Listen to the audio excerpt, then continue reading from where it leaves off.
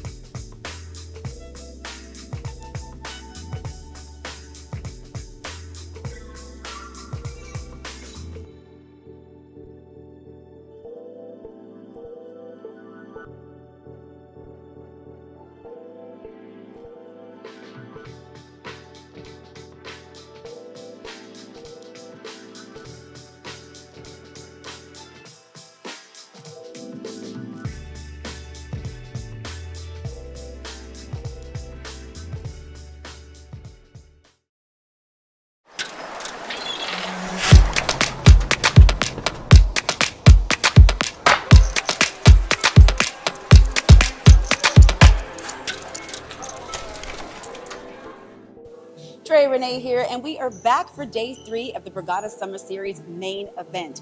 Guys, we are down to our final 19 players, and someone's going home with $240,000. Some notables still in the mix include Ben Wang, who had a bit of a health scare, but he is now our chip leader. We have Mike Dintali and our Bet MGM qualifier, James Tidro, all making a run for that first place prize. You guys are going to have updates for you at Poker News, and I, of course, will have updates and interviews for you here as well. You don't want to miss a hand, so keep it locked here, and I'll see you soon.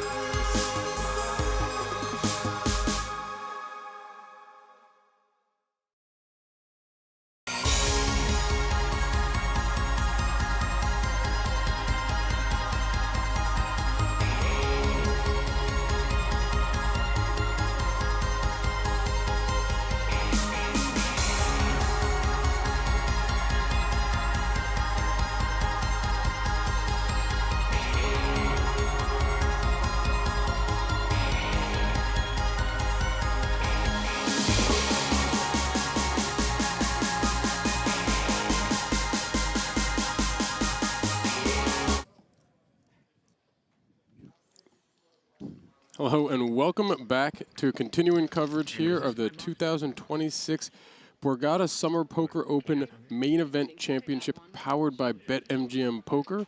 We're going to continue post-dinner break with a new feature table here as we play with our remaining 12 contestants of the 565 that entered this $2,700 buy-in. Over 1.3 million in the prize pool. Playing down to our final 6 this evening. We have 12 remaining. Many familiar faces from streams throughout the week. 1 or 2 new faces from this week, one of whom was on stream here last fall. And we're going to continue here again with 6-handed play as we play towards the remaining final 6 players of the tournament. Tonight we'll be back as we play towards, as you see, that first place prize of just over $242,000 in 2 trophies, which will be won and handed out tomorrow when we return again for that final table stream. I'm Matt McNeil, Whitesmith or Whitesmith the Blacksmith to many, joined by Nick Amakuchi, known as Cooch, and Rishi Maeda, Curry in the Pot, joining us post-dinner break. Welcome in, Rishi. Good to be home. Thanks for having me, guys. Again, we have a new table here. In our seat 1, we have Sean Ruane, who was on our hybrid final table last fall here at the Borgata Fall Poker Open of 2025. Returning back with us, Ben Wang, who has been on several times throughout the week. A very, very well-known crusher, super crusher in the live poker streets. Yeah. Nick Verderamo in our 3rd seat here. Oh, for a few seconds? Another well-known reg. Yep, Carlos, a National Harbor a commonplace down at BetMGM National Harbor. In our 4 seat, Michael Renna returning in our 5 seat here. And commentator last Friday, Sadie winner for $25, James Tedrow, surplus value for many of the people in the online community here in our 6th seat. And we do have the chat, Curry in the booth. That is what we are dealing with. Unfortunately, we decided to bring him back. Thanks, Whitesman. You're welcome. Always having to be here. I'm excited to have him in the booth. Well, we know why he didn't name himself Brownsmith. Big Claire from Whitesmith in the booth here. So we see Ben take that one. It looks like Ben, Nick Verderamo, the 2 chip leaders in the tournament currently. And they're closely followed up by Michael Renna. I'm personally really excited to see Renna and Ben battle yet again, and then adding in the additional personality of Nick Verderamo, who has a lot of chips. So as we move our way to the official final table at the Summer Poker Open Main Event Championship here. And Carlos did say wanted to go as Carlos Chata. So. First time for him at the feature table. He is the only one remaining that has not been on a feature table that I've done commentary on. Most of them this week, and like we mentioned, Sean in the 2025 Borgata Fall Poker Open's hybrid final table.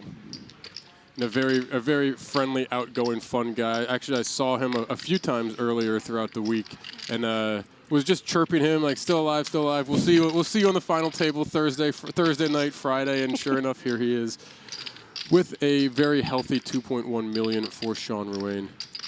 We have Carlos opening the hijack here with the pair of 6s. James Tedrow coming in our very short stack here on 4 big blinds. Gonna let this one go.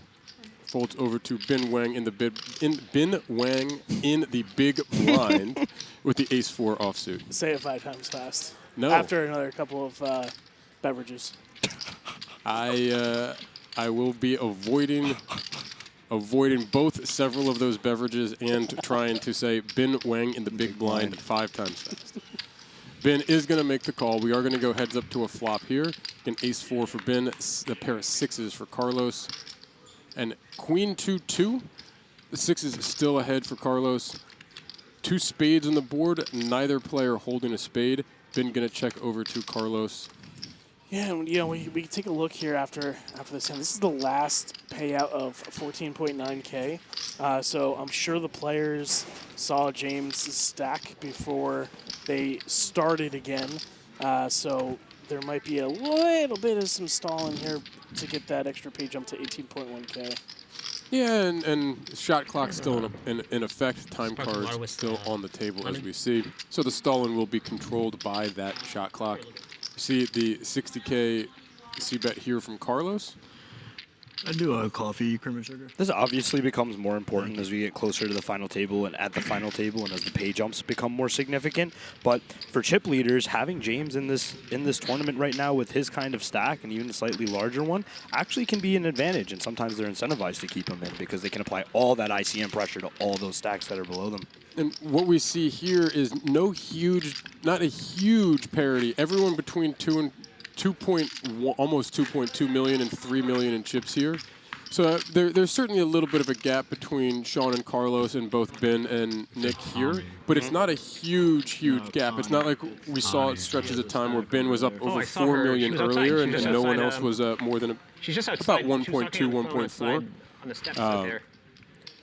You can't get So over it. we do have a little bit more congestion at the top of our table. Yeah, And, the table we had before did slide out to the floor right outside here. They're also continuing six-handed.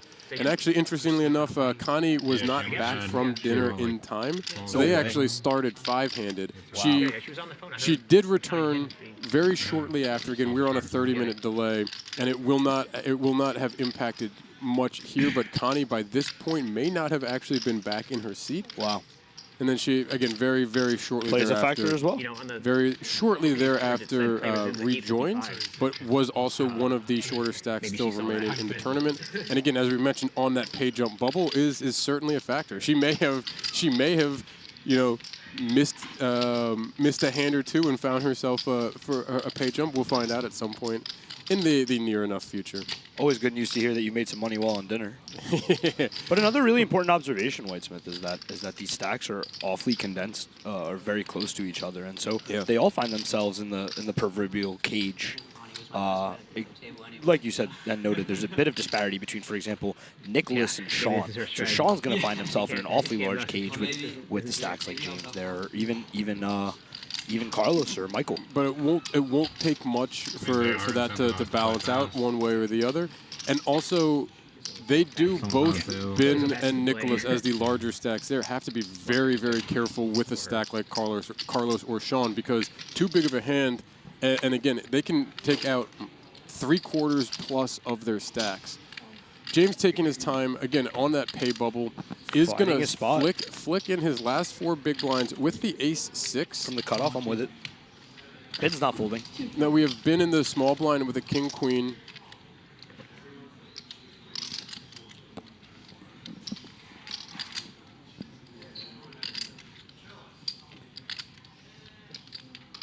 Have we ever seen Ben Wang fold 2 Broadway cards? Empirically, I don't believe so. Yet another example. And we will go to our 60-40 spot. We are going to have James Tedrow all in and at risk, but ahead of Ben Wang's king-queen with his ace-6. You see fairly close. Nearly a coin flip, yeah. Pretty much a coin flip here. The ace of hearts covering the king for Ben, the queen of diamonds covering the 6 of diamonds for James. 9-9-7 is a good flop for James so far. Needs to still just dodge a king or a queen or a couple straight cards. Fade the paint. 6 no change. Needs anything but the remaining kings or queens. 10 of spades will secure that double for James Tedrow. You see a little smile and a little nod as he's going to chip back up to 600,000 in chips here. Did Ben Wang just lose an all-in pre-flop? Ben Wang just lost an all-in pre-flop because he didn't have ace-king or ace-queen this time. True. Yes. Although the ace-6 would have still beaten that here. As James back up to 10 big blinds here. And we saw this right before the break, or a little bit before the break, with Connie down all the way to 1.2 big blinds, forced all-in pre-flop, hits a pure one-outer to more than double up, to more than triple up. That was so much fun to watch from my room. So much fun. And is still, as we said, still alive and going, and making her way back from dinner. And James beginning maybe a little bit of a spin of his own. We'll see here. And the chip in a chair mantra is saying is very, very true. And same was true for Mr. Dentali. Mr. Dentali, he got the double right before the break, hitting the flush, the 4 flush after the king 4 of clubs flopped a flush for Ricky Guan. And the River Club giving Dentale the double right before our dinner break. Giving us a fun reaction. And yeah, and he's back up with that and having been healthy and having been even shorter earlier in the tournament. And again, being right on a pay bubble, I'm not surprised to see James taking his time with the decisions. I don't know that too many of the others at the table are going to be quite as direct with the decisions, but you know, not being in quite the same amount of immediate danger. We have a raise here, blind versus blind action from Nick Verderamo. We've seen a good bit of him and certainly a well-known name in the community. We haven't seen Carlos on any of the streams to date on the main event feature tables. He finds a 3-bet. So we don't have any history to know what's going on, but they may have some history here as we see the King Deuce being the 3-bet candidate for Carlos Chata here, and making it 560K over the ISO from Nick Verderamo. Wow. I was kind of surprised to see an open from Nick here in the small blind. I thought that would fall into the just like complete bucket, because then you open up yourself to get 3-bet here. Does like Nick this. cover Carlos?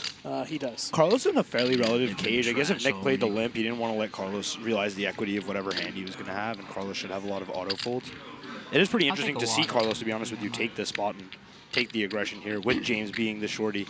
I guess Carlos is ignoring that proverbial cage, knowing that Nick is probably opening fairly wide given the proverbial cage. Even if Nick has him covered, it's not by a huge amount. As you said, it can still be threatening to Nick's stack, most definitely. Nick does not care. Nick is trusting the math. Nick does make a jam over that. I should have said sumo. Remember that thing we were talking about? Yeah, So it's hard to Nick, even though he would have been glad to see that. Well played. Nice hand, Verderamo. Opens up a little bit of a gap here now as Verderamo up to 3.4 million in chips. A little bit of a gap there between him and Bin in second on 2.6. Carlos Chata down to just under 1.6 million. Not in any immediate danger yet. You can see our blind level also did go up. We're on the 30K small blind, 60K big blind and big blind ante. So 150,000 chips in the pot before the cards are dealt. And you can see that's a quarter of James's stack right now. Starting stack in this event was 4.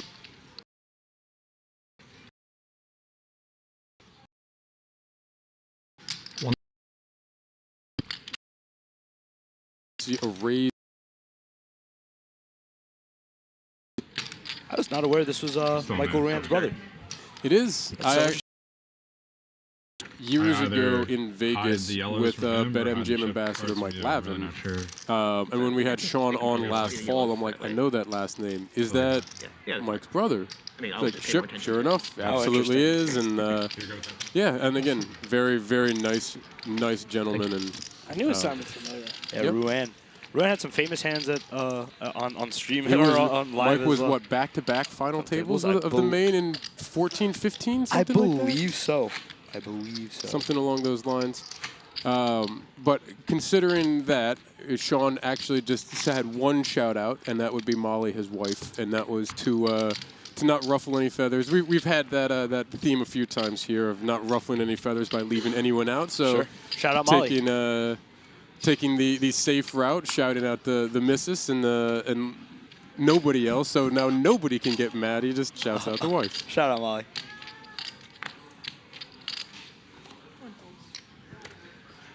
Ben, we've mentioned before. We'll try and run through these as we're seeing them here. Ben did want to shout out his son Chris when we had him on stream the first time.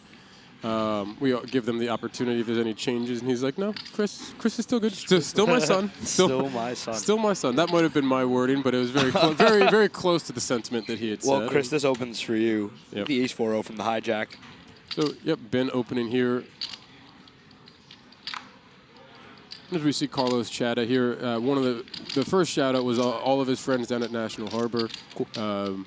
Apparently enough of them that we didn't, again, similarly want to get into trying to name names and leave people out, but also his wife, Steph, his son, Emerson, his teenage son, 13, so old enough to understand a little bit, maybe understand a little bit of what's going on.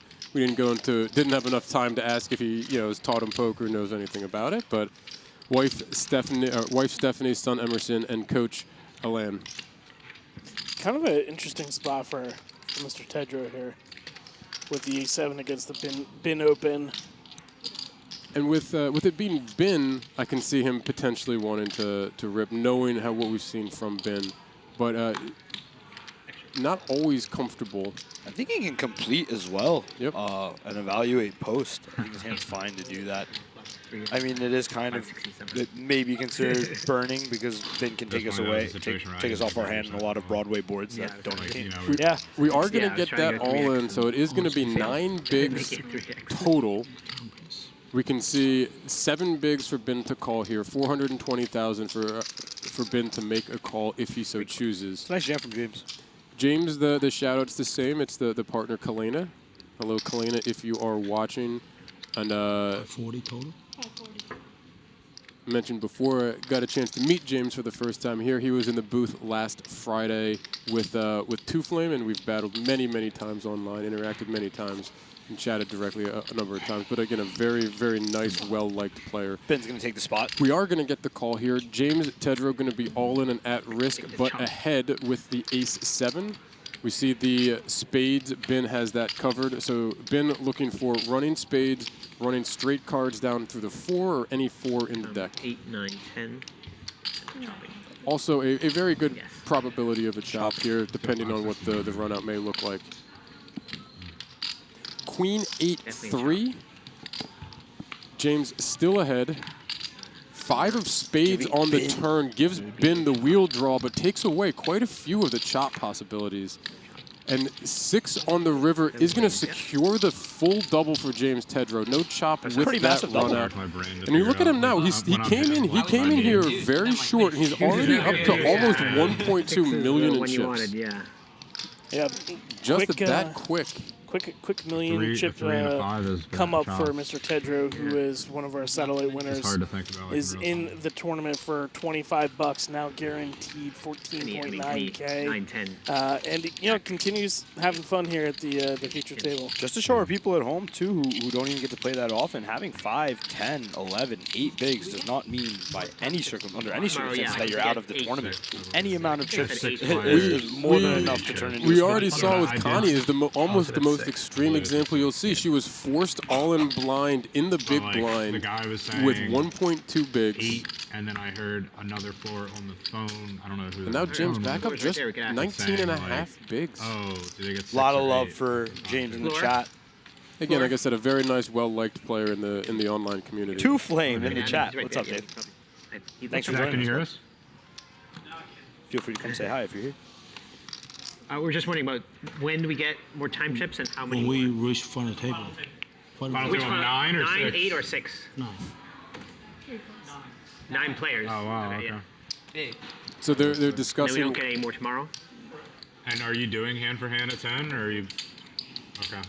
I was super remiss, by the way, yesterday. I made a Sopranos reference and didn't even acknowledge that Michael Renner absolutely looks like AJ Soprano.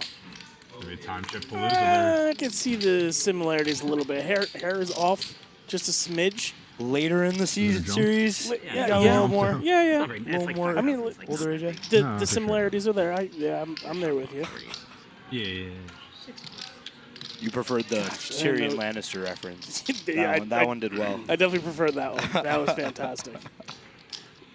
We see here an open from Michael Renner on the button with the ace-jack. Sean Ruin going to defend the big blind with the ace-9. Heads up to a flop here. Sean barely covering Michael by less than 1 big blind. King 6-4, no pair for anybody.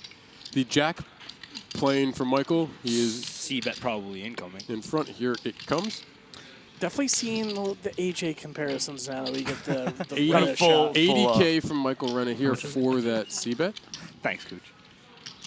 Should end our hand fairly abruptly. Maybe.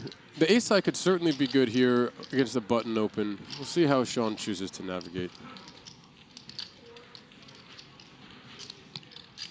I feel like with only one prevailing over, this would be a fairly ambitious float, especially out of position. But what do I know?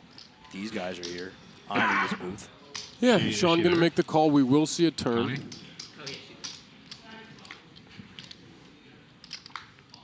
The jack on the turn is going to give Michael Renna the check mark. You can see with picking up that pair, if this does go to showdown, Michael Renna will win the pot. Option checked over to him again.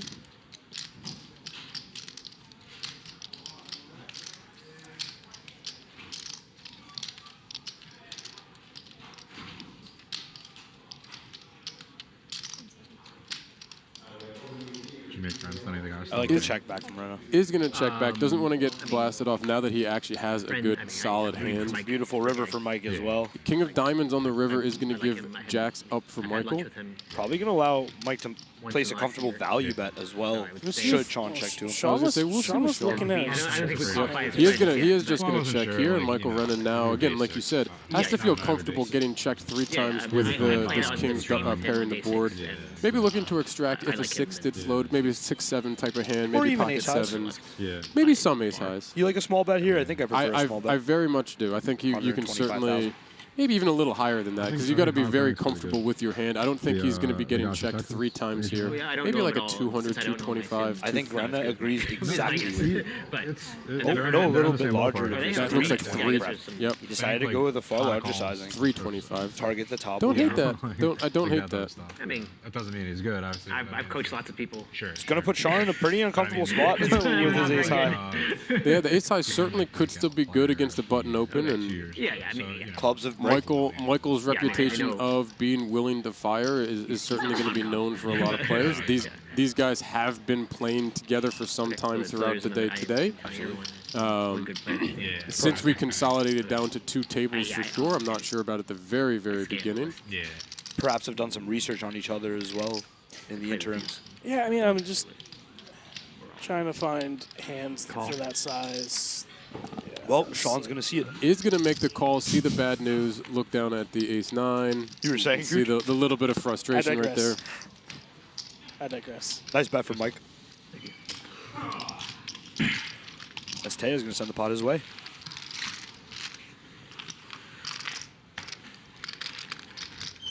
Yeah, look at our chip count as Mike Renna moves up to 2nd in chips at the table. With a significant amount of chips. Nearly 3 million, which is good for 47 bigs. Yeah, we moved up to that 30, 60K blind level. Price of poker has gone up after dinner. Everybody got some food. We'll see what happens here. It's just like, you know, you start getting a little bit unfocused here after dinner. Food coma kicking in, perhaps, for some. Yeah. A fairly reggy bunch. I feel like they've been here before, but it is interesting to see if there's any after effects. As Carlos is going to wake up with the jiggities. Shout out to Brad.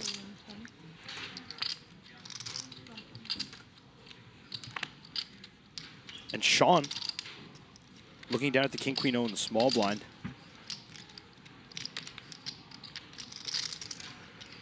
With 1.6 million chips now, right around 25 bigs.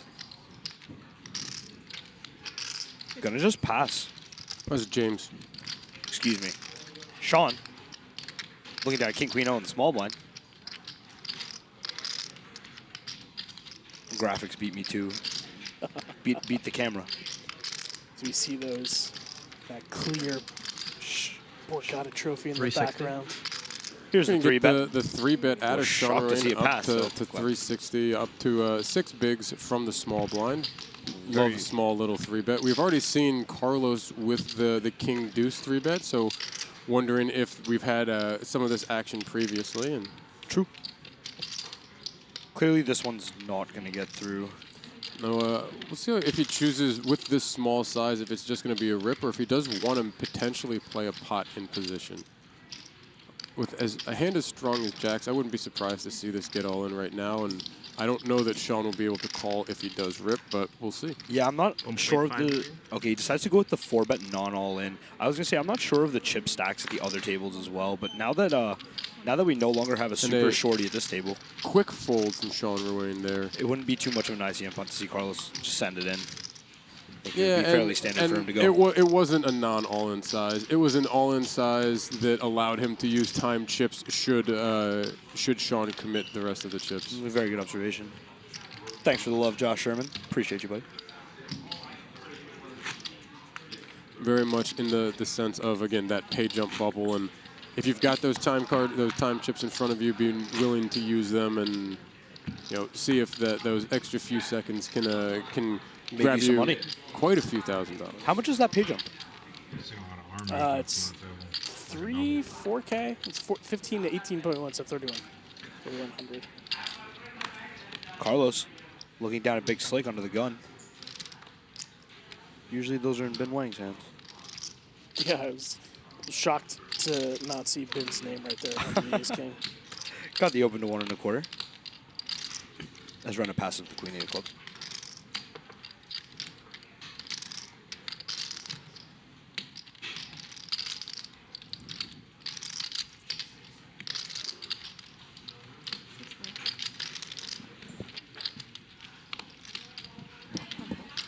I'm kind of disappointed we didn't get the Mike Dentale table I feel after a respect. break here That's not the to move. see the aftermath of his comeback. What I did learn in that moment is they did not know that Connie's River was a pure one-outer. Oh, They didn't? were surprised to hear that Russ had folded a 10 on that hand. We're referring to a hand from a little bit before. There had been kind of an awkward misclick where Andrew Porter thought Connie had moved all in, made a call, ended up exposing that he had pocket kings. The hand continued.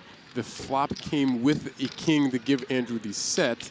Connie, knowing that he had kings, folded, ended up being on the turn, folded when Andrew put in the extra chips that would have moved her all in. Ace 10 of spades, correct? Ace 10 of spades.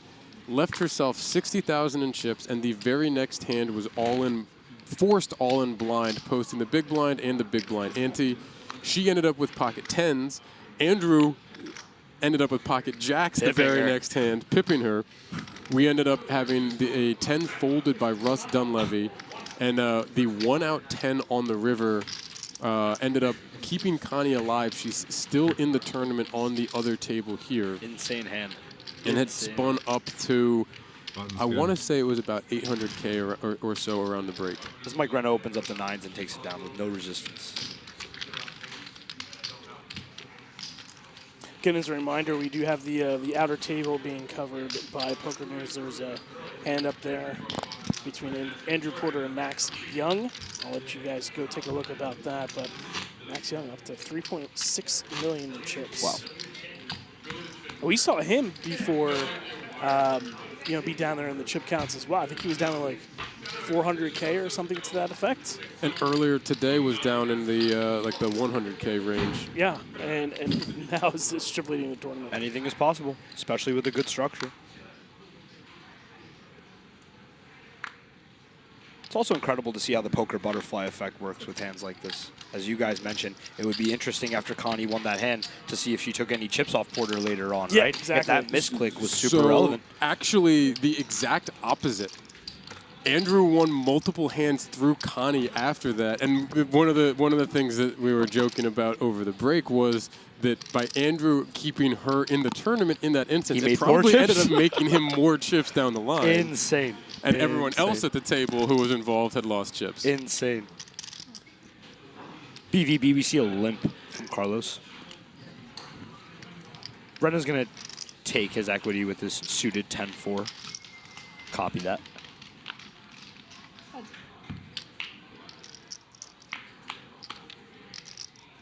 Heart in the window, and top pair behind it. A gutter for Carlos with an over as Renna flops top pair backdoor hearts.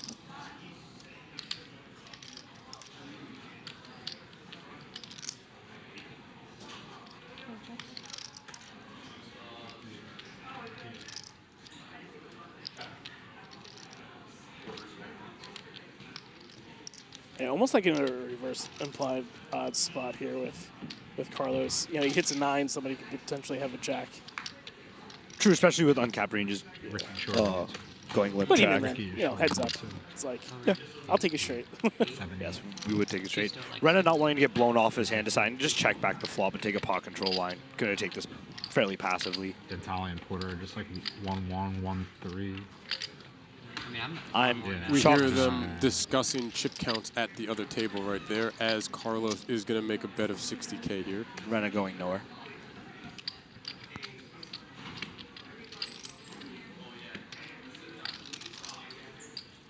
Josh Sherman asking if there's a leaderboard for this series. There was a mixed game leaderboard for this series, Josh, but not a regular leaderboard. I do get a bet and a call from Carlos. And Michael does. 7 on the river, no change here. Check mark next to Michael's name. Should we get to a showdown, it will go the way of Michael Renna. Backdoor diamonds arrive. Action on Carlos with the queen high. I was going to say, I don't imagine this to be a texture Carlos wants to continue bluffing after he stabbed the turn. I mean, Renna has a lot of 7s that float, but decided not to protect flop. Just going to check, pretty much a give up there. We'll see if Michael decides that he could try to extract any value, or if we're just going to take it to showdown and he'll scoop this pot. Yeah, I mean, really the error that he gets a call from is like 9x. He decides to just check it back. Yeah. He will take it down. Your dad, Tony, would be proud of you. Nice hand, Mike. And that will bring him back up over the 3 million chip mark here as we continue. And Carlos and Nicholas separating a little bit up at the top of our chip graph. Yeah. You'll see a little bit still consolidation right there with, Nicholas and Michael at the top, and Carlos and Ben consolidation right there in the middle. And then if we look at that, now James with those doubles has kind of caught back up to now Sean Ruane here. It's also the same thing after dinner. So we have kind of like the 3 different brackets. We have the Nicholas and Michael Renna up at the top, Carlos and Ben in the middle, Sean and James down there very near each other in that 20-ish big blind. No, Not in I'm any just, kind of short I just went down there and I really didn't want to In get the case you same missed thing. I it, was just like, like but David it's like, Blaine, like blocking. feels like the best. We've had a thing to eat, dealer's so it's not dealer that heavy. change It's got in front of the protein. behind that chip count graphic. Yep, we do have 3 dealers here I for actually the don't like action either right thing. now. They're rotating every 30 minutes. Just like, this is the This best will thing. be Billy in the box.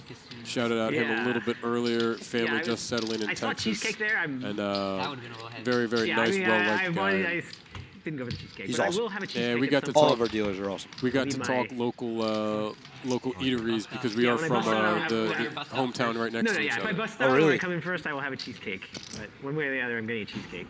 Just like not while I'm playing. Cooch throwing his hands in the air. I believe it's because Ben Wang has picked up ace jack. 8-year-old. That It's is not it ace is- queen or ace king for the first time. Yeah, tip lower, but even then, it's just like It's a monster in Ben Wang's hands. Oh, absolutely. 35. Sean opening the king-8 of diamonds under the gun. Yeah, Fairly not- surprised to see this, honestly. not mad about it. Six-handed. Is he Six-handed. second to last in chips at the table? Though? He is. 6-handed here. We're going to have more opens. We're going to have a wider range. And Sure, I guess he is effectively in the low jack. yep. Been going to bump this up to 300. Kind of sound like Batman. Yeah, I don't think I've ever heard him like verbalize a bet this like that, tournament yeah. instead of just chucking the chips in. Ben Wang. Where is he?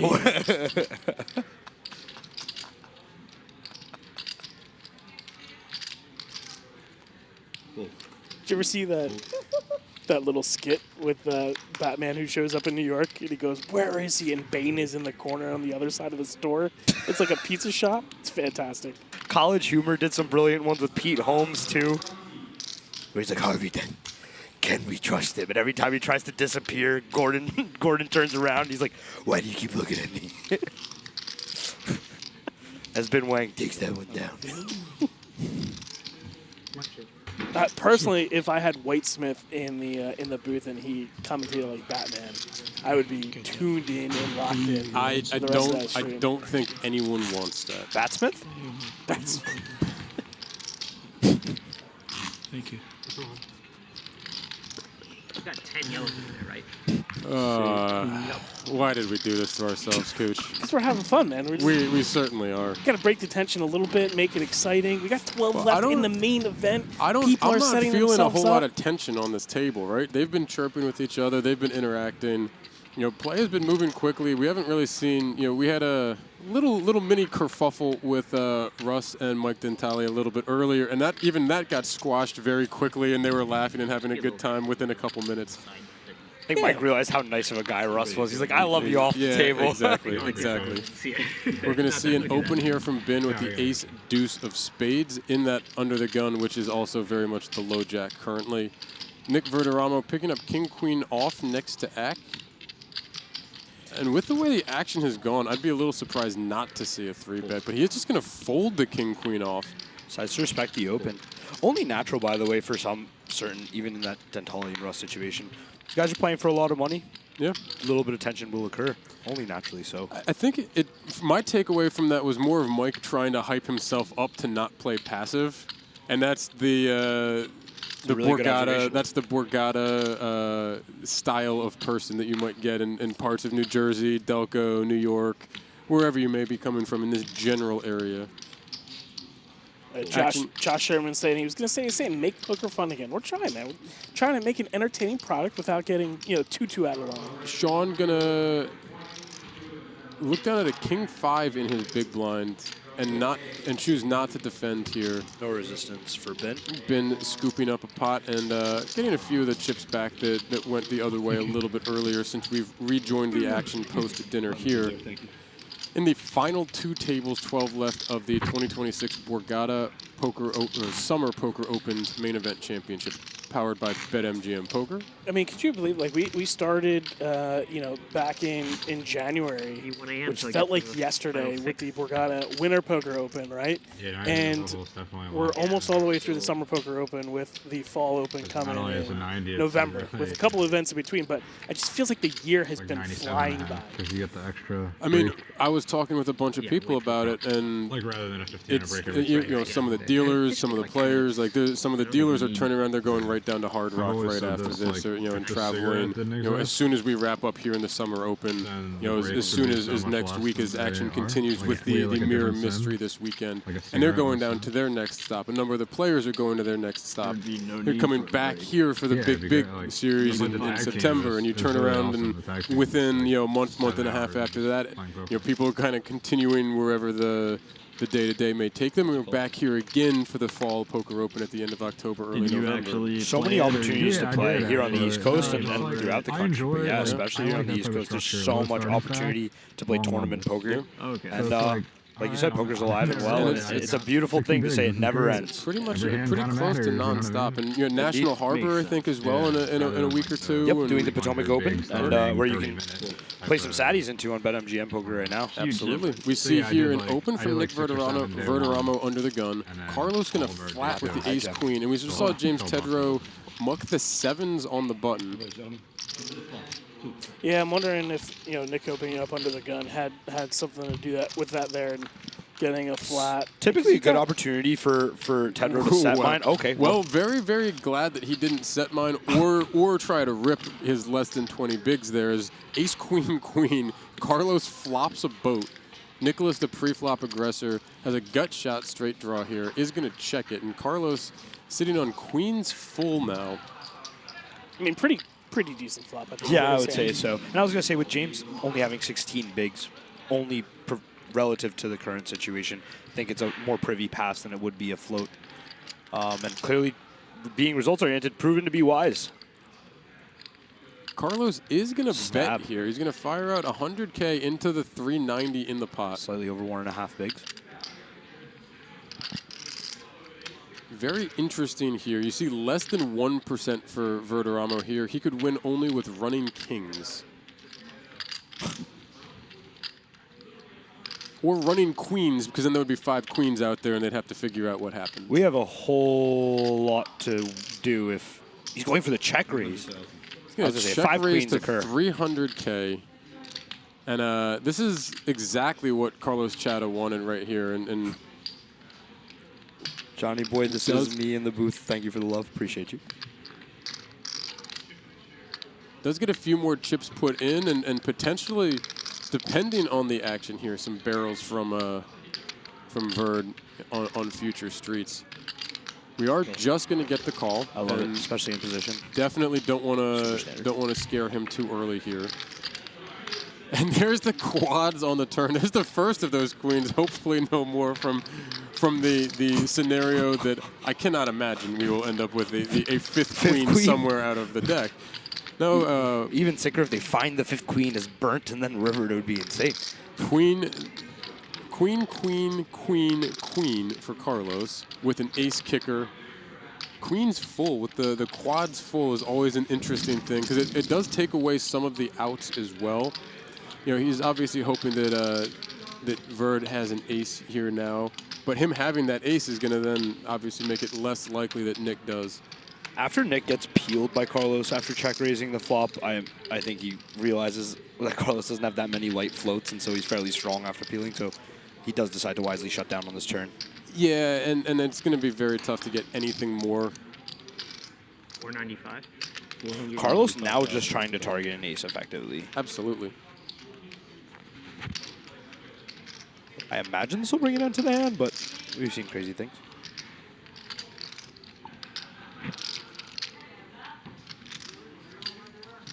Yeah, Gags, I said the only way that Nick could win the hand was if we had running nines or running queens.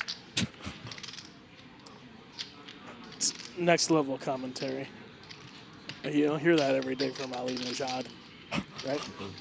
Nick going to let this one go after the check raise, not getting through on the flop.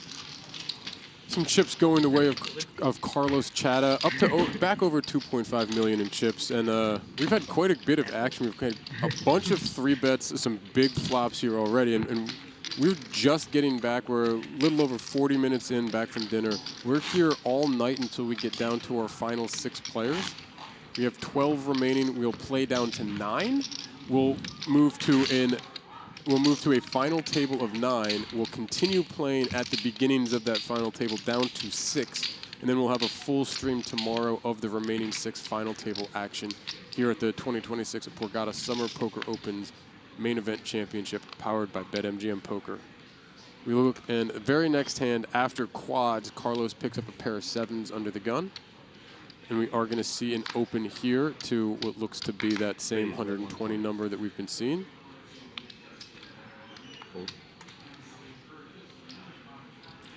And another big hand here brewing is Sean Ruane, after James folds his 3 deuce, Sean Ruane picking up the ace queen of hearts on the button, under 20 big blinds.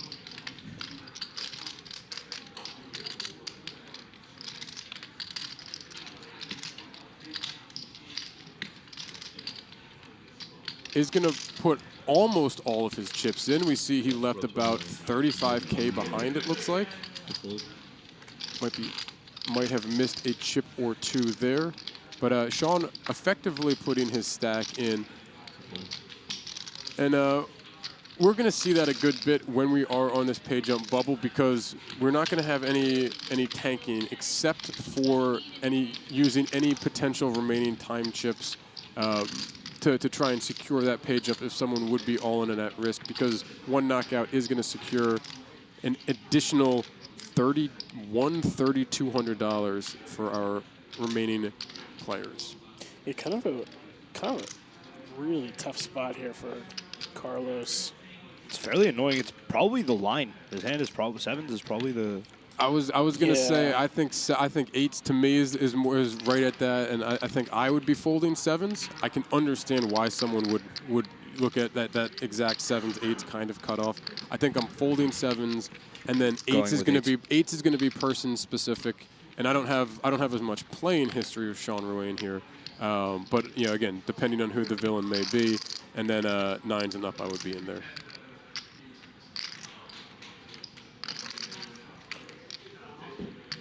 For Carlos, I don't think this is a use of time bank chips in order to secure a pay jump. I think this is a genuine consideration. Because he would not be at risk should he commit anything more. Even confirms my theory. Yes. Cheers, Weitzman.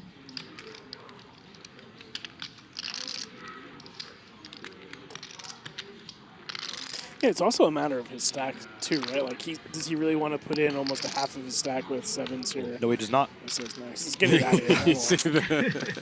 For the birds. One more pip. You heard him say, I think one more pip was the... Yeah. Oh, he did say it. Wait, I was completely understandable. Whitesmith and Carlos studying on the same software. Too. You think I study?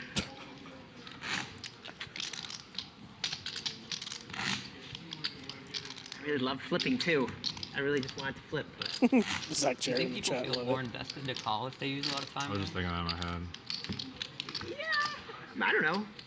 I did. I I did. I was like, oh, I could have just fucking folded. Well, it gets for- you closer to theoretically a new time bank, right? The volatility. Yeah, I mean, I could have just folded. I mean, I was. From what it sounds like, it sounds like we may get a new set of Exactly, time yeah, chips yeah. when we It's do kind of reach annoying, that yeah, final yeah. table, but I'm not sure. Yeah, I was leaning. I know in call previous days it was going to be time the whole chips that way. would take you to the end of the day, but I And I believe just- they will get some replenishment when we get down to our final 9. Yeah, I just. Yeah, it was annoying, like to use a second time mag there. The numbers lie poker saying, Whitesmith, study? But No way. it was close. Right You above guys that, we have literally Whitesmith went to folding fire with it. 7s. Child, please. Boris Kravitz in the chat saying some donk folded 5s versus 6 big blind jam yesterday, and I think we may know who that may be, Boris. And you know, there were some surprises, some shock with that. Even Michael himself, when he saw it here, when we were discussing it here, he was like, "Wait, what? I got the ace 2 to get 5s to fold off of 6 bigs." But Love Boris being able to poke fun of himself a little bit. Boris is a great sport, man. You know, we're not going to sit here and tear it down. We were certainly a little bit surprised. But Carlos found the pip higher. He found the 8s. oh, It's just look at neat. this. It's always the hand after. It is, yeah. It's like when you have a pocket pair, you don't flop a set. Hand after you flop a set. So You would have. are we calling? Well, we're not gonna. It doesn't. I don't think we're gonna see a flop. I don't think we're gonna. If we did, were you suggesting a 7 would find this flop? No. All right. Glad we But cleared that up, I would love to see a battle because we had the battle before between these Oh, two. we're just going to let that one go. Yeah. We are only playing 6-handed, so you got to get into the mix with a lot of the same people. It's like you can't hide from anybody, right? Because it's 150K in orbit that you're putting in the middle, and you got to fight if you want to try to maintain your stat. Playing a 6-max right now as well. It looks like they're taking turns, basically going over and checking the action on the other table and reporting back to the rest of the table. Balance checking range. Yeah. It sounded like they thought they might be down to 11, but it does still have us on 12 in the top corner. Bomberwald in the chat. Michael Bomberwald saying, "I didn't know you were such a nit, Boris." He had busted before I. Bob Merwald, as a lot of us know him. Although you didn't know that, so you're still. That was one of the more fun moments. I felt a little bit bad because while we were on break, we saw him in the payout line, and he's joined us in the booth again back in January, and joined us and was actually watching on the delay his knockout hand, and joined the moment that he ended. We were trying to figure out how to actually have him chirp during that hand without giving away a spoiler. And his suggestion was maybe he says something without any introduction. If anyone knows his voice, might have known it. But again, we were very, very much trying not to spoil anything here, considering we are on that 30-minute delay. Absolutely. And then we are trying to, again, preserve the action. Yeah, live, absolutely. And like, if we are hearing about things that are going to happen on the other table beforehand, we're also going to be very careful about the way that we present some of that info. Rena getting spicy. We get the limp raise. For anyone having played with Michael Renna, it's not surprising to see him take the aggressive line here. Yeah, 9-3 off in the big blind. Oh, it's one of his pure bluffs. I didn't even realize it was small versus big. Yeah, you're we're just- blind versus blind. You're just going to ISO the small blind. Yeah, we're going to get, like we've talked about or heard many times, this is going to be a lot of the time top or bottom of range. Absolutely.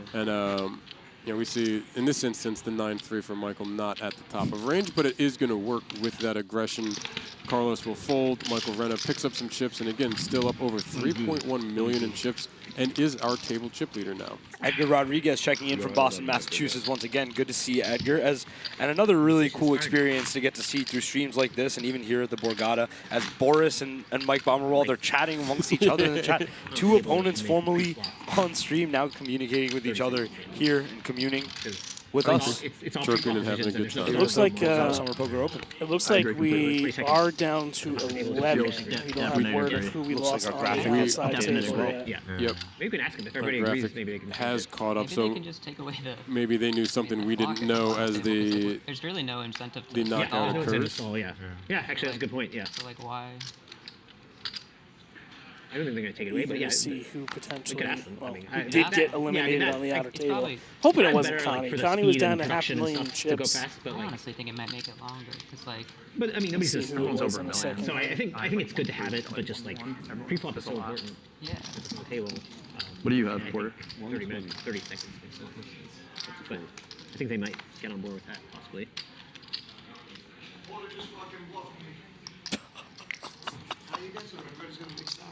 I think we just heard through the table mics, Mike Dentale at the off-stream table. He's walking towards the stream table. Gotcha. But maybe So, hopefully for his sake, not news of. We know of he a wasn't the KO. eliminated player, based on what he said. I believe he said Porter just something bluffed me. We're gonna have 2 different plots. As we see an open to 120 from Ben in the hijack and a defend from Carlos with the Jack-9 suited in on the button. Sorry, just a peel from the button. Yeah, it looks like Porter made an all-in play. Mike Dentale ran out of time bank chips, so his hand was mucked and declared dead. Wow. Yeah, often we're getting flatted by the button earned in position player in these configurations. We will see the original opener check, and Ben does oblige by that configuration. We'll see if we see a stab from Carlos beginning to bluff now, or instead just check with 2 overs. Yeah, there's a lot of opportunities. there's a lot of hand types that we can see flat and want to play hands in position. These suited connectors, we'll see suited aces, a lot of potentially Small some to middling pairs. I was gonna say set mining pairs. We do see Carlos stab immediately after being faced with check, and he does take it down. And for Ben there, he's ahead, but if we look at those types of ranges, two out of the three of those options that we just brought up, Ben is behind, and he also would potentially be facing action. He's playing this one out of position right there and chooses to take a different spot. Yeah, so tough break for Dentale, who has no time banking extensions. So he's got to fade at least another 2 people before he gets a couple more. And you're playing with a lot of money up top. He was playing fairly quick though. Yeah, we weren't right getting away. we weren't Very getting decisive, a whole lot of tanking, even on some of the. But if you get in a tough spot, it's Yep. you want that extra minute or 2. It can mean a lot. Some of the potentially borderline questions, he was still playing relatively quickly. But yeah, when you get into significant spots for all of the chips, then it's gonna start to get a little bit more dicey. Put a little bit of pressure on when your hand will be declared dead without any of those time banks. And I think we see Carlos Chad it down to 1 of those himself. Yeah, and I think James has 1 or none. We can't see if they're hidden behind that yellow stack. James may also be out of them. James here on, what do we have?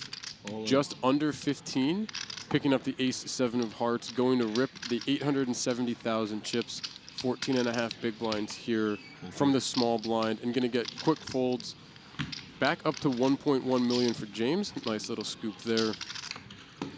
Gotta make that decision. As we see fast. Chip Stealer 420 jump in the chat. Yeah, we have a bunch of PA online regs. See, Jesus Hits McGee, another one of those. Jesus, well wishes to you. Had some health stuff pop up, and I believe he's chirping us while recovering from a recent health scare. So quick recovery to Jesus.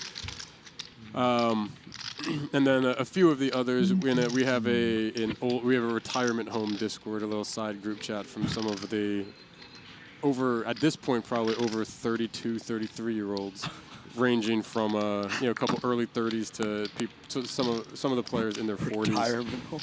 Yeah, it was one of the how we have been talking about doing state versus state in the upcoming fantasy for the online BetMGM Club Championship. Cool. We have a state versus state championship or competition, sub-competition. Wow. And before Pennsylvania joined the MSIGA, the Interstate Compact with New Jersey and Michigan for BetMGM's purposes, we had an old versus young competition in prior fantasy events. How cool. And the cutoff for that was 30, which makes me feel a little bit older than I should, and feels a little wrong. But so we had some side chats that have continued on, and a few of those jabrones in the chat here. Cross-booking the cross-books. Yep. Chip Stealer 420 declaring that he's on vacation this week.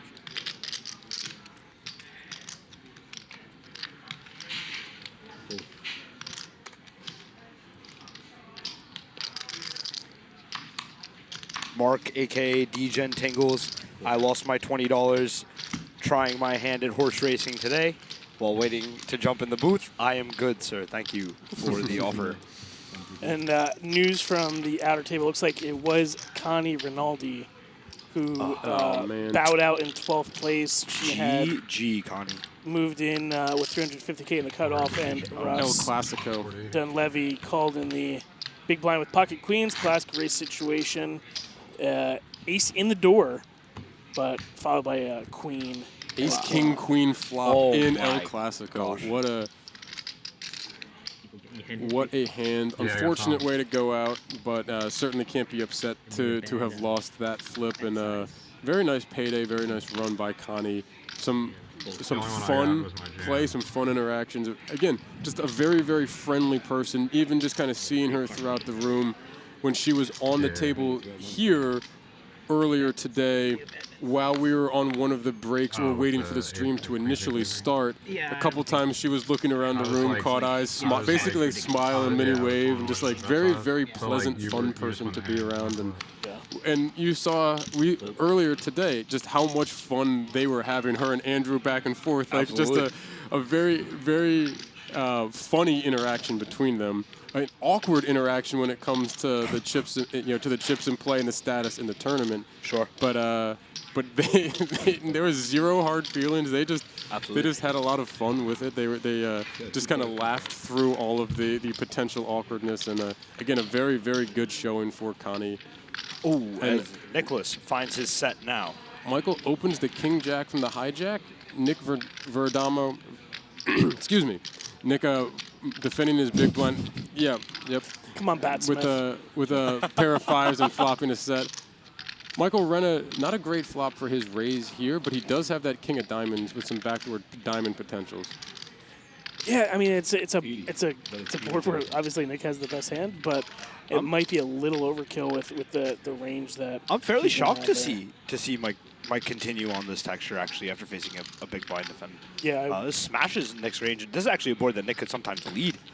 He wouldn't with this hand this strong, obviously wanting Mike to continue to see bet when he does. But it is pretty interesting to see continuation here. Julian, thanks for the love, man. Hashtag meta for mayor. 240.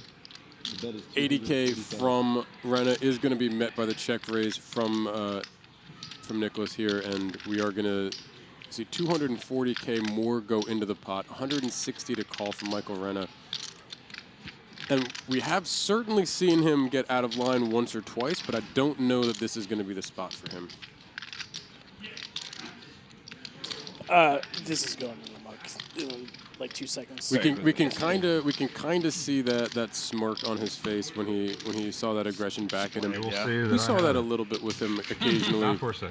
Again, it was interesting to see a c-bet from Mike there, especially with the king of diamonds. Actually, I think it moves him away from his pure bluff bucket on a board like that. Maybe more of a realized equity bucket where he can turn some backdoor second nut diamond draws, turn some top pairs. Yeah. We see in chat, Connie also had a great run in the opening event here with 2,300 entries and a very nice payout. Thank you for the update, Callum. GG again, Connie. I'm sure we'll be seeing more of you. I look forward to it. Like I said, again, just a very, very friendly person. I've said this so many times, but I really love seeing the positivity and the vibes from so many of the people we run into down here at the Borgata. Yeah, no, I agree. Yeah. No matter what. It's just hard for like non-aces to call. Yeah. Aces are, all aces are going to call and pause it, whatever. So it's kind of stupid. Yeah. I mean, I think it could be okay. We see Sean Wayne I'm shocked to see a pass there, actually. Folds the ace-8 in the cutoff. But he's the man. And look at this. He's double the man. What a fold from Sean Ruane right there. Now with the history from the other hand, going open 3-bet. We've seen limp 3-bet. We've seen open raise 4-bet pile. Yep. And now we're gonna see. Now we have two actual hands. 3-bet, 4-bet pile again, probably. We'll see. We'll see. Yeah, this is going to be an interesting one. I'm wondering, like, with the dynamic, Carlos is going to want to put more chips in pre-flop here or not.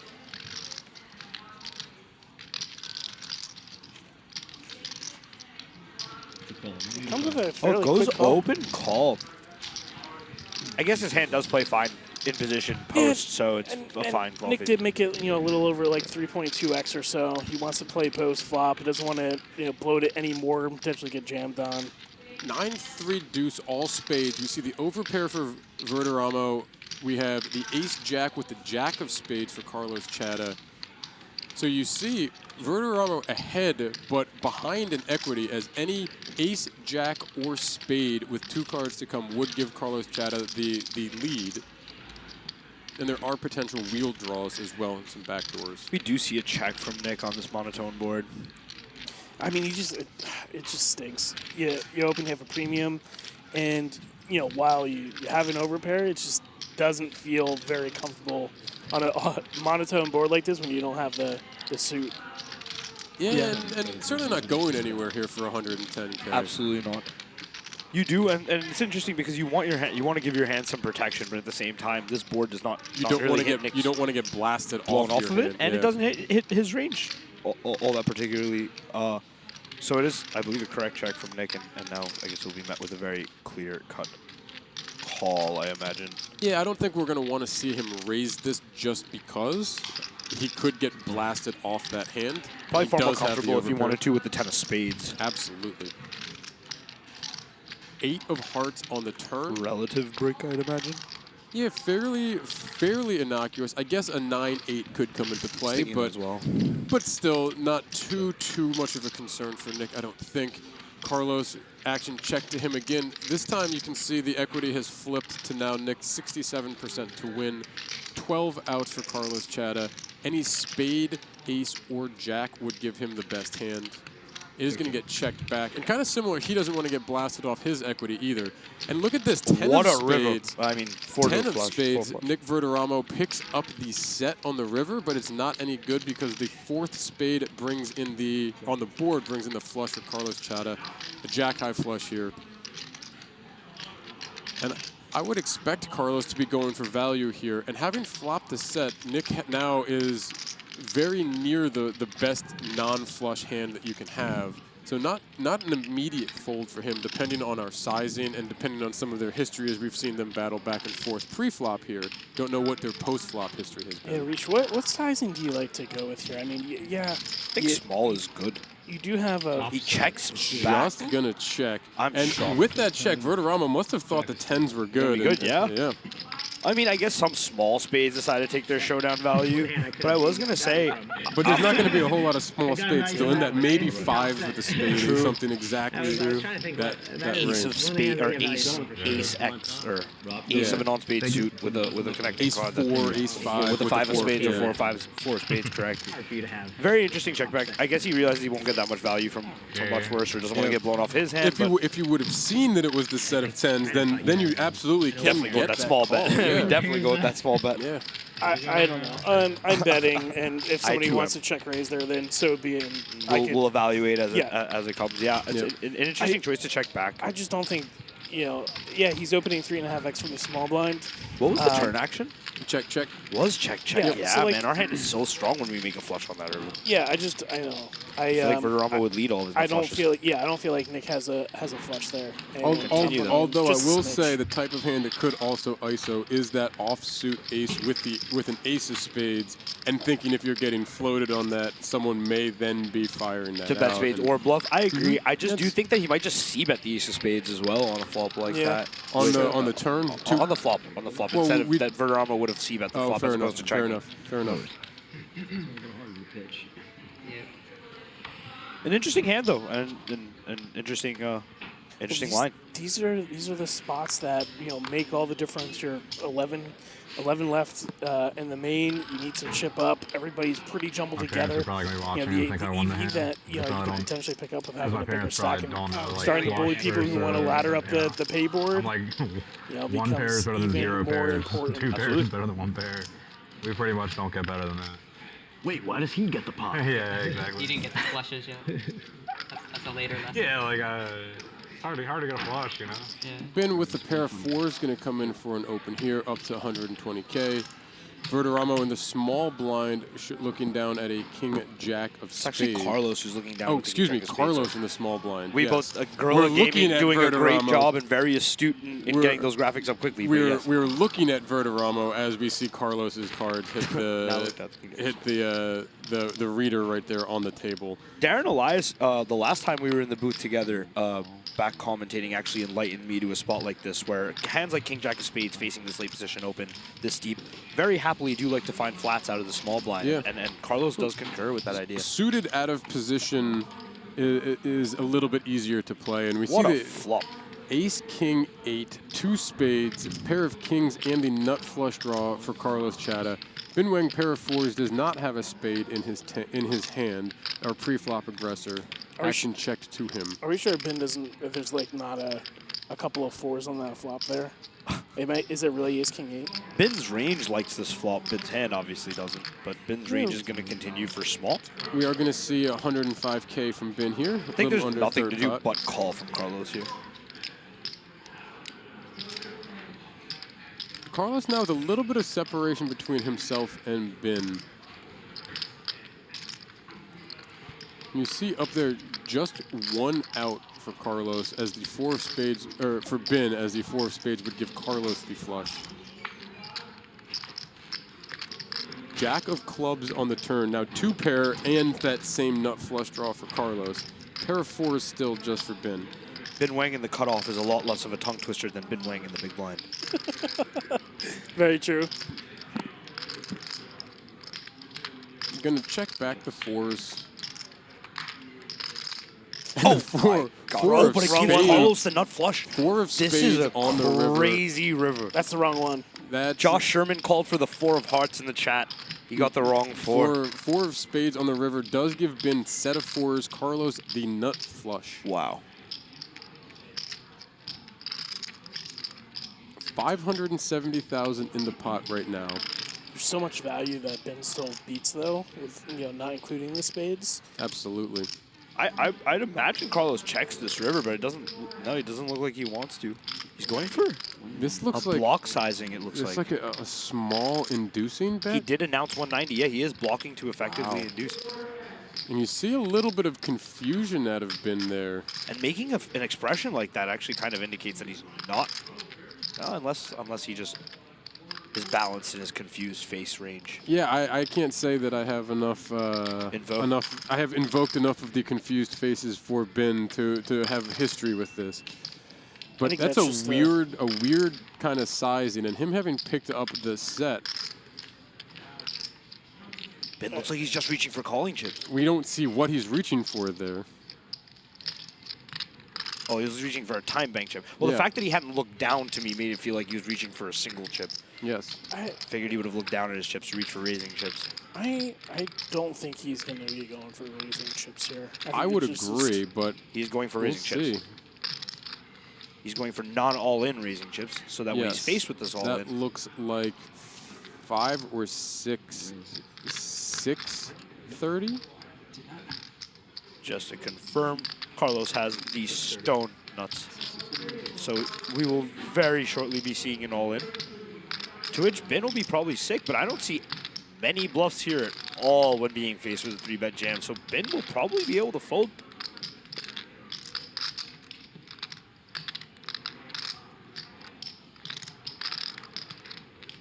$1.4 million chips in the middle, and there's about to be more.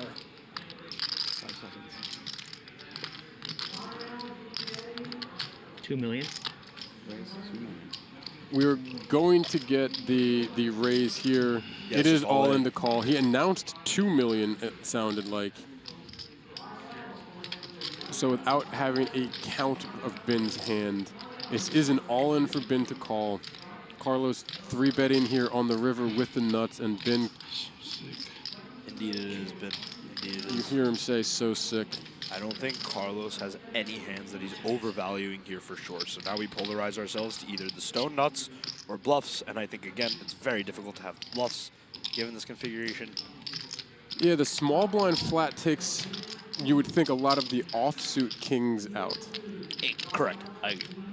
So the only bluff that I would see is an offsuit king with the king of spades. King of spades 10. But you're not Like you said, you're not going shouldn't to be see flatting too the many small blind with that hand. flats in the small I blind. agree. I don't see any.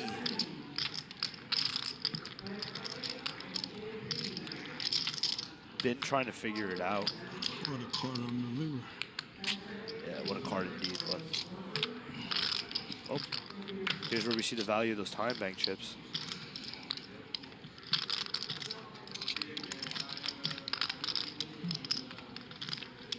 He looks like he wants to call, but I really don't see much It's here very- that we it's- beat. It's very tough when you How many improve total that do much. I owe you?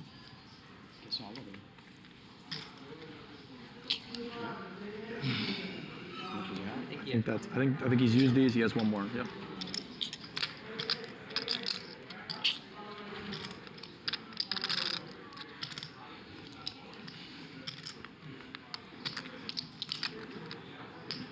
Never 3-bet jamming ace king. Never 3-bet jamming ace jack.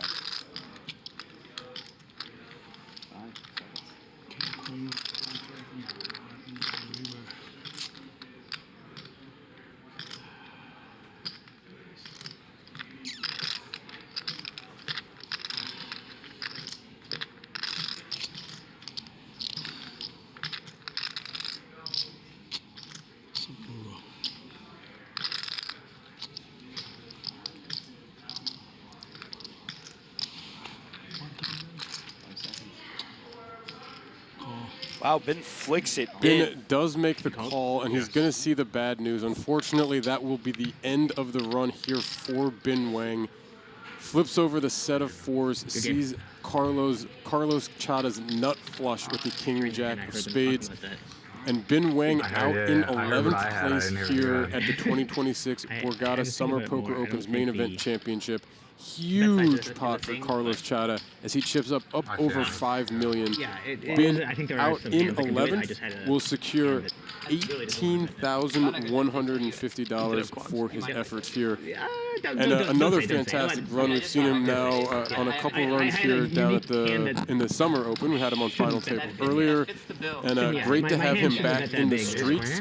Very, very nice run for Ben. Unfortunate end here as he runs into the nut flush of Carlos Chada, who is now our chip leader, I believe, in the entire tournament. GG, Ben. Yeah, good game to Ben. Nice to see him back at the Borgata, and yeah, hopefully he gets some rest and see him at the next one.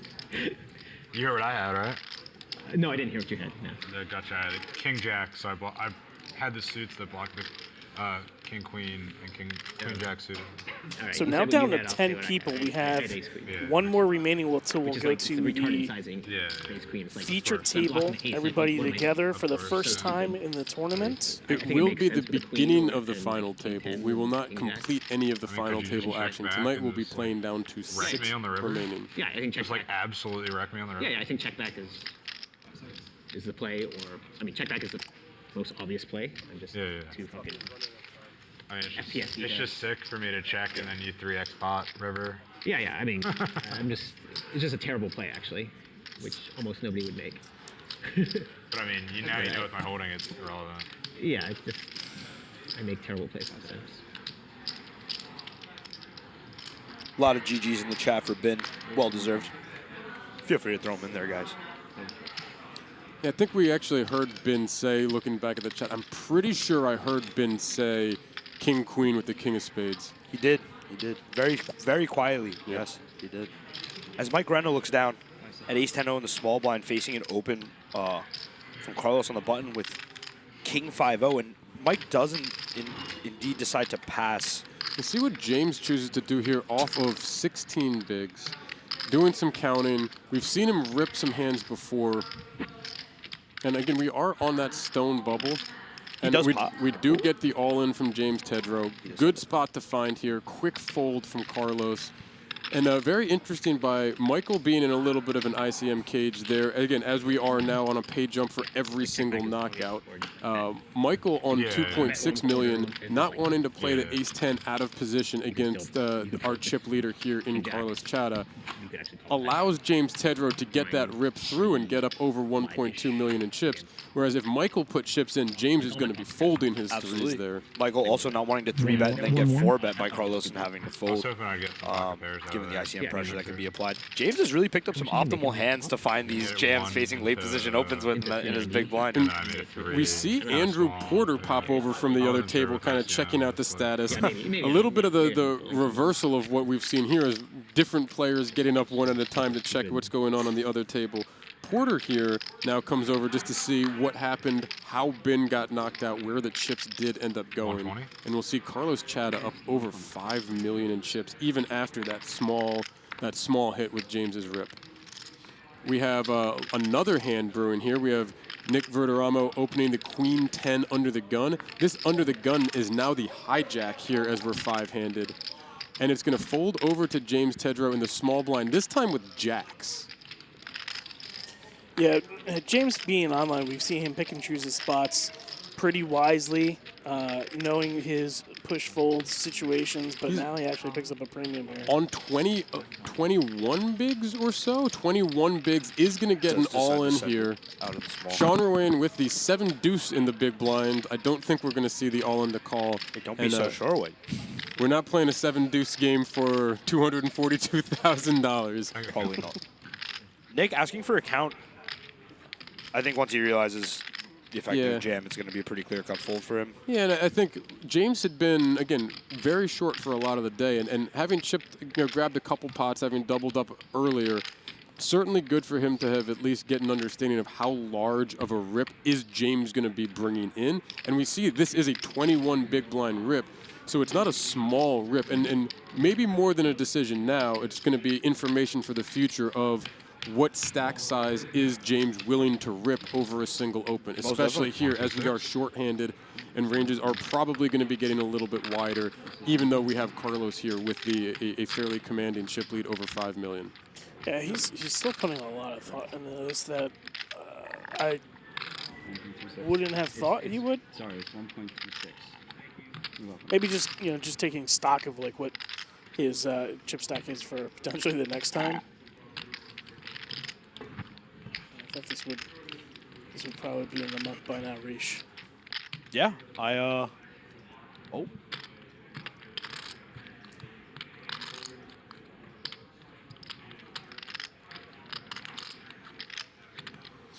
am shocked that Nick has tanked for this long already. Yeah, absolutely. If we are getting the time chip replenishment, we are, again, one spot off of this final table.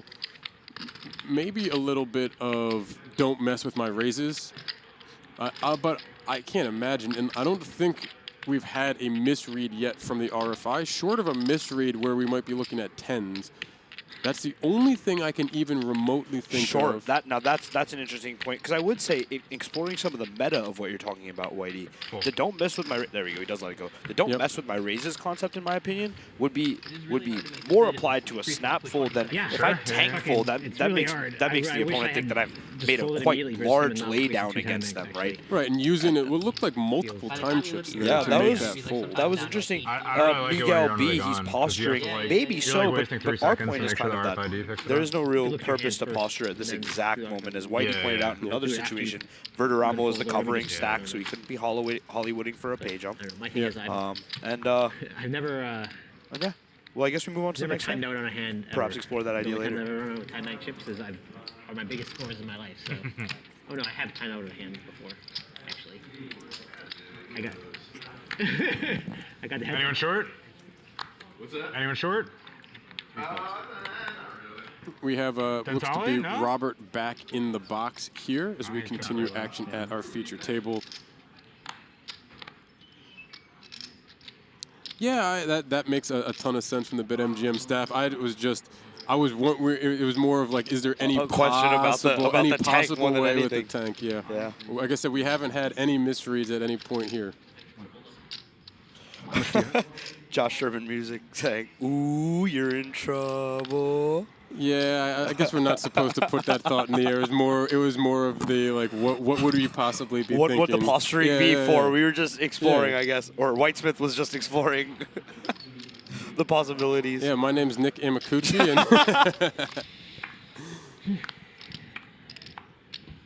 Batcooch. the Gorilla team chiming in here. Yeah, we haven't seen anything at all of that. It was 100% just a what could he possibly like? But we see a big hand here. James opens the button with the Queen 10. Nick Verderamo defending big blind Jack 6 offsuit. Flop comes Jack 6-4 for the top two pairs for Nick. Oh, I don't know if y'all heard that, but Nick said I'm going to use the full time. He is intending to expend the entire clock. I guess his goal is just to get to the final table, to the final 9, and to use as much time as possible to get to that final 9. We are on that pay jump. Yeah, that is. I don't believe I saw us go hand for hand here, even though we are on the final table stone bubble. So there is, now the pay jump considerations coming in. We are going to get a C bet from James here into the 2 pair of Nick Verderamo, 90K into the 320 that was in the pot. Do either of you have a preference for pure call here or raise? That's not a scary board for the Jack 6. If it was Jack 4 or 6-4, I would like a raise. Due to Jack the 6, I do like the pure call. The call a little bit better here. Allow James to keep barreling off. I'm the opposite because it's such a dry board. You expect James to call the 3-bet pretty wide. So I'm on the other side, and that To call the raise rather. Yeah, and that's just just shows like how different maneuvering is in poker. And we see Verderamo come in with the raise Absolutely. to 275, and it's like I think James would. I don't think Queen 10 is one of them, but I think there's a lot of still Ace-X hands that He has he's wide going to call floats that. King Queen of Spades type of Yeah. Backdoor hand. equity hands. This is interesting. I think Even like both 7-8, Yeah. that type of hand. But this was not one of those combos. Quickly going to let that one go. And yeah, I absolutely get that as well. And we haven't seen James come in with a whole lot here. So maybe even just check raising like that is going to set up some other check raises later on. As we look up here with 8 minutes left in our level, we will be going on a short break at the end of this level. 10 left out of the 565 that started. Ricky said he has 1, 2. We see our updated chip counts. Carlos Chata up over 80 big blinds, over 5 million in chips, down to Sean Ruane on a little over 1 million with 17 bigs. Here as we continue at the Borgata Casino Hotel and Spa in Atlantic City, New Jersey. Yeah, I was going to say, now we have 10 left. There's that little added pressure. The official final table is one person away. People want to make it. They can have that story. $4,800 is the next Additional ladder. pay jump. So there is definitely something to play for here. And, people like Carlos and Nick and, people on the outer tables are trying to position themselves to make a deeper run. Sean on the button here with the ace-3. Oh, like keep him there? He's sitting on I a just don't think it ever little registered. over 17 bigs. Good. And just going to fold that, and he's going to fold over, and we see here, he lays down the ace on the button. It's going to fold over to Nick Verderamo in the small blind, who has an ace-10 of diamonds. We also see now that Carlos Chad has an ace-3 as well, his suited ace-3 of hearts. We are going to get a rate. That is... 40-80. I don't know if we can raise to He 80,000. cannot raise to 80. We find a limp from Nick with his hand. That may be frowned upon. I don't know if you could do that at this stage of the tournament. No. Raise to less than 2. Yeah, it is fairly interesting. Yeah, Just we have a a limp and a check. check. Both of them being far more considerate of the. This is 2 diamonds and quite a the heart. flop for Nick. Queen 9-7, ace high flush draw for Nick Verderamo. Just still the ace high for Carlos. He does have the backdoor hearts as well as some potential backdoor Broadway cards here. but the backdoor Broadway would not do any, excuse me, the overcard with the ace, no backdoor Broadway. Nick Verderamo, very nice flop if he's not going to improve here. A little bit interesting to see two suited aces limp and call here pre. So both of them a little bit under-repped potentially in terms of what their hand strength could look like. Nick has to play an aggressive check. That was an aggressive check. Yes. He has been hitting the aggressive check for the most part. The very strong single or multiple finger tap down. Carlos Chata is going to take a stab here. I think Nick has also observed that in position, Carlos has been stabbing fairly heavily when check 2. And one big blind. I love this. Why not throw out a big? You're going to get a lot of hands that might limp with no possibility Get a here. lot of auto folds from Verderamo, yeah. Yep. I think just call from Nick is pretty good here. I don't think there's much necessity to raise. Again, on our final table bubble here, while covered by a decent amount here for Verderamo. A little bit of pot control here before, while he is on this very, very under-repped nut flush draw. He does decide to call. 300K in the pot, turn of 5 of diamonds. We're going to see the check mark go next to Nick Verderamo's hand as he is holding, as you say, the nut flush. I think we find another aggressive check. Aggressive check. I would be remiss if I didn't hope to see one here. I want to see a stab of the table even harder than on the check on the flop. Shipping this bird, you can afford a brace for a sprained finger. Do you put a finger brace on for a sprain?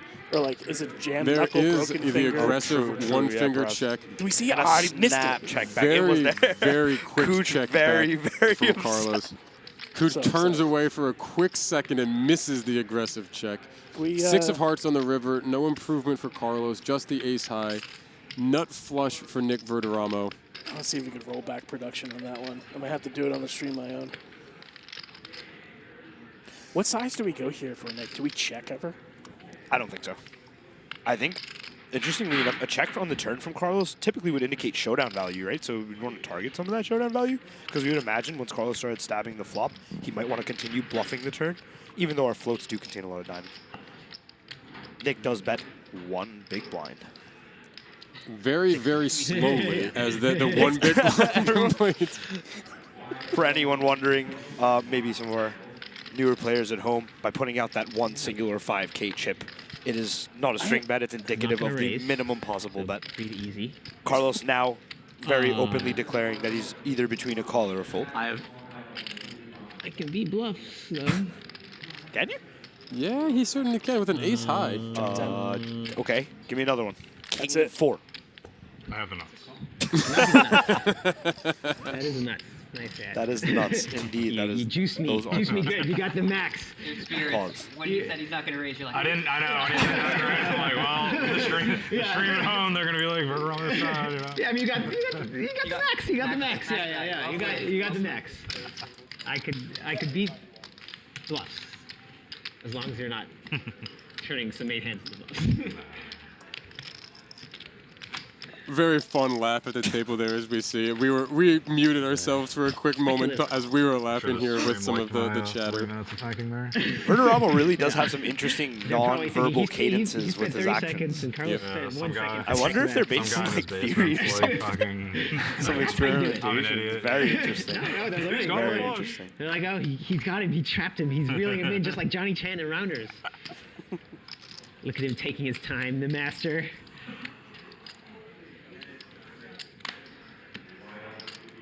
I was going to say, you were going to burn a time bank on that decision. I was like, oh, no. I was like, I called you with no pair.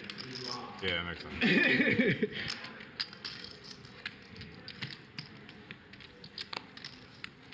Action going to fold to Nick Verderamo with the king, jack of spades on the button. And look at this, another potential hand round coming up 2, here. baby, fight.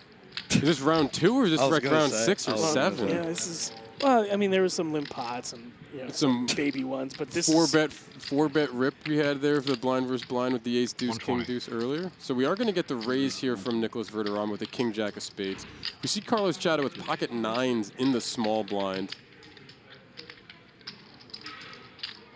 See how he chooses to approach this. We've seen certainly some people choose to play a little bit more passive line, but when we were a little bit deeper of a table out of the small blind with some of these pairs, and not always versus the late position raises. So, yep, we are going to get a 3-bet here. Carlos is also the chip leader, right? We presume? Yes. Yeah, so it does allow him to apply more pressure generally, especially with a hand that's made. We get a 3-bet to 360K.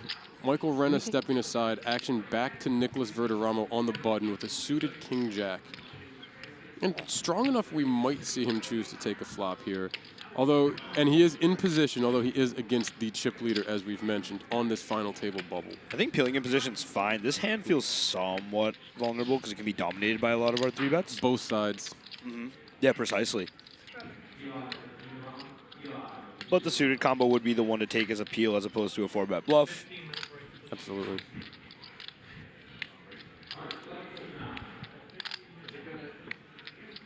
$780. We are going to get the 4-bet. We are going to get the 4-bet here. 780K from Nicholas Verderamo. Action back over to Carlos Chata.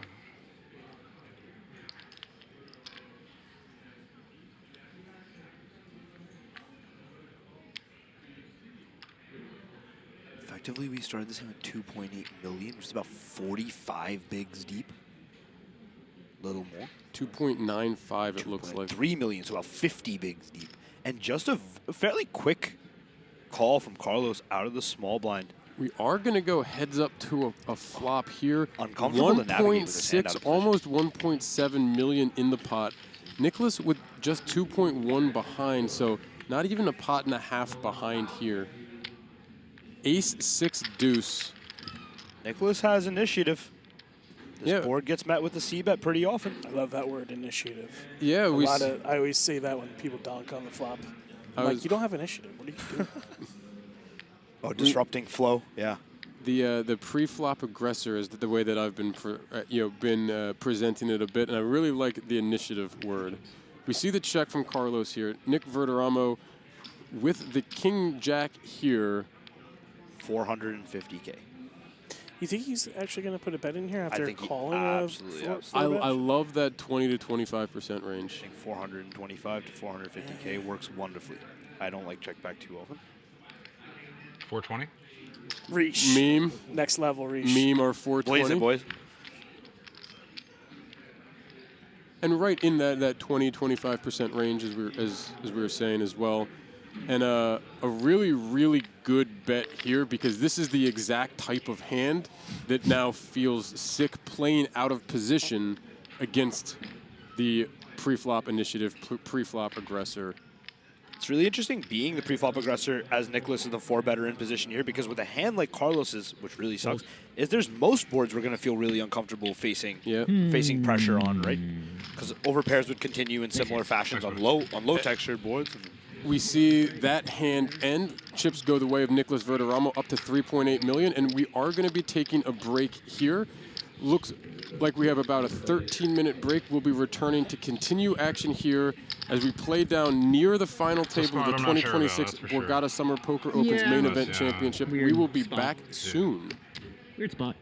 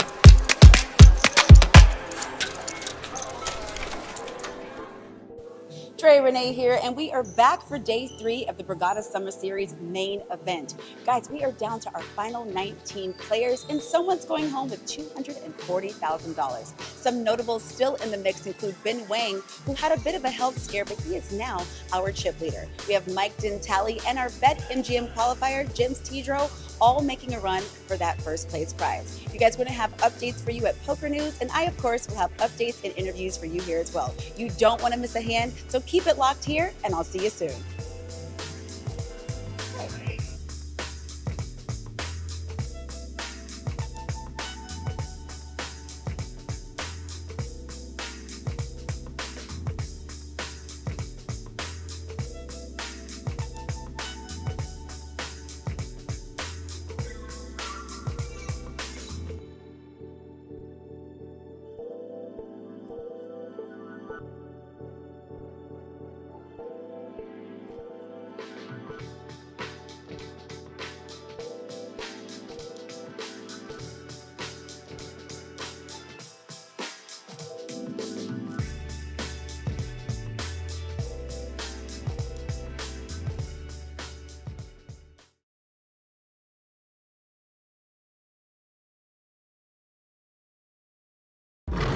Legendary.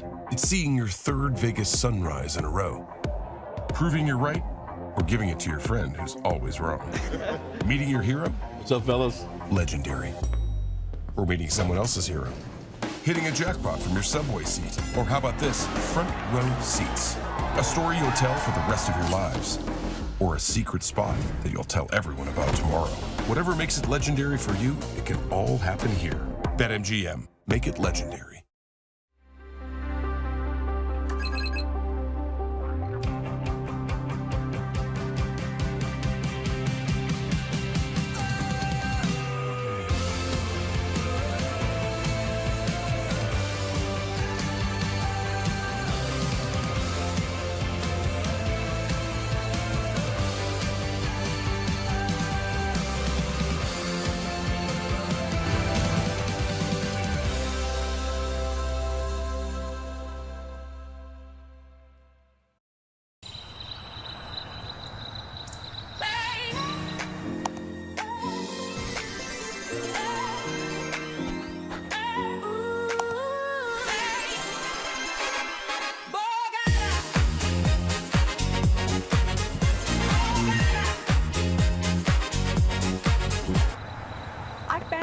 The all-new Borgata Online. That's some lucky dough. New casino player offer.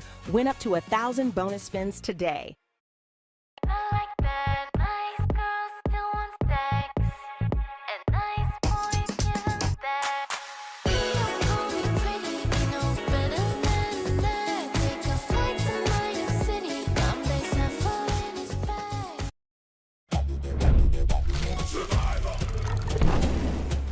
Challenge. Play Survivor Triple Challenge, only on BetMGM. Your favorite show, now available on your favorite casino app. The tribe has spoken. Want to form an alliance? New casino player offer. Deposit for up to 1,000 bonus spins. Take on the wheel for more.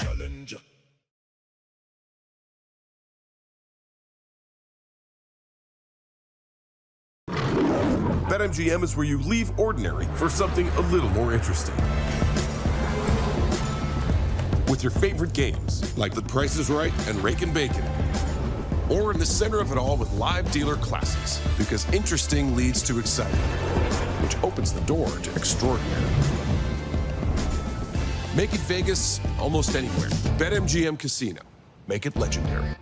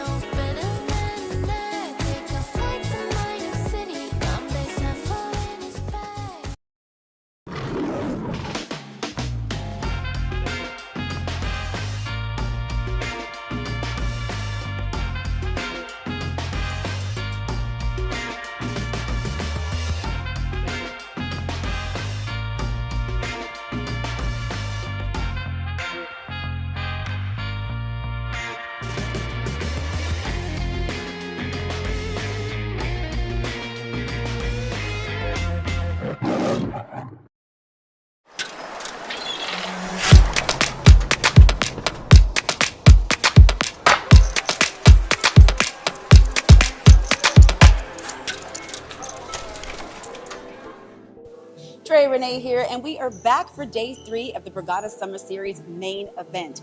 Guys, we are down to our final 19 players, and someone's going home with $240,000. Some notables still in the mix include Ben Wang, who had a bit of a health scare, but he is now our chip leader. We have Mike Dintali and our BetMGM qualifier, James Tidro, all making a run for that first place prize. You guys are going to have updates for you at Poker News, and I, of course, will have updates and interviews for you here as well. You don't want to miss a hand, so keep it locked here, and I'll see you soon.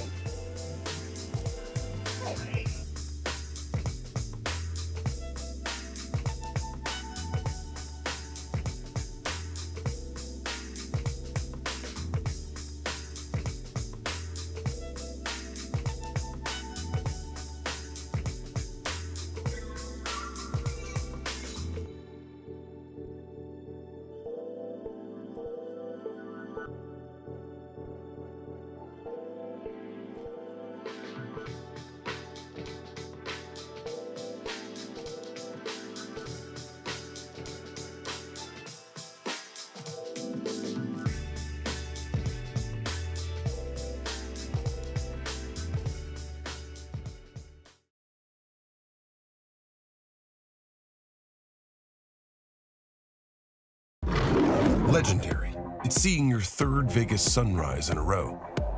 Proving you're right, or giving it to your friend who's always wrong.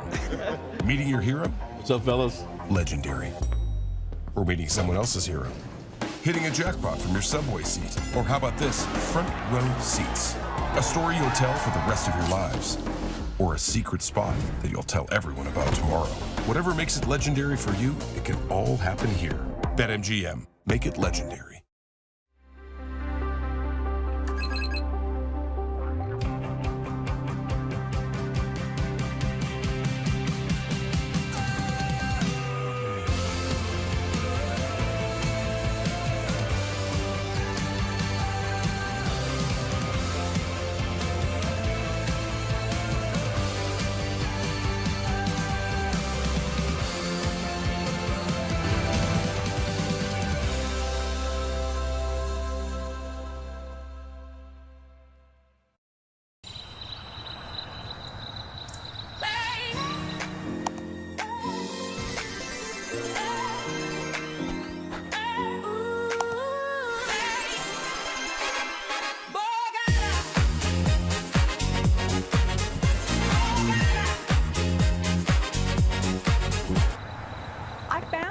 The all-new Borgata Online. That's some lucky dough. New casino player offer. Win up to 1,000 bonus spins today.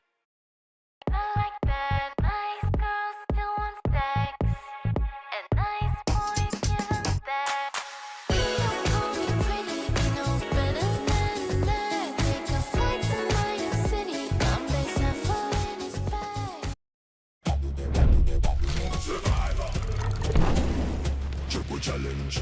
Play Survivor Triple Challenge, only on BetMGM. Your favorite show, now available on your favorite casino app. The tribe has spoken. Want to form an alliance? New casino player offer. Deposit for up to 1,000 bonus spins. Take on the wheel for more.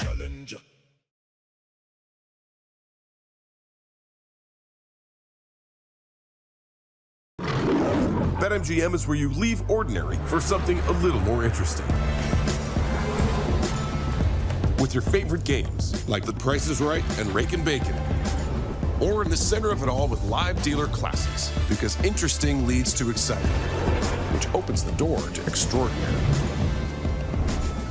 Make it Vegas almost anywhere. BetMGM Casino. Make it legendary.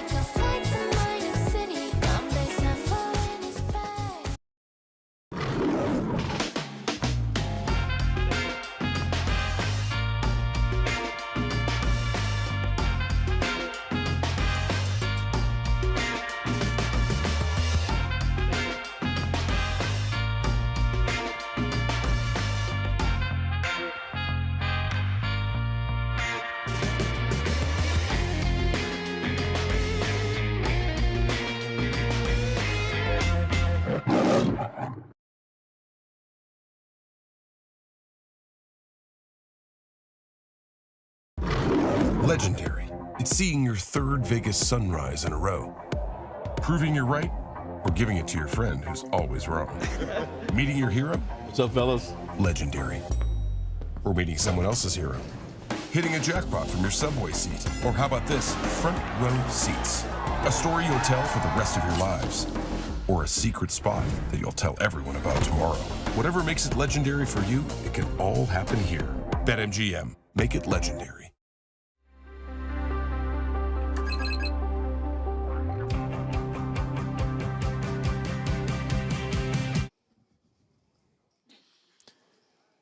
Hello and welcome back from our break. We're going to continue coverage here at the Borgata in Atlantic City of the 2026 Borgata Summer Poker Open's main event championship at Day 3 feature table coverage. This tournament, powered by BetMGM Poker, started with 565 entrants, a $2,700 buy-in. We are returning with 10 remaining players. We have, what do we have? What is that? $18,150 locked up for the 10 returning to our field right now, playing for a first place as high as $242,000. We are on our main event final table stone bubble. 10 left, playing down to 9 before we will consolidate down to that final table here this evening. We'll continue playing down to our final 6 tonight, unless there's anything crazy. We get a double knockout and we would end at 5.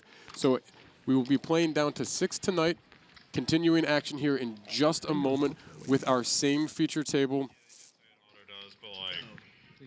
for another 90-minute level with our blinds going up and a new dealer in the box. Taya, I believe, is our dealer going back in the box. We had her a little bit earlier. Yeah, I'm pretty excited here. I mean, we're on the precipice of the final table. We've been along with these players for the last 2 days, and I really want to see who is going to rise to the cream of the crop. You know, it's been kind of funny to me here seeing so many of the different personalities and so many of the different types of people you get in East Coast poker. And a lot of people that are very, very easy to root for. A few people that I know personally and a few people that we've seen on stream both this week and in the past here at the Borgata. I don't really have anyone I'm rooting against. There's occasionally times we've had people that might be considered a villain on streams here at different times. I don't think we have too many true villains here. We have some colorful personalities. We have some fiery people here still. At our current table, not as much. But again, very well-known and well-liked players here as we'll continue this action. And our first hand here. Yeah, and credit to these players like the top 2 stacks at the table, Nick and Carlos. They weren't playing scared. We just saw them battling in a 4-bet pot right before break. And, you know, nobody's locking themselves up. They're still playing for themselves to be chipping up towards the end of the final table here. Beginning of the final table. Beginning of the final table. You know what I mean. Carlos going to raise the 5-4 of spades from the button. Action to Michael Renna in the small blind with a Jack-9 of spades.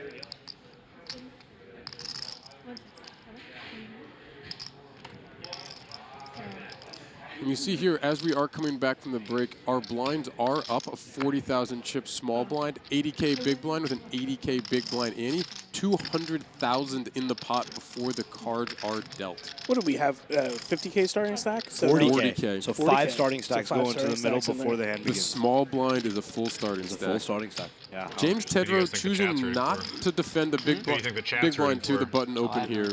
He's down just shy of, just above 14 bigs after this hand on his just over 1.1 million in chips. And to your point before, Whitesmith, the camaraderie, the mutual respect, and even the interaction between competitors here on the East Coast is always so special, I think. It's always interesting to see the dynamics amongst them. A lot of these people... Yeah, for sure. I think people Ben's, of course, Ben's the most entertaining of the... Yeah, I was just going to say, they see each other a lot. They're just popping from venue to venue, you know. We hear them talking about Ben being the most entertaining, and Ben's certainly a character. Ben's certainly someone who can mix it up, and we didn't see anything too crazy out of Ben throughout the week this week. Again, very solid play, and unfortunately ran into a pretty nasty river where he hit his set of 4s against the flush of. Was it Carlos that had the flush in that hand? That's correct. Yes. Which gave Carlos the chip lead. On our other table was the table we started the day with. Looks like before we get to that, we're going to see a raise from Carlos here with a 9 deuce. It's going to fold over to James Tedrow in the small blind with the ace-queen offsuit. And we only have one option here.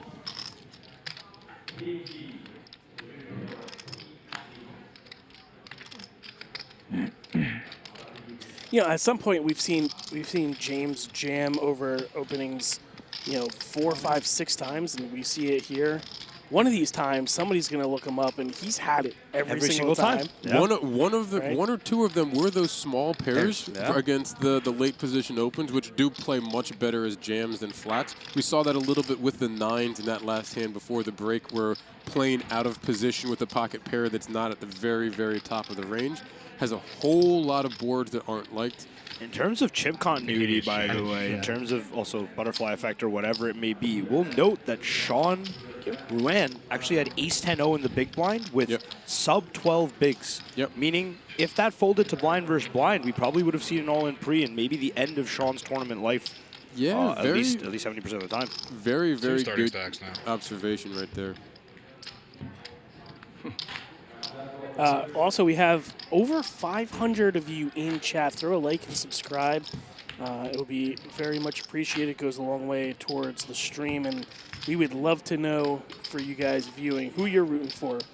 Who do you think is going to win? Let us know in the chat. Those are two separate questions. Who are you rooting for, and who do you think is going to win? Very true. Why do you got to be so technical and on point? Wow, I thought you were going to say rude. Well, it's no, that's definitely not rude. As Rena picks up, I was thinking the song. Mike Rena picks up ace-king-0 in the cutoff. See James on the button here with ace-9. I don't imagine this will be one of those jams he's been finding so correctly. No, we've seen him play fairly close to the vest with a lot of hands, especially facing action.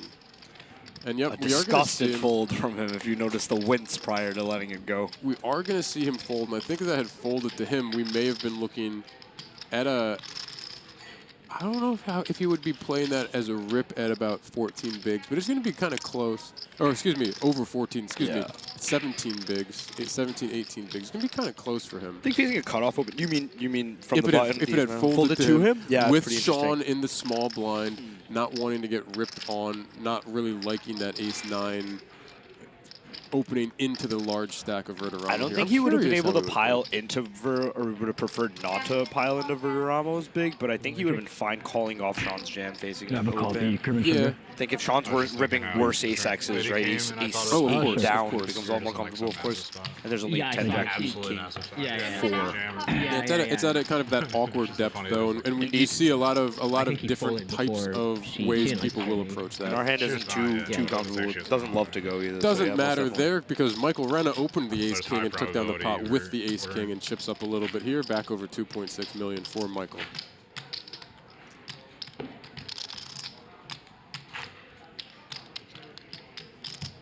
Saw Rena play a very interesting hand yesterday where he tripled off against Bin, who had turned bottom trips. Got to talk to Rena about his logic about that hand. Oh, yeah. Give us up what he said. And I was just talking to him outside, and his basically his thesis was that he ends up being fairly polar when he bets the turn for the size he does, and of course in the river, so he condenses himself to aces, kings, full houses, and pure bluffs. And in taking that line, he was simply trying to get Bin to fold a 9. And he said that he imagines, even if we looked at it, and I did point this out, Bin obviously called somewhat quickly, but he wasn't extremely excited to beat Mike into the pot in that river, so might have gone through in terms of trying to get Bin to fold a 9 in that situation. We said we'd explore it a bit more later, but it was interesting to get some insight from the player himself and taking a line that he did and knowing as much as Rena knows. So some insight into the mind of a pro for you guys. We have a few of the answers to who you're rooting for. We have Nicholas, King James, Rena, Dentale, Nick Verd, Dentale. We have I don't think, but no, Nick Verd is going to win. Here for James. Got a wide variety here. I love you too, Habibi. Thanks for the love, Loveless. Yeah, I see Much Loveless Image. appreciated. I think it was her birthday the other day. Yes, Happy it was. belated 27th, I think Yes, it was. Happy belated. I'm Miss a show Alexander for the Loveless. influencers. What can I say? I was gonna say, man, you're I'm honest. astute. Point right Yeah, I gotta have the info. You know, when we make the streams fun and educational as well. Happy birthday to you, Alexander. Thank you.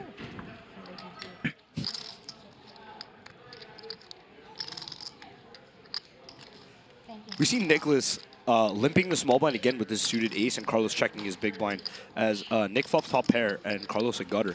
I think a small bet continue from Nick here is good. Well, it's not a continue, just a small bet. Lead out stab. Here we That are is going to that. get that very, very slow, one chip at a time click bet. So it's going to be 80,000 here from Nicholas Verderamo.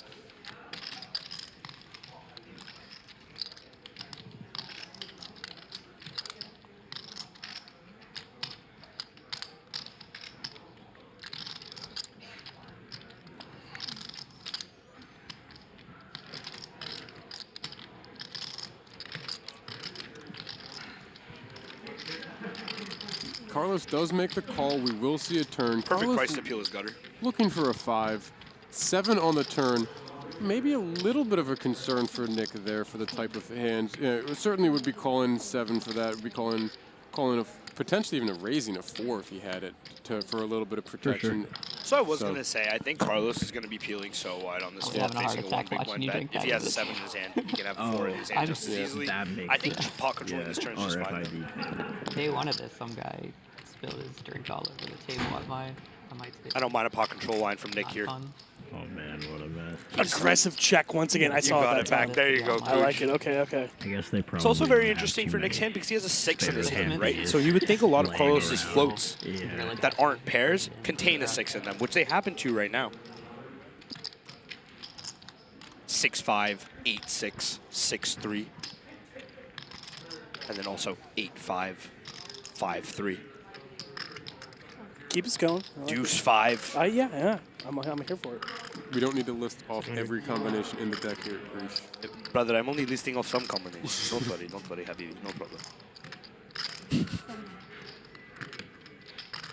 I think we did get a bet of 700K from Carlos. I did run out of combos. Wow, look at this sizing selection. Is this overbet turn? Almost 2 pots. Wow, what a bet. Pot and 3/4 here. We're not folding. Does suck for this example to have a 6 in our hand. It sucks having a 6. And it sucks to face this bet. What a fascinating bet. I don't know how Theory feels about What this. do you do here, man? This is a tough spot. See, having that 6 is really, really got to be painful because it does take away so many of those potential options. Shall I relist them? We don't need that.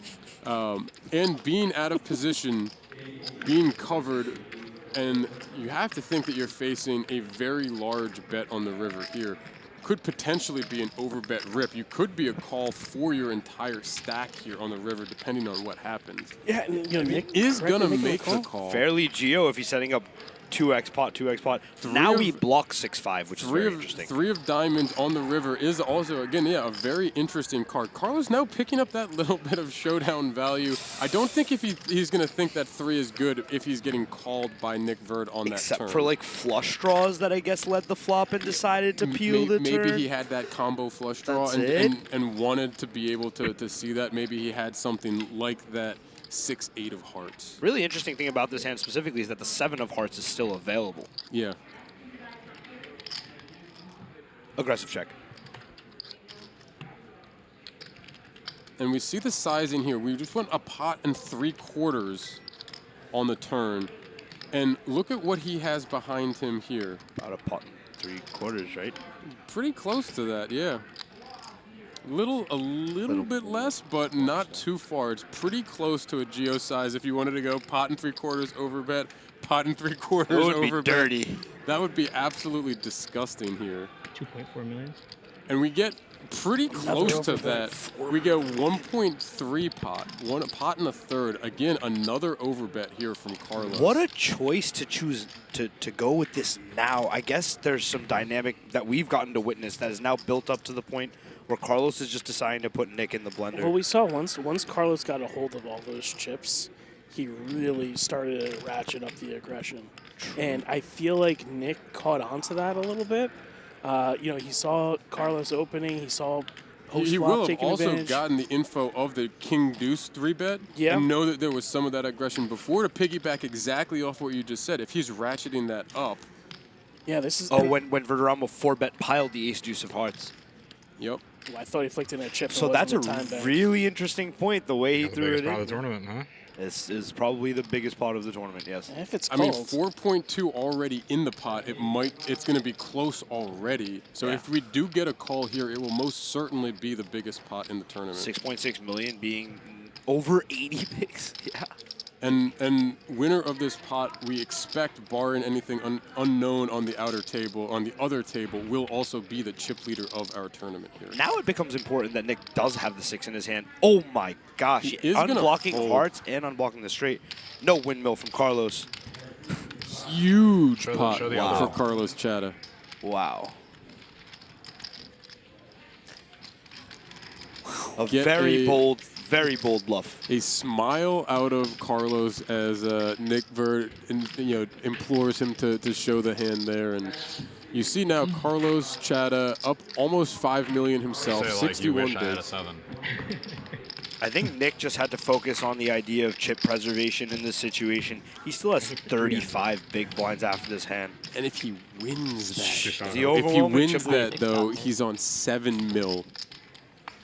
William Sunderman, my good friend Billy, asking, can he have a better ace here? So Billy, in my opinion, I think Carlos wouldn't take a polar line with a better ace here. A better ace, I think, is attempting to be called by worse aces, whereas a polar line is... I don't think, a better ace cannot make 1 3/4 pot on that turn when the 7 falls. Precisely.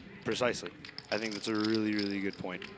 So really good question, Or I don't Billy. say cannot, because you can do whatever Sure. you want. But it's difficult very to unlikely yeah, to. most definitely. Because then you start to wonder what you're getting floated by, especially by going on by arriving at the river. You start to wonder if you have the best hand anymore after you get called on the turn. We also have the question, do you guys prefer geometric sizing or Arithmetic sizing. arithmetic sizing is what I'll go with there. I can't do math, so whatever makes it easier for me. I'm gonna go with I'm gonna shout out to Zach Grunenberg and go. I like any sizing where I can put 775 on the end of my bet. That might be a troll comment, by the way, as well. Yeah, but arithmetic sizing, I thought it was, but I didn't know.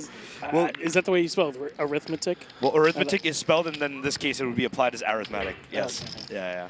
I don't know if that's actually a way to say it or not. I'm not. Flag that hand.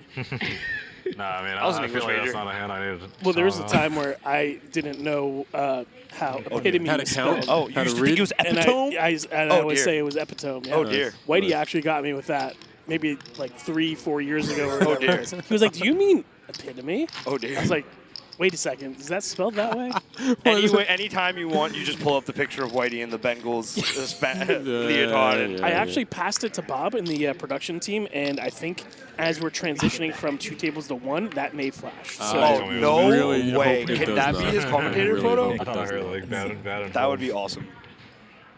That would be awesome. As we see Sean pick up the King Jack on the gun after taking down, I believe, the last pot. Yeah, You get a I comment mean, in chat. I don't know, Whitesmith man. not being I able wish to I do was- math actually does make a bunch of sense. Believe it or not, I was a math Wish I and was a psych computer double major in sometimes. college, so that may have been a little tongue-in-cheek. Glad I'm not. Life is much harder, but much more interesting. not maybe being a jam able there to- from Sean, essentially. under the Sungwoo, gun. thanks for the love, bud. Looks like he put in like 700 or I 800K. think she said be careful at the time. Yeah, 800K, essentially a jam. Yeah, committing most of his stack. And, one of those, we've seen these types of things a few times throughout the week so far. I really like incorporating this into play because people know that if it's heads up, he's going to put in the rest of his stack. But if someone makes a call or makes an ISO and someone else re-ISOs, he can still fold, still have a couple big blinds left. And make some money. And potentially make some money if someone's going to like wake up with, kings and aces, ace king and ace queen, ace king and queen, something like that. Just like we saw Connie Rinaldi do today when She saw Andrew Porter's pocket kings, and he flopped top 7. And we saw the value of doing so. Yeah. And this will apply in situations like these, in situations like Connie's. This will not apply for all those listening at home on day 1 in level 2 or level 3. If you want to be all in, feel free to put all your chips in the middle. Leaving one back will not change anything. Yeah. Go for it. I told him what I had while you were gone. Oh, fuck. That's why I was laughing. BetMGM ambassador Mike Lavin chirping my golf course yardage. Now, that is usually, if I had to guess, after a beverage or I think two. we're about to get strategic here, And fellas. I will say that is that before or after some beverages? that would be after the beverages. After the beverages. I will say They're that not- golf no one's that math short. isn't real I just math. think it's optimal. Damn excited. All these guys It's were like, in the chat a just 10 waiting, big, or in the 12 big. on the Just video, waiting just to waiting pounce. for Whitey I to haven't make a gotten math 30 yet. comment. They can't do Waiting plus. to pounce with the church. We have a comment What's up, here. Lavin? Looks like Carlos had a deep run this summer in the main event as well. It sounds like 51st for 180K. That's Well, a we have heck two of a people who run. had fairly deep runs. Mike Renna also had a deep Yep. run in the main event this summer. It's kind of like the year of Renna. It started at the Borgata Winter Poker Open. I don't know if he had a lot of results before that. I was but just kind of like running. just I know he had a throwing it great in. series in Same January when sort we of were thing, here, yeah. and I was following him over the last 4 or 5 months, and saw he was doing some things at WSOP as well when I was looking at the leaderboards. Yeah, the majority of his significant live results have come from this year. I don't have time. But we get he's been crushing for a long time, and putting in a one lot loss of work now. as I've gotten to come to know him. So A I very, don't very brilliant foresee poker mind myself. and a very, very humble and good guy. You know, I don't know. Yeah, I got a chance to interact with him a bunch of times in January around and after that run, and just kind of see him, even just randomly in the casino here, and also very easy to talk to, very nice guy. And He got chirped by a waiter when we were in Vegas as we he have finds the rip. an all in here from the button. Oh, and Sean wakes up in the big blind with E7 of clubs. We see Michael Renna putting in effective all-in for both James Tedrow and Sean Ruane in the blind. We see James with the 8-4. Spending his clock prior to folding. Yep. That's what I was Using the time as we're not hand for hand here. Again, This is close for Sean. You can see if he calls, he'll be ahead, but basically a flip. Yeah, Mike's hand has the equity to go, so it is correct, especially covering and applying the pressure he does. It does put... And this is where we find jams, right? Because facing a min click from Mike, Sean would be able to pile in, and Mike would have to fold his hand. Yep. Whereas by applying the pressure, he puts Sean in this cage. Absolutely. But yeah, we were all just grabbing take that spot beverages, and the waiter asked for ID, and I said, all of us? And he said, no, only him. Renault was steaming. He does have a young face. Hey, AJ Soprano. Hi, Mr. Jory. Yes, AJ Soprano indeed. Now you see it. I used to be I used to be bin level of blaster. Really? Yeah. Thanks for all the love in the chat, guys. Yeah, I'm not Let us saying know I where you're don't coming think from. you're capable. Sean And he Ruane does get choose the full a different spot there. Good. Sean with just enough chips that he doesn't want to commit it there. Like we look at the size, and he's got what? 20 years. 13 bigs. I mean, blasting is It's fun. a lot to call off there. You're gonna get the same kind of jam with an ace-9, ace-10 off. Just You know, hard. It's there's just plenty literally hard of to hands that he overbet doesn't want to blast, see. overbet Small blast, pairs. one versus two, You know, you might get the same fucking- thing with 8s and 9s too. Very much in that kind of range where he's not going to necessarily want to open and be taking a flop necessarily and having to defend. True. I think Yeah, 8 is the yeah, cusp. I think I watched one of our I fellow mean, yeah. Pennsylvania pros, Michael McNicholas, actually in a similar spot at Prague in the main event, finding an open with 8s, and I asked about that.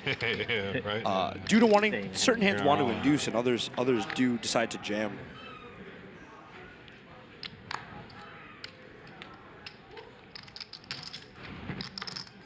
As we see, Carlos continued the aggression here, opening under the gun with the 10-2 suited.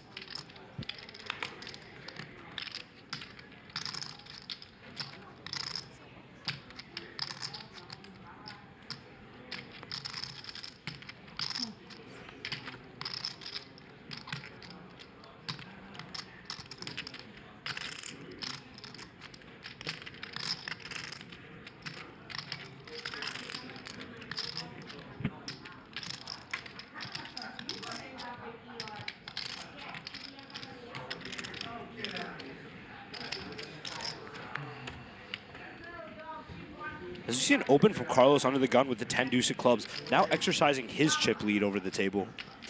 Yeah, we really haven't seen him get this out of line yet, but you know, with close to 5 million in chips, and he's got, you know, Sean in the small blind, James on the button with a short stack. He's really only got to get through 1 or 2 people. I guess we never saw him get this out of line pre, but post we just watched him run a fairly interesting bluff. Absolutely.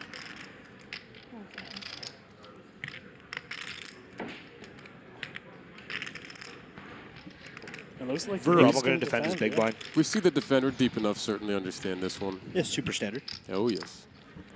Go heads up to a flop here. Jack 9 for Nick Verderamo. 10 deuce of clubs for Carlos Chatty. King Jack 4, 2 spades and a club. Middle pair for Nick.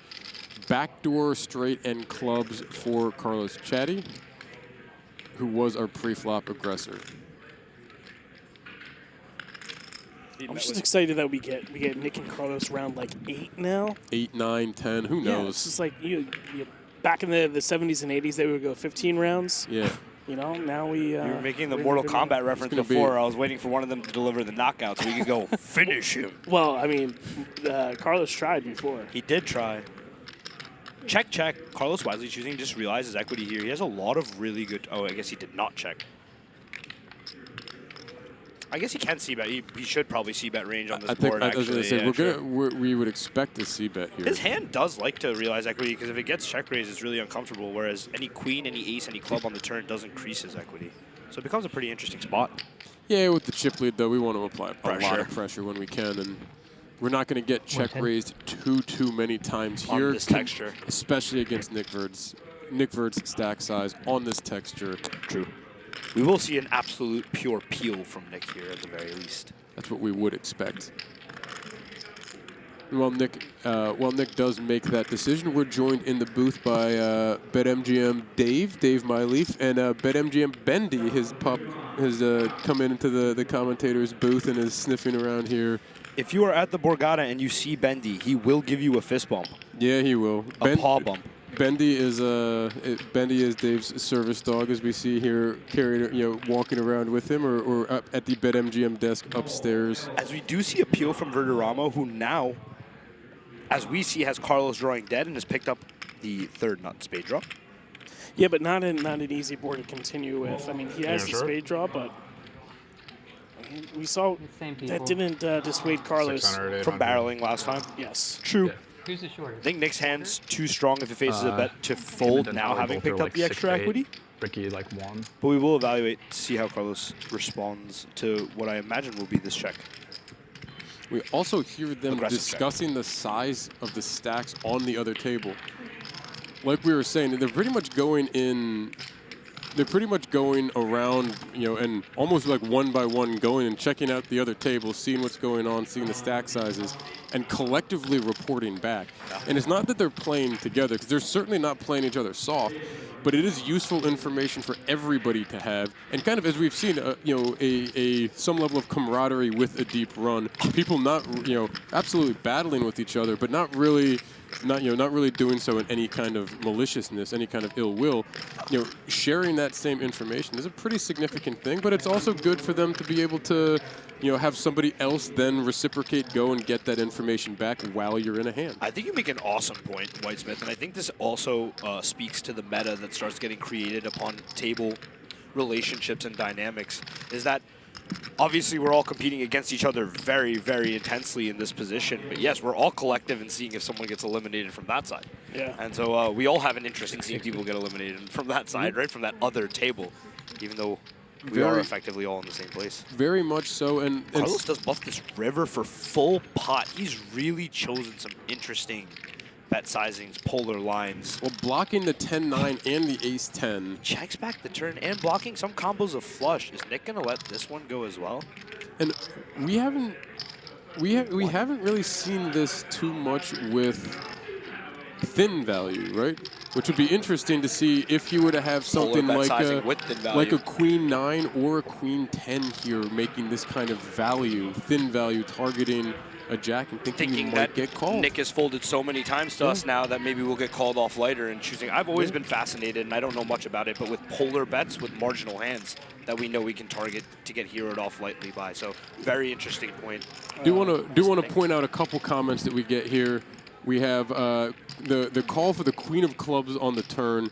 Ended up getting very close with the river. Just want to point out how close we were getting the queen to fall after the comment. Maybe not in the exact spot, but also the comments around the felt denting and you stole my thunder. I was going to comment on that one, and I was going to make a joke about going out to the felt and replacing it before the final table started. Yeah. But now I'm going to have to find another joke. Nick had to prove that he had the joke, and then the Cooch had to prove he had the joke in his mind. I'm picturing I don't even know what the commercial is for, but ooh, you gotta be quicker than that. Oh, it's a Geico commercial. Yeah. You almost had it. Ooh, gotta be quicker than that. Ho, ho, ho. That is one of my favorite gifts. He mucks again. Another fold. Carlos is dominating. Using that stack, using that aggression, and really using sizing very well to his advantage here. You know the thing too is like he's stringing these along within the same half hour. Once Nick sees this, then he's not going to have the opportunity to do it, and then that could change to value as opposed to bluffs. So yeah, absolutely. The Rish meta switches up in that time frame. Oh, the Rish meta? I like that one. That's fine. I like that one. Very, very interesting point. We can look back at that hand at some point, but I wonder what hands check the turn that decide to go polar on the river. I guess like ace-10 does, which makes Broadway on the end after the queen improves that hand on the river. It was a quite interesting spot again for Nick, blocking some spade combos, holding a jack, blocking some straights. As we blocking see that 10-9. Blocking that straight, yeah, 10-9 specifically. Jump up to 5.2 million in chips, and on the outer table, Max Young is up to 5.3 million in chips. So couple of players above that 5 million chip mark.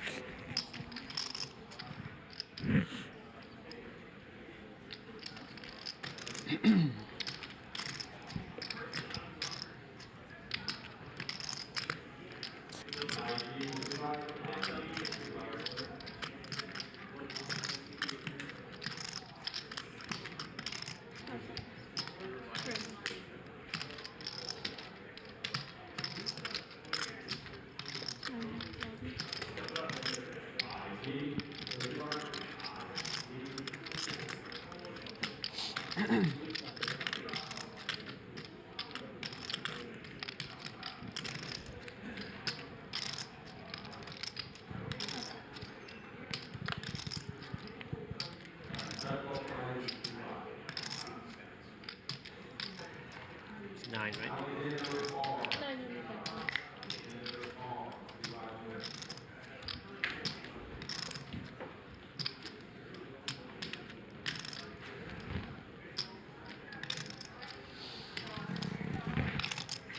Carlos. Sean Ruane going to commit most of his stack. Carlos going to put the rest of that in. I don't think Sean folds here. I mean, he doesn't. No, he doesn't fold here. no. Yeah, He's not doing this to fold. He was stall in. Yeah. That was just to be able to use his last time chip, see what happens on the other table. Sorry, I didn't even notice. Absolutely.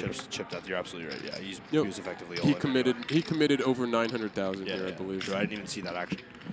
Or committed exactly 900,000. No, you're right. Using the final time bank. He has, looks like one more tucked behind, I believe. Good eye, Whitey. Good eye. Yeah. Good eye. Eyeing up the putt. No offense, Sean, but I can see it because the stack in front of it is not that obtrusive. Sick needle. Sorry, Sean.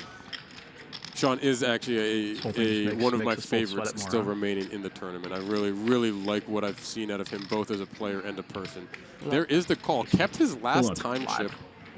And we hear him say it. He's live. Given 60-40 pure. I'm pretty happy with that. Yeah, Sean Ruane all in and at risk and behind with a king-jack. Carlos Chata with the call here with the ace-queen, both off-suit. All four suits live. You can see 60% for Carlos, 40% for Sean pre-flop here. So still very, very live for Sean Ruane. Oh, wait, you're feeling generous. Yeah, I like it. 4 out of every 10 times. Ace Queen 10. Sean retains his seat. It's literally fun for me. I'm all in with King Jack. It's no fun. Ace 8 on the flop. It's going to need running kings, running jacks, or running clubs, or now just a jack on the river to keep Sean Ruane alive. Diamonds. 3 of clubs is going to spell the end of the night for Sean Ruane. Fantastic run for Sean. Yeah, I'll see you around. Again, one of the nicer guys in the poker world that I've had the pleasure of meeting. Fantastic player. Classy exit as well. Very much so. 10th here in the 2026 Borgata Summer Open. He will be exiting, locking up $18,150 here. We're going to be taking a short break. As they're preparing the final table, we will be back again shortly with the final 9 here at the main event championship of the 2026 Borgata Summer Open. How do you do it with them over there? They're coming back.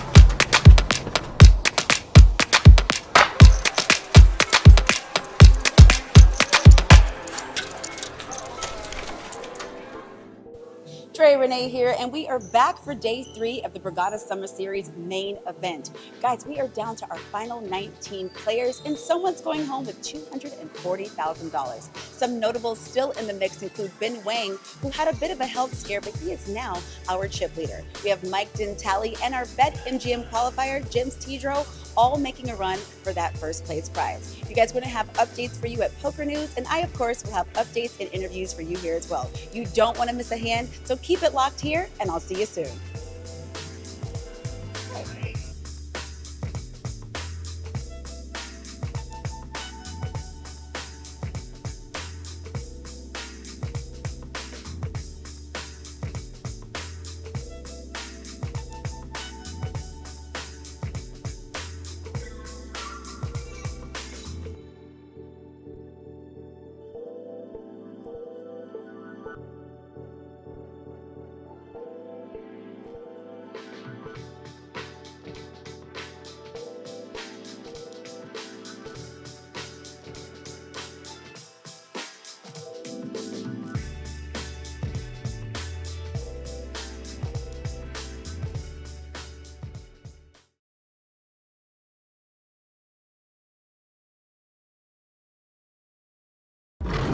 Legendary. It's seeing your 3rd Vegas sunrise in a row. Proving you're right, or giving it to your friend who's always wrong. Meeting your hero? What's up, fellas? Legendary. Or meeting someone else's hero. Hitting a jackpot from your subway seat. Or how about this? Front row seats. A story you'll tell for the rest of your lives. Or a secret spot that you'll tell everyone about tomorrow. Whatever makes it legendary for you, it can all happen here. BetMGM. Make it legendary.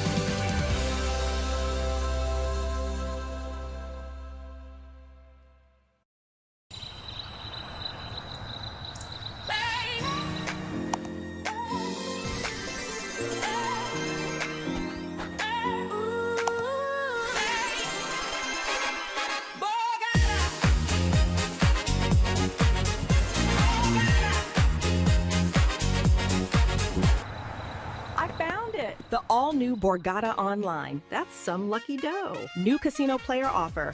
Win up to 1,000 bonus spins today.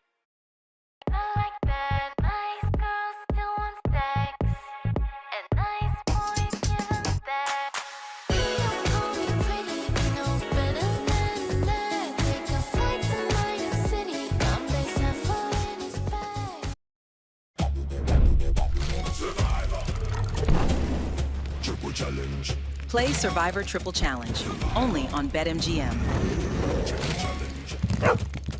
Your favorite show, now available on your favorite casino app. The tribe has spoken. Want to form an alliance? New casino player offer. Deposit for up to 1,000 bonus spins. Take on the wheel for more.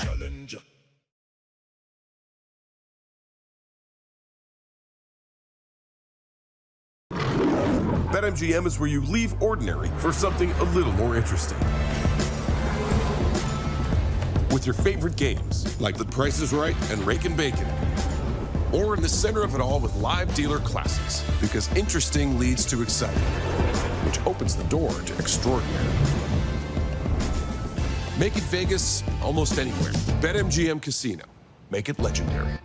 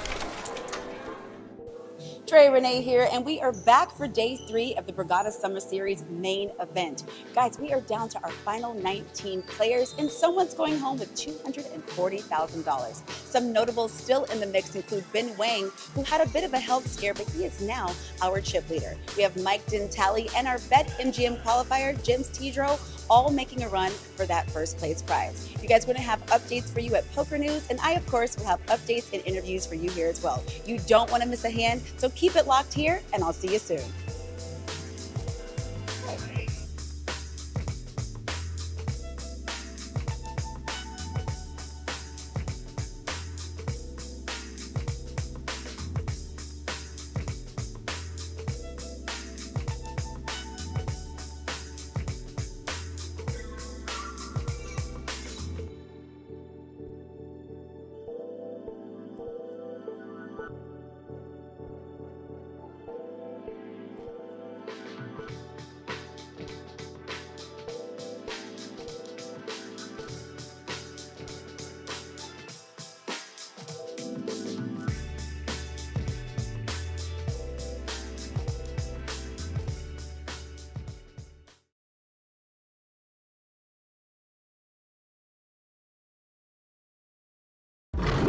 Legendary. It's seeing your third Vegas sunrise in a row.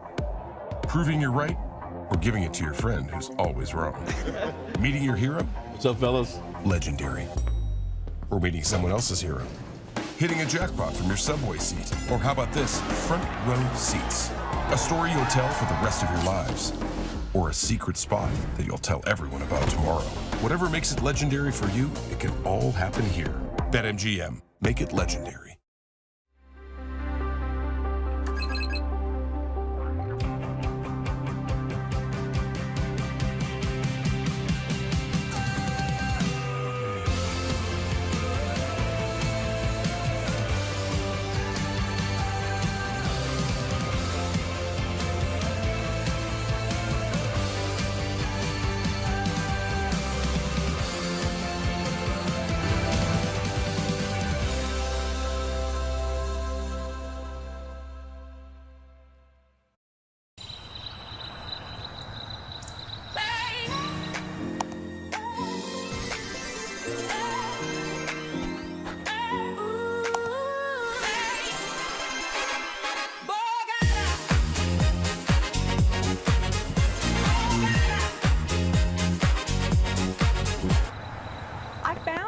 The all-new Borgata Online. That's some lucky dough. New casino player offer. Win up to 1,000 bonus spins today.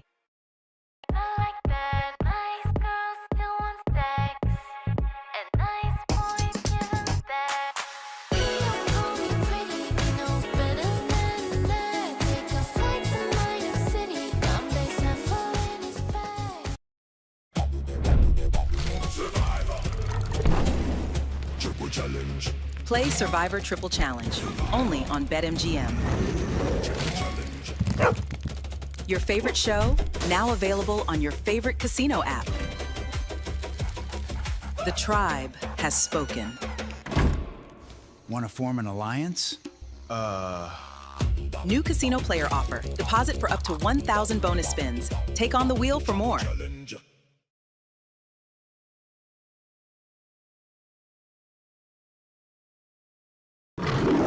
BetMGM is where you leave ordinary for something a little more interesting.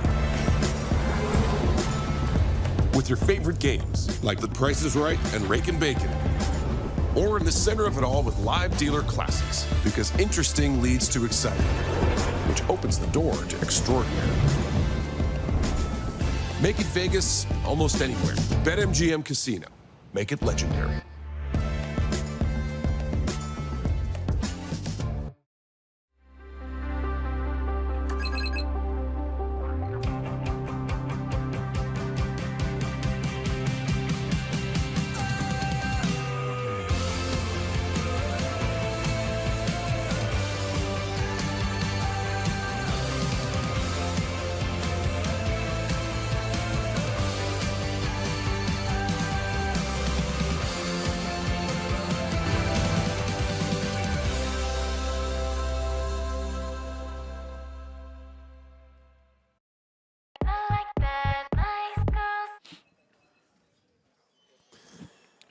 Hello and welcome back to the final table of the 2026 Borgata Summer Poker Open Main Event Championship. We are here on day 3 as we return from our short break with the final 9 of this championship powered by BetMGM Poker here in the back corner of the poker room down at the Borgata in Atlantic City, New Jersey.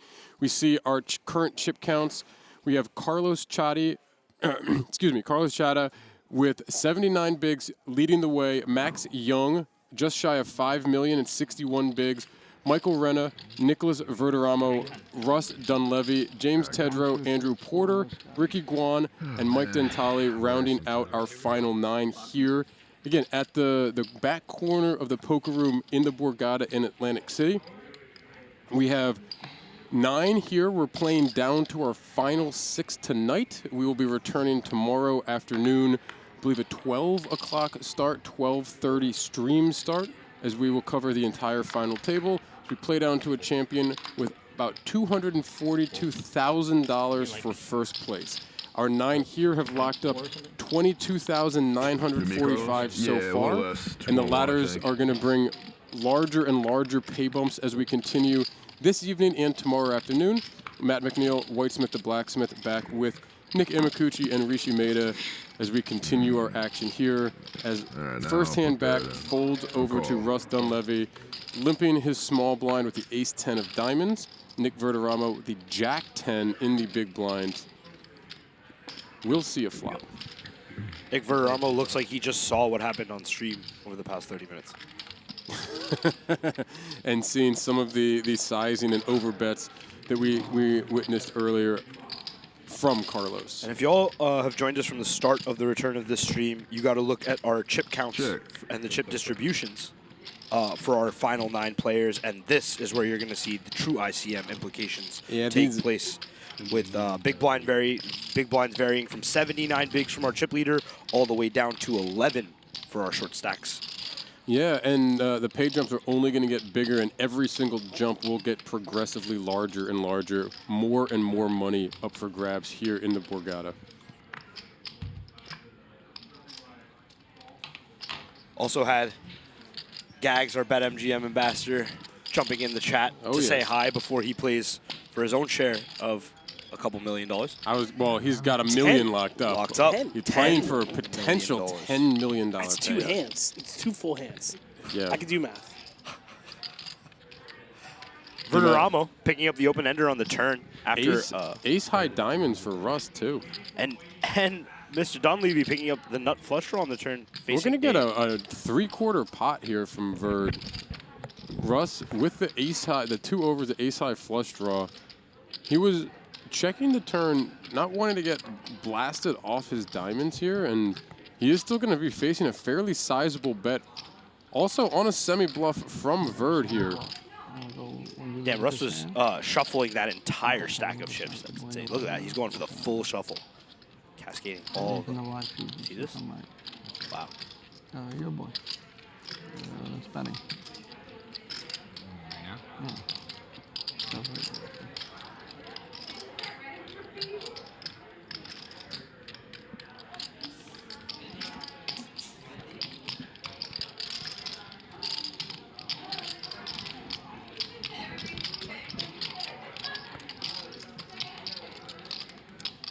Pretty deep in the tank, and just going to let that one go. The sizing up there from Verderamo is certainly impacting Russ laying the hand down there, because he definitely had, we saw the best hand, but he had a lot of equity with that ace-high flush draw. And by choosing that 300,000 into the 400K pot, makes it a little bit more uncomfortable to try and make that call, even though we did see that he was in the lead, and Verd was only drawing to 3, or well, a little more than 3 outs there with the open 6. end. Yeah, plus his pairs. Yeah, so 3 like jacks, 9 outs. Yeah. Or 8. You're proving your math skills, as Lavin said in the chat a little bit earlier. 8 outs, actually, because the Jack of Diamonds wouldn't have played as well. So, yeah, 8 outs. 3-3-3, right? Yeah, but the third, he didn't have the Jack of Diamonds in his hand, so the Jack of Diamonds would have also made him. Yep, so about 8 outs. Yep. It is interesting. Was Russ the one who stabbed the flop out of position for 80K? I believe Russ did lead, yes. He did lead. Okay, James. James, one of our satellite winners, he's in for $25. How much is he guaranteed, Whitesmith? He's guaranteed $22,900 and change. So $25 to $250 to $2,700 buy-in. And a minimum of 23K basically. Picks up ace king suited here under the gun, is gonna open. And he's opening off of right around 15 big blinds. Yeah, that's correct. He's going to be met with no resistance. Yeah, the 7 deuce in the big blind. Certainly not going to see the defend from Michael Renner there. Nice little chip up for James Tedrow. We see him wearing the beanie indoors. An interesting style decision from him, but that's Pittsburgh for you, I guess. One thing I do want to note, though, is that we did have a full redraw when we went down to 1 table. So, after the couple of hands that we saw with Nick Verd against Carlos Chada, he's no longer on his direct left, or direct right, rather. So a little bit of an alternative dynamic that's happening here. Absolutely. How about this cold water? Oh, wow. So I might have you here. You're not hopping right in your mystery right after this? Can I still lay You can. That's Pop soda with Is tonight the last fight? Is it like that? I think you can play tomorrow. Bring the demons out of me. Let's still go. Yeah. We hear them chatting about the other action still going on here at the Borgata Summer Poker Open. The Mirror Mystery event is still open for action this evening or tomorrow, I believe. Is there a... I believe day 2 is tomorrow. Day 2 of the Mirror Mystery. So I believe this is the last chance to register. Yep. And they're discussing what would happen if they would run over and try and max late the evening flight if that's still available. True poker players. As they are ordering a round of cocktails. It looks to be maybe some celebratory cocktails here as they reach this final table of the main event championship. We see Carlos with the chip lead picking up the ace-queen, coming in for an open, folds over to James in the big blind with an ace-8 off. And we return to a real dynamic again, and the dynamics that were present before. Carlos now has an actual hand. He's going to be opening fairly wide and going to be allowed to due to the ICM pressure that these players are under. And James choosing not to defend the big blind with the ace, and we see right there the potential avoiding danger as he was dominated. And James choosing not to put himself in some of these potentially questionable spots out of position, as we've seen throughout the day today. Yeah, we see Whitesmith, the player positions here. He's actually like 6th in chips, right? So, or 6 of 9 in chips. So he has Ricky below him, he has Dentale below him, he has Porter below him. So that ICM implications are definitely coming into play already. You know, you don't want to just call off and play passive. And ultimately, like we've said so many times before, this is where you could really start making money by folding. Yeah. It's like the only time in poker that you can do that. Yeah, and to that point, I mean, we're talking a lot of money too. If everything were to stop now and people got paid first, second, third, fourth based on their current chip count, that would be, instead of $22,945 that they currently have locked up, it would be $42,975 for 6th place. So $20K if he were to get the 6th place position that his chips would currently say he could potentially get. We get an open here for Mike Dentale under the gun with a pair of 6s. We see Mike Renna with ace-jack on the button. Mike Renna on 30 big blinds on the button with an ace-jack. We've seen him take the aggressive line many times so far. Final table against an under-the-gun open. He is just going to pitch that. He's going to muck the 8. Oh, wow. And Michael Renna getting himself way out of trouble right there. We see Max wake up with pair of aces in the big blind. Now remember, if you remember back earlier in the day, Max had this exact same situation against Bin Wang where he flatted pre-flop and wound up flopping top set and won a big pot from Bin. And, we'll see if Leighton's going to strike twice against Dentale. Max flatting again out of the big blind. 10, 9, 7, 2 spades. Check, check very quickly through the flop. The overpair, as we see for Max. Mike, a pair and a gut shot, but the pair is below the first 3 on the board with the 2 of clubs on the turn. And for all those wondering, the flat from Max is perfectly fine from the big blind, given how much that Mr. Dentale has left, given his opening range under the gun as well. He figures that they can get stacks in on later streets regardless. This texture and Mike's exact hand won't allow that probably now. Queen of spades on the river, brings in the spade draw, brings in a bunch of potential straight draws. We're going to get another barrel from I think Max. that's just all in, effectively. It is effectively all in. Very close, yeah. And a very quick fold from Mike Dentale there. Yeah, Dentale is certainly super experienced. He's made a lot of final tables here. I was kind of surprised to see him play the 6s under the gun. Hey, but could I take you right next time? In his chip position. Thank you. But he's sticking to the strategy that got him to the table there. Yeah, we've seen a lot of under the gun opens in that 3s, 4s, 3s, 4s, 5, 6 kind of range, and a number of the times they've been in spots where it might not be something that we might open in some of the online situations, but it's a little bit different here. Again, the big blind ante has to come into play for some of these things where you're now getting hit for 2 bigs instead of 1.1 or whatever it may be online, and as far I've come to learn, 6s will be about the line there, maybe 7s. Now, in terms of opening. Very next hand, though, because of that, Mike Dentale is in the big blind and putting in 160,000 chips here. Started the hand with, what, 480? So he's putting in a third of his stack right here. Yeah. 80 of it in the blind. He's playing off of an effective stack of 5 big blinds with one of those already in the pot in his big blind. I wish you had. Really? We saw Andrew Porter just pass on the 6s. Yeah, and very, very similar, except a little bit different considering there's now the really, really short stack in the blind for Mike Dentale. And that ICM pressure that we talked about a few times already matters that much more after that hand from Mike Dentale. Just kind of, creates that gap going down between Andrew and Mike.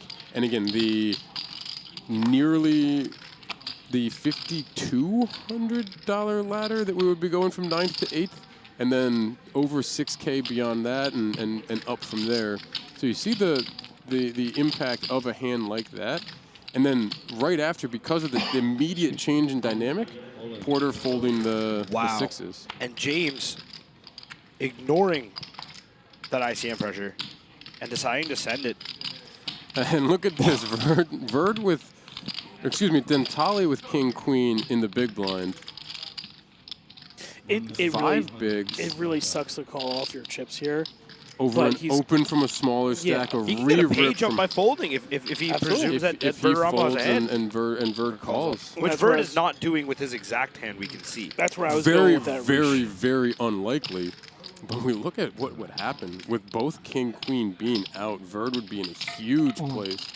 Dentale is going to put the chips in. Verd is going to comfortably fold his hand. And ends up being a great spot for Dentale because now Verd folding the best hand out of those 3. They're very likely going to chop here. He gets through, potentially gets through his big blind if this does chop, and adds chips from that raise. So now Mike Dentale all in and at risk. You can see pretty close to 50-50 because we're going to chop this the vast majority of the time. I want the free roll, though. He's got the free roll. No.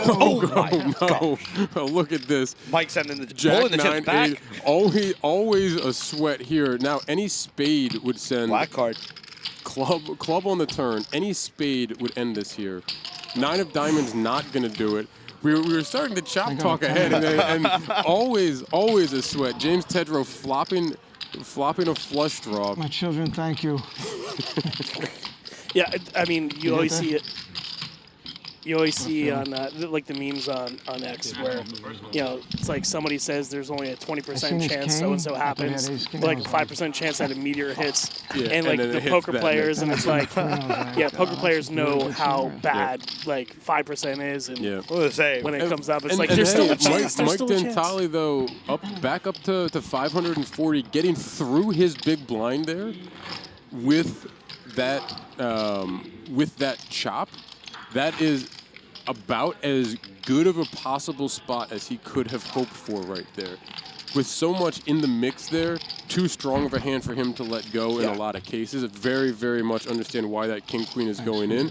Could not have asked for pretty much any better spot because he's going to be alive so much of the time and automatically chipping up and getting past that big blind ante that's really going to wreck some of these stacks here as the blinds are up to the 80K big blind. Now Carlos, as the chip leader, is going to be significantly more comfortable opening this 6-6 under the gun. This is fantastic. Back to back, or 3 out of 4 hands with 6s under the gun here. And now we see Max second with the 7s. Second, no, this is Max. Max is not passing with the 7s. Gorilla Gaming, very astute, keeping up the speed. Max is going to flat the 7s on the button, which makes far more sense. Andrew Porter in the big blind with an ace-9 off. That's like as ugly of a hand as you could find wanting to potentially defend a big blind Especially here. with 11 bigs back. And the shorter stacks below him. He is gonna peel. I just like and a very uncomfortable hand to play here out of position against our 2 big stacks at the table. We are going to go 3-way to a flop. Andrew Porter ace-9, Carlos Chadi pocket 6s, Max Young pocket 7s, Jack 10-8, 2 spades, like 3 or 4. 3 to a straight flush for Porter. 3 to open and straight draw for Porter. 3 to a straight flush.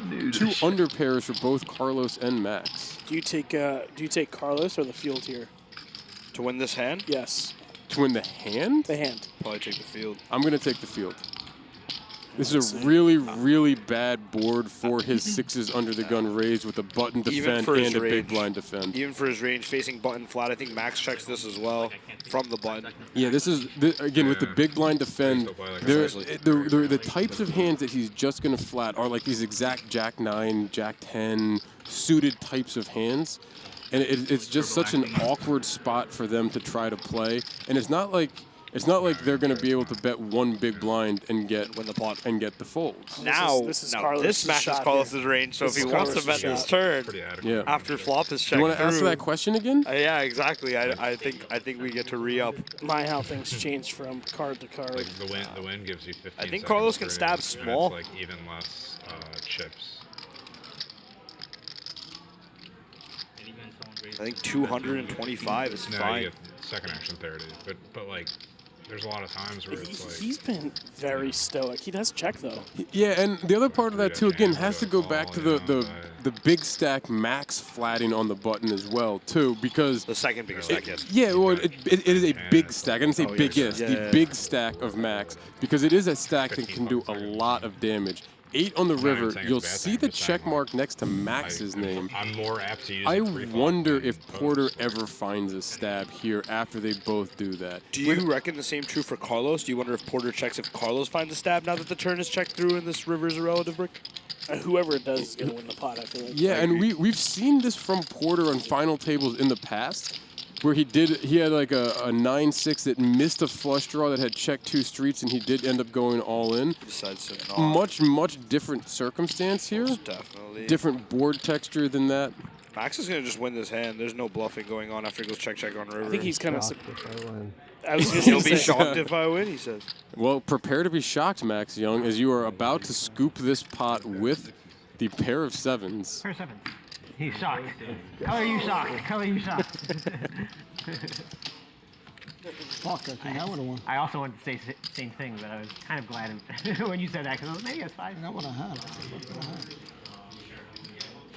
What you get for being a racist? Did he say, was that because he said color me shocked?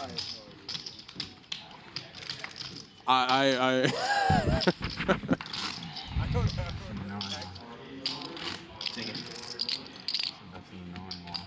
We see updated chip counts here after that. Andrew Porter just under 10 bigs. Carlos still up top on the board here at 6.4 max. Yeah. Closing that gap a little bit up to 5.7 and change bigs as we continue here. We are going to, again, play down to the final 6 here. While we're getting this next hand dealt, we want to ask the chat if there's anyone that did fire this main event. Let us know how you did. And Rish, I know you tried to get into this main event. How did you end up doing in this main? I was not successful in my satellite attempts.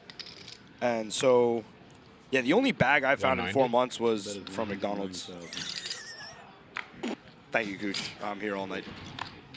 Appreciate it. Thanks, bud. Yeah, and we had 565 entrants. Yeah, I was and, not one of them, Whitey. Thank you. Not one of those. Appreciate it. I was really hoping. Whitey warned me about this before we went live, and enough time had elapsed that I'd figured that he'd just forgotten that he was going to needle me. No, I won't let that one go. Just letting it brew. Everyone, I know we had a few people that were here. I know we saw Boris. I know we saw Michael. But anyone else who did fire this, let us know how you did if you did fire the main here down at the Borgata. Yeah. And we also have a question, is this the final table? Yes, this is the final table. We have the final 9 here at the 2026 Summer Poker Open's main event championship here at the Borgata. We have 9 left right now, playing down to 6 this evening.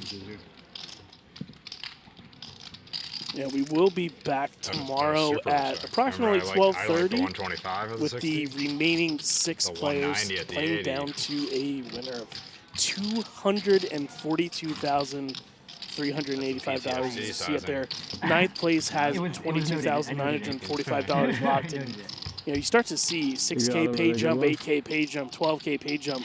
Yeah. It's starting to get into some really big. Good friend, Mr. Dobin, sending some encouragement to me in the chat. I will try to keep my head up, Harrison. Thank you very much. I appreciate you. You're good. I'm sorry that your fate was not that great either in this main.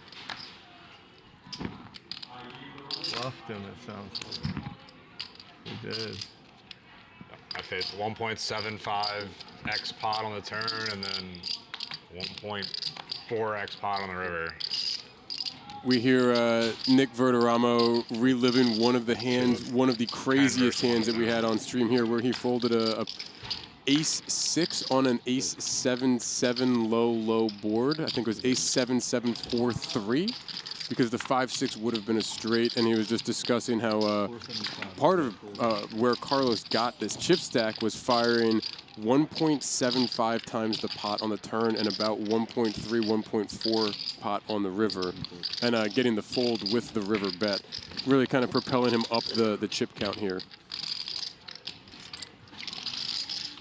And Tali gets one through. Local legend Matty Isles in the chat commenting. 90th place, around 90th. That's Casey Mann also. Unfortunate soft bubble. It is indeed. Oh, yeah, true. Matt Isles a legend, though. Yep. Casey Mann in the chat, our Winter Open PKO winner. Yes. How are you, buddy?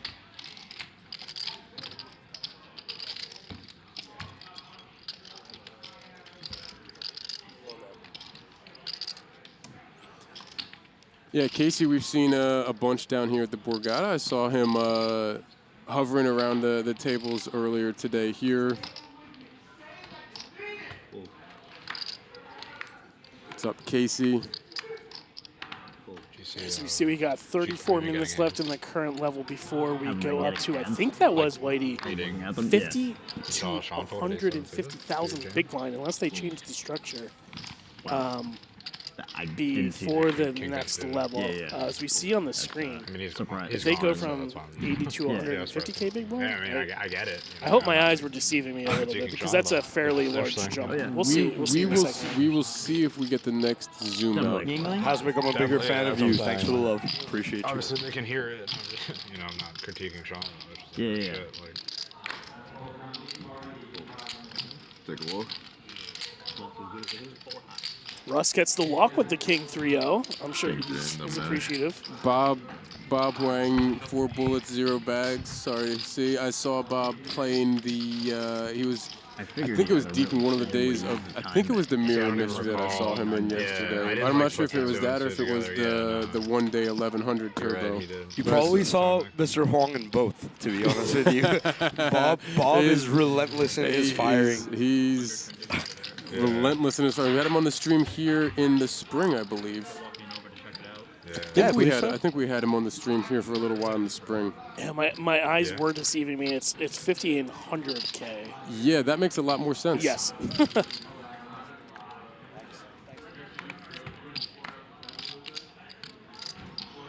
And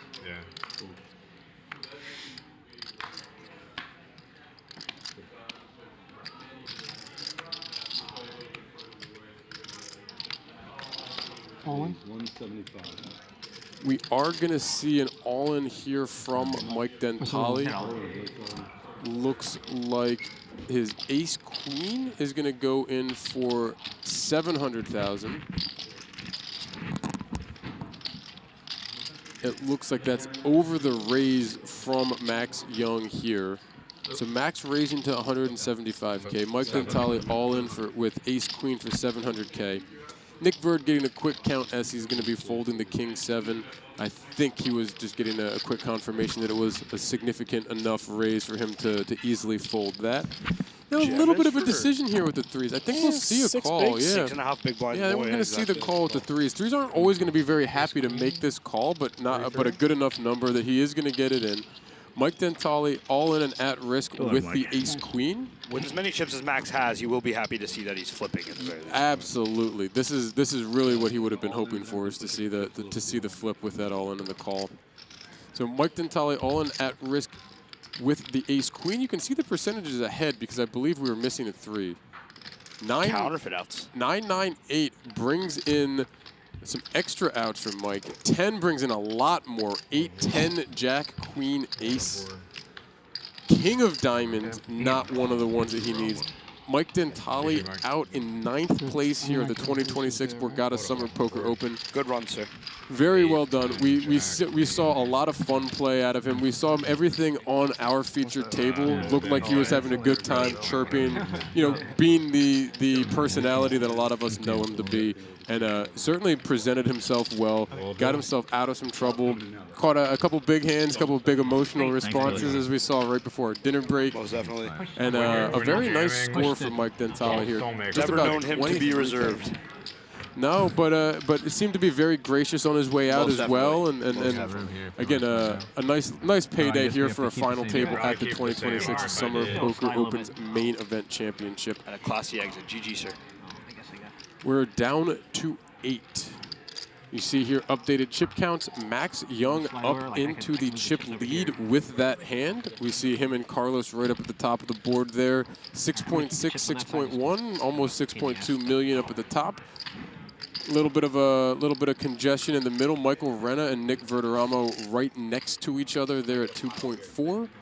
Russ Dunleavy, James Tedrow, Andrew Porter, Ricky Guan in that order as we continue down our current chip counts. Ricky, the short stack on just under 9. Andrew Porter, about a quarter of a big blind ahead of him. They're just over 9 big blinds here. As we continue with 8 left in our main event championship, a ladder up to a minimum of $28,160. And again, tonight we're playing down to our final 6. Yeah, I just wanted to point out the table positions here. We have Carlos, who has 77 bigs, and the next people he has to his left, Russ, Michael Renna, and Nick Verd, who really are going to be in the cage as far as the proverbial ICM incentivization. You probably can in third. It's a tough spot for those guys compared to, say, Max, who's going to be opening into Carlos when he's going to be in the blind. So I think it's going to be full systems go for Carlos here for the foreseeable future. Absolutely. Carlos, even though Max has a slight chip lead, Carlos with the table position in a spot that I would think is going to benefit him the most. We see a limp out of the small blind here from Nick Verd. Michael Wren in the big blind, 9-7 off. Is going to check. We're going to see a flop here, heads up, blind versus blind. And again, kind of the two of them right next to each other in chip stacks here as we do see that flop. Queen 10-5, bottom pair for Nick Verd. Some backdoor possibilities, plenty of backdoor possibilities for Michael Renna here. Just so many aggressive checks right there. But it's a new part of the table, so it's not going to be. True. It's going to be kind of maybe balancing out some of these aggressive checks from Nick Verd. I mean, he had to go like 3 or 4 times there, so he's trying to wear that spot. We get the one big blind here from Michael Renna, and we've seen quite a bit of this throughout the day, throughout the week. One big blind on a blind versus blind action, whether it's a lead or whether it's one check 2. Very common. Just kind of knock out some absolute nothing hands with a pair. Nick Verd going nowhere. We are going to get a turn. 5 of clubs on the turn. Nick Verd picking up trip 5s here. And an aggressive several check again.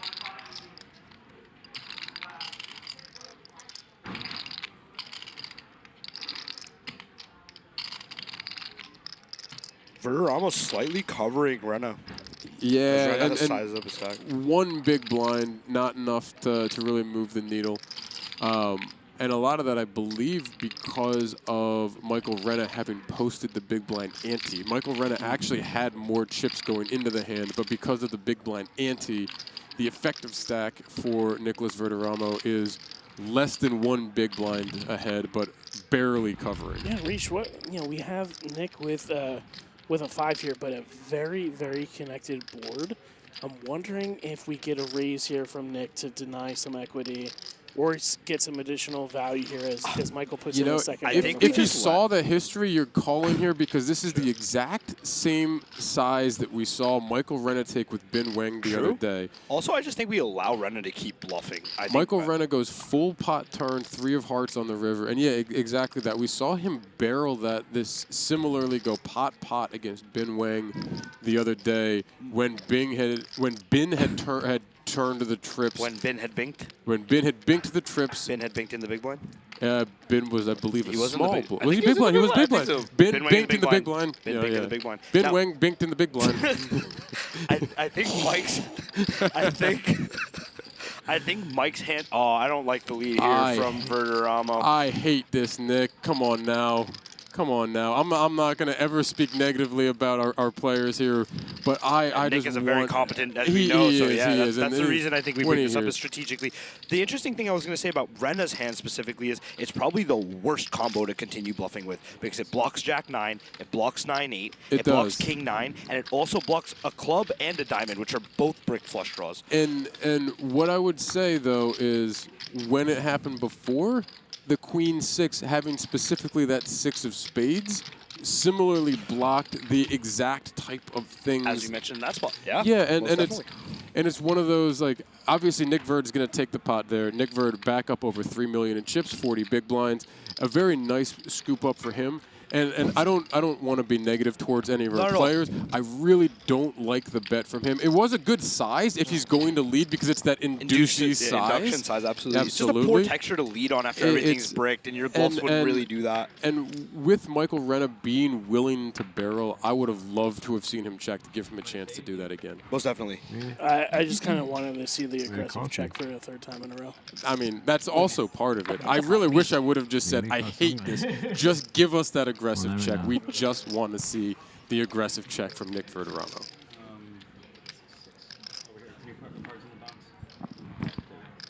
But as played, ends up extracting quite a bit there still.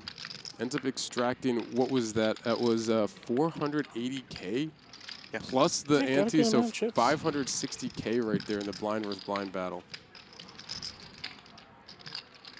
And even then, it still propels them back into third place, right? You know, it's... Yeah, and a very, a little bit of separation there, a very nice kind of, still a little bit of a cage, but a very nice, comfortable spot there.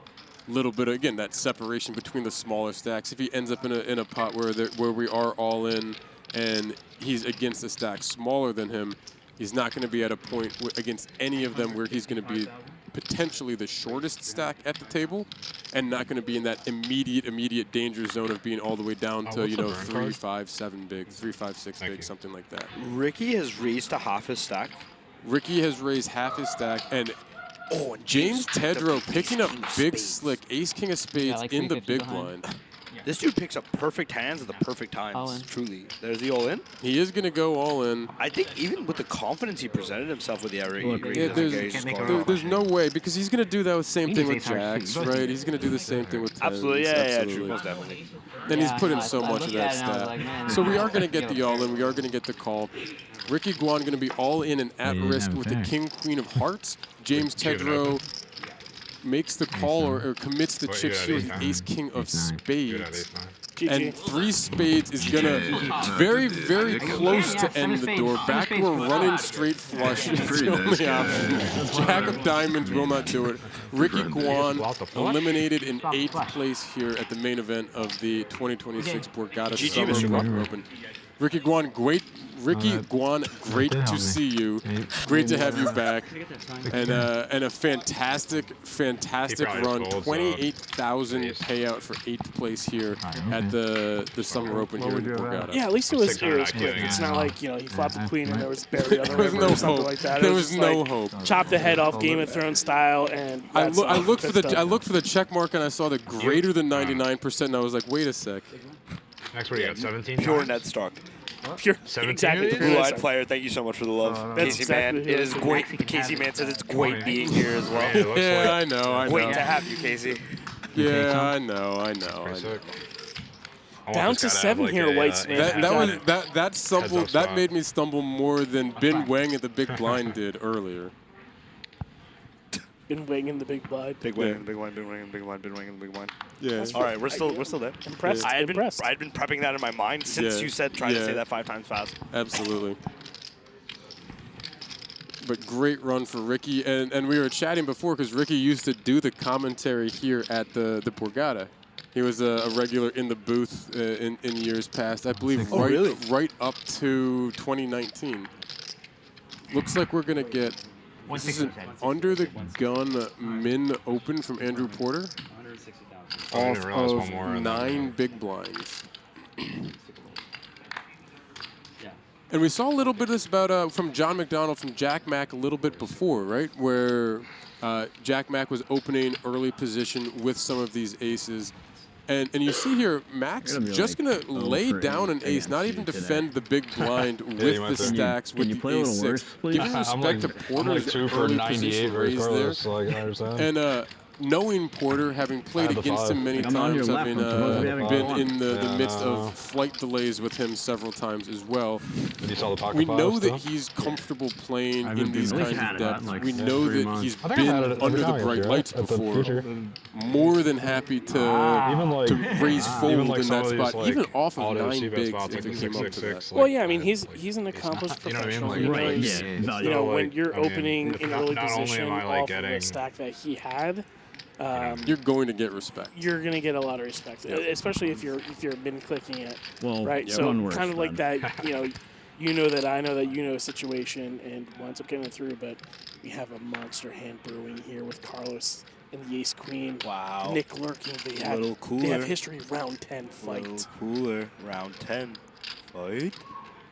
In the meantime, thanks for the love, Lavin. Thanks for the love, Goop. Appreciate you guys. Thanks for the love, James. Appreciate you, man. We get 480 is the 3-bet from Nicholas here. And these two have been absolutely battling for hours today. I wonder what Carlos's response to this 3-bet is. I mean, it isn't under the gun open, so the 3-bet from Nick is pretty strong. Yeah, and Carlos opening into the blinds, but with position on the only stack covering. So not a terrible spot. You're not going to be thinking too much about Max in this circumstance and how Carlos would impact, but it's an under the gun open. And Nick being in a position where there is that kind of ICM cage, I wonder if Carlos is maybe thinking about just getting away from this. And look at that. He does. He doesn't even give it that much thought and just gets away from the ace-queen, stays way out of trouble here. Comfortable. Gives Nick Verd all the credit, and very correctly so, gives Nick Verd the credit for the range that he's going to be 3-betting there. He check-raised me a couple of times. True. The foul, have I done it since the feature? Think once on the feature. It appears Carlos has been getting the better of Verderamo for the most part today. I mean, his spot selection has been fairly brilliant. Yeah, he managed to find a couple of those bluffs that we saw before the break when we were a little bit shorter-handed, and then managed to avoid confrontation there. We did see Nicky V get the blind versus blind 4-bet rip through on Carlos. You're 50% but for the better most folding part, than Carlos has been getting a lot of his chips through Nick Verderamo. Nick easy. Verderamo getting a lot of chips through the rest of the table. And still both very deep. It's been a lot of fun watching them go at it. Whatever round we're in, 10, 11, 12, who knows at this They have point. like a metric, like fold distance. He'd be the alpha. I'm going to step mine up. I haven't been trying. I didn't know you were asking. I mean, like early on in the stream, like Carlos, myself, like we're all just like, we're averaging like 11 inches on our folds. This guy's getting 6 feet. It was very impressive. Olympic range. You're just farming aura. And like none of yours went 10 feet, you know? Carlos Yeah, had I like never Carlos smacked had a him together. maniacal fold that went like 10 feet. When you folded blind versus blind, did you windmill it or were you like? No, I think I just like stared at the board until I ran out of time chips. There was no anger. There was just like. Did he do? Well, obviously it was a big bluff, but. Yeah, it was like I mean, it's pretty sick. Table having some fun here, reliving a few of the earlier moments, and you can see the spirits are high, which is awesome to see. I called, and then you got 2.4 Oh shit, and when 1.8. you're guaranteed 22, and I had like 2.6 whatever it behind, is, he's like K, 2.8 behind. like I'm in high spirits as well. 20. Unless they're in for like 8 bullets. 34K? Like Negreanu 34K. style. You know, it's like 1K rebuy, they're in for, 10 bullets. I mean, like, And it's I can just tell like- you, but I'm sure yeah, you'd I rather need just 6 like to look break at the even. screen than you'd be like, so on the flop.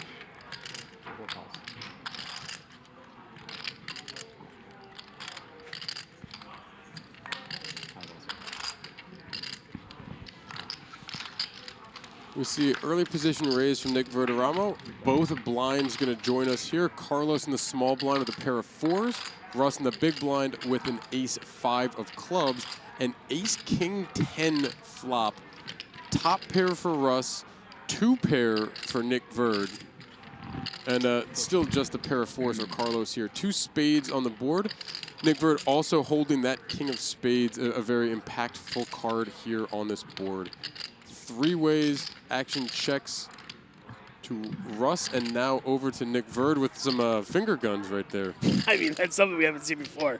I kind of like it. I'm not gonna lie. The finger gun? I like the cut of Russ's jib, to be honest. Like he's just having fun, man. He's having fun. We are going to see the 200K C-bet into the 560K pot. Russ with the pair of aces, counting out some chips here. Okay.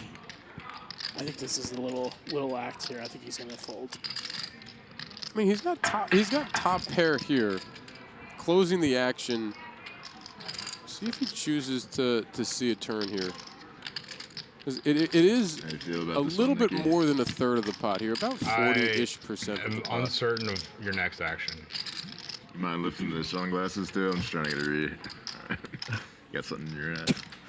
Asking to lift the sunglasses for the read.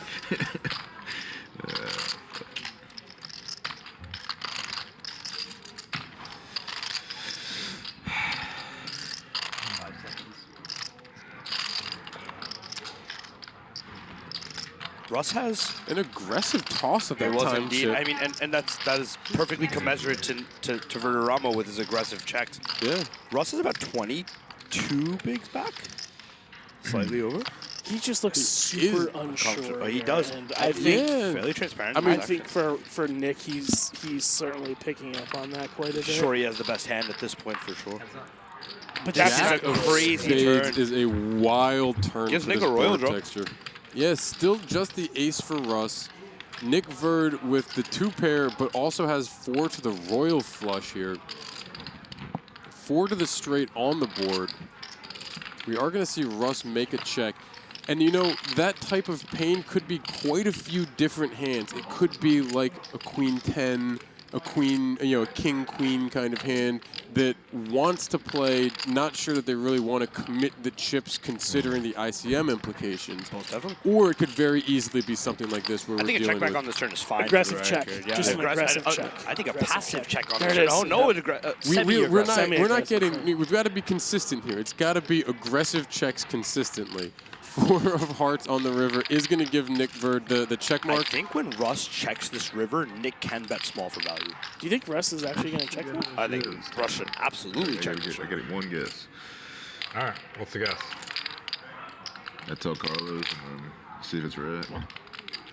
I complied with your order. You said take off the sunglasses. I took off the sunglasses. No, I didn't ask for the sunglasses. I mean, my order was say what you think I had.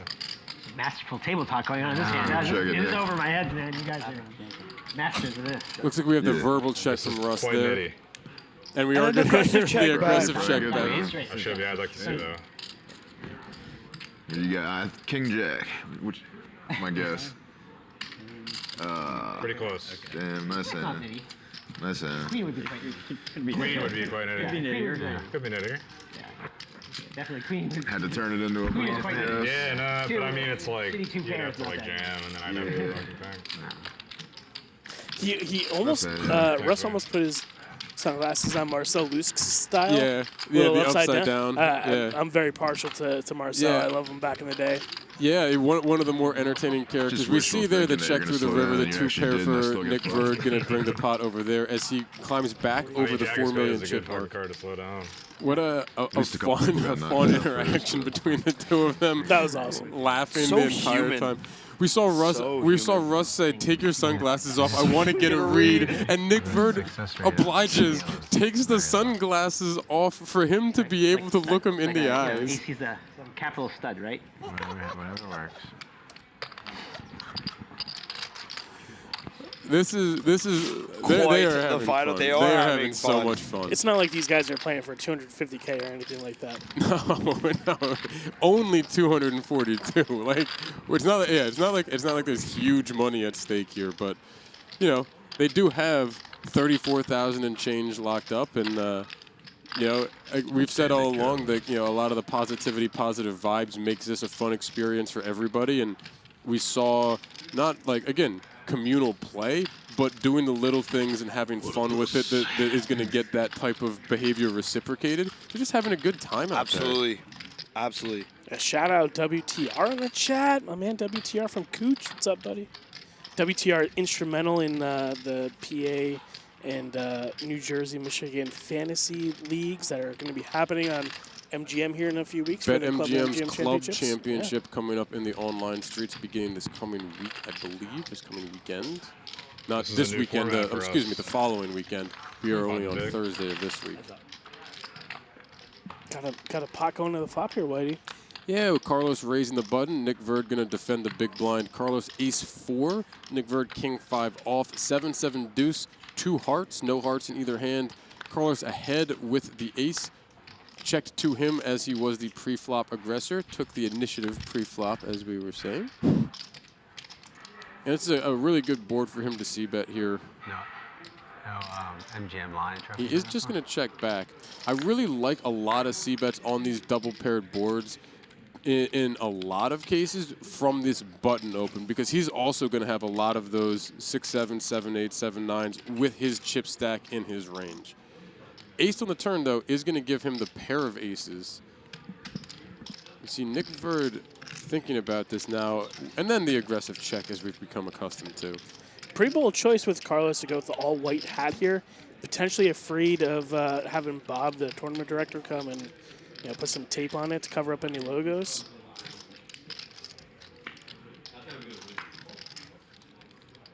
Five of hearts on the river after 2 checks from Carlos here.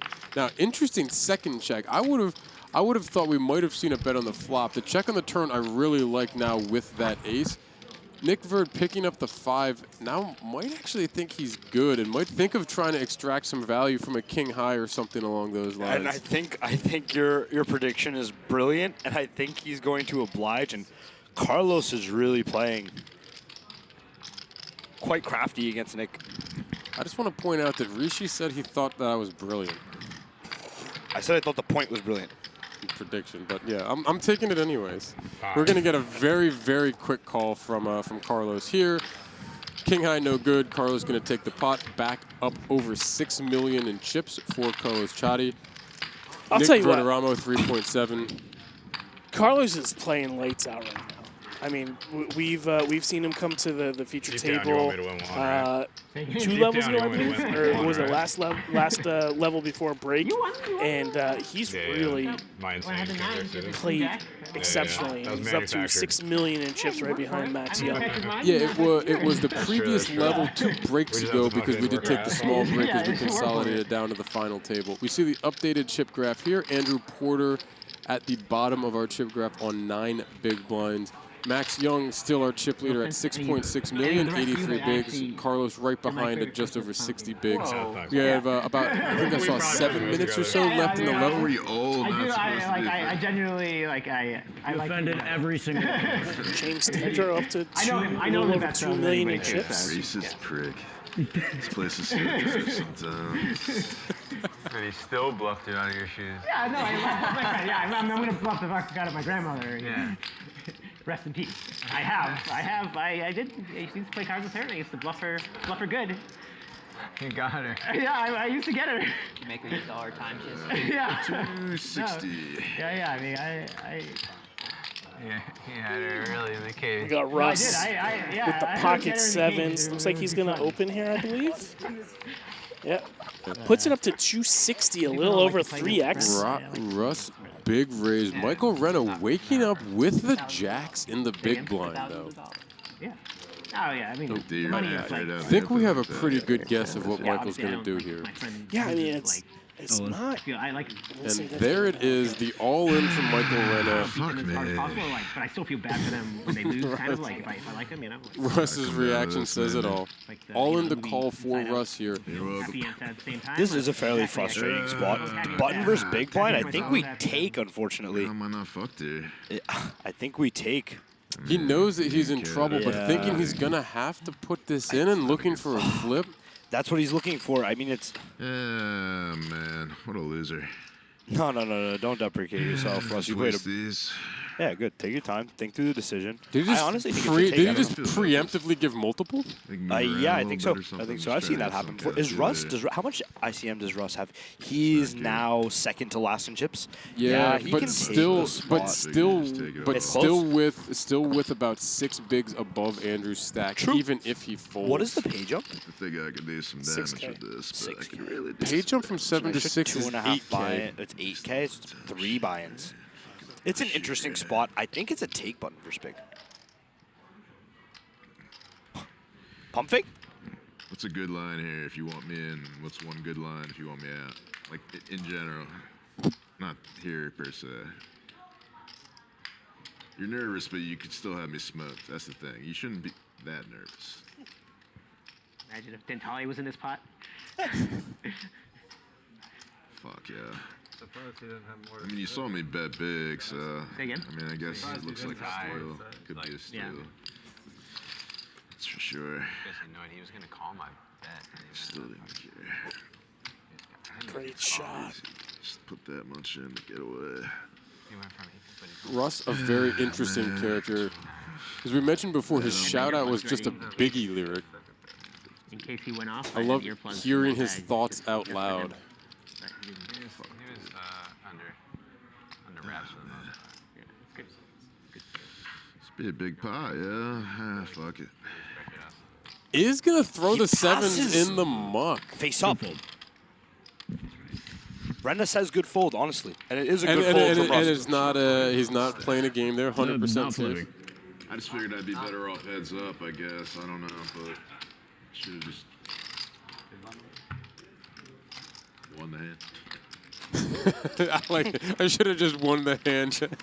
That's an ideal scenario. I really like the, like you said, I really like the cut of Russ's jib.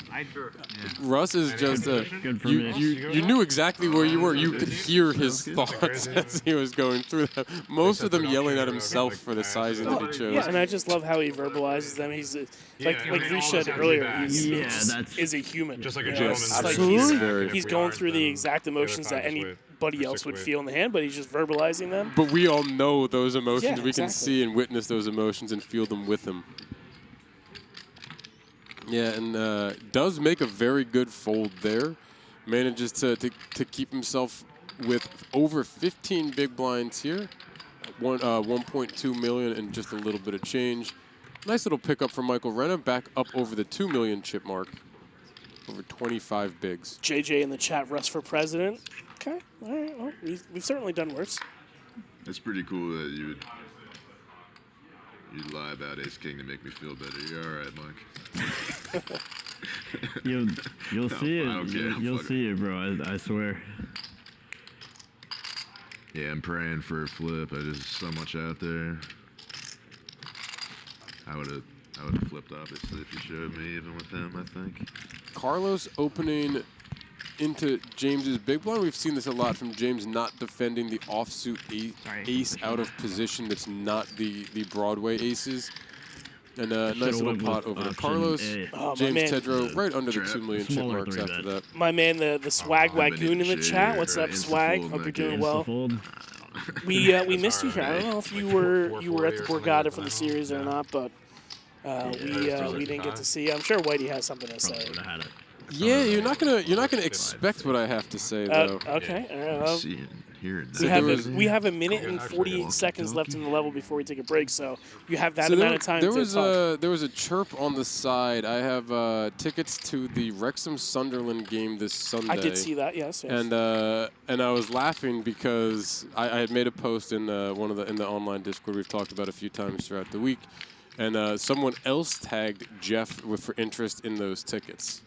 So we, my wife and I are no longer able to make it to the game this Sunday, so we were just offering if anyone had interest in trying to get out to the game. And Gotta have the chat blowing up.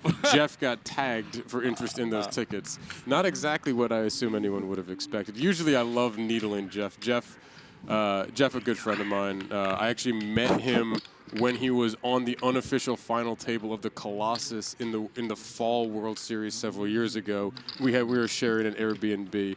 And actually, I met him for the first time while he's 10th in the Colossus. How cool. Yeah. A lot of love for Russ in the chat. Russ the Little Lebowski from Boris Kravitz. 7-4 offsuit saying that 7-7 is an easy fold. Seems fairly deceptive given your screen name, but that's fine. Yeah, we got Russ jamming for 1.2 million with the ace jack of diamonds. Look like it's going to get through. It's just going to recoup some of the chips from the earlier 7-7 open. As I believe we're going to be going to break here in a second. I just lied on my life. Yeah. Black City's Little chip up right at a kind of an awkward depth to be opening an ace jack there with Andrew and the ICM implications. And you know, not that I think he would be folding an ace jack to a rip, but you don't want to put yourself in a weird spot on that depth. So I really do like the jam, especially as he was getting later to open with the ace jack. Yeah, it would hurt you there. too. Yeah. So it would be, that's true. We have, I Yeah. believe, is this going to be one more hand? Yeah. I think the blinds may have posted, one more hand we've received before cards. our break. Carlos picking up Queen Jack suited under the gun is going to come in for an open here.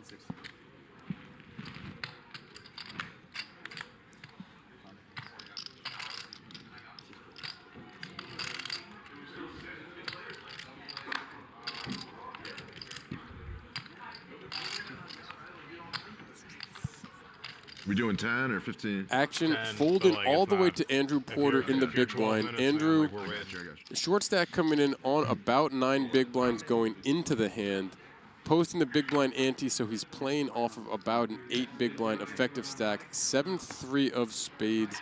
I'm going to take a sec here, decide if he actually wants to defend the 30 seconds. the quite a gap of the suited connector here.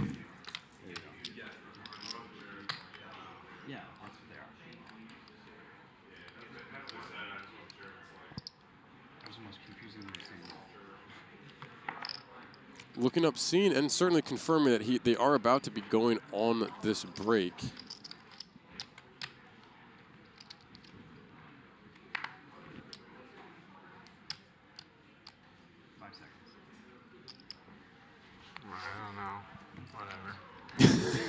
We see him say, I don't know, whatever. Mucking the 7-3 suited, choosing not to defend there.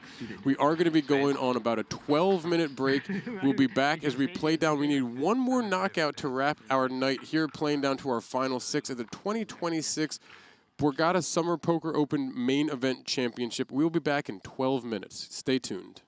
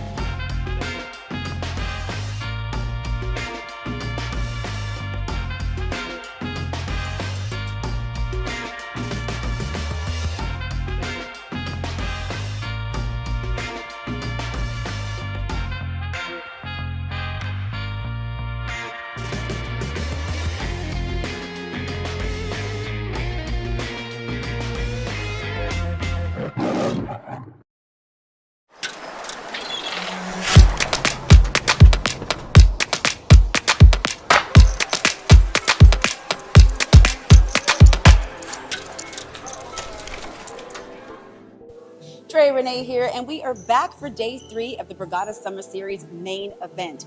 Guys, we are down to our final 19 players, and someone's going home with $240,000. Some notables still in the mix include Ben Wang, who had a bit of a health scare, but he is now our chip leader. We have Mike Dintali and our BetMGM qualifier, James Tidro, all making a run for that first place prize. You guys are going to have updates for you at Poker News, and I, of course, will have updates and interviews for you here as well. You don't want to miss a hand, so keep it locked here, and I'll see you soon.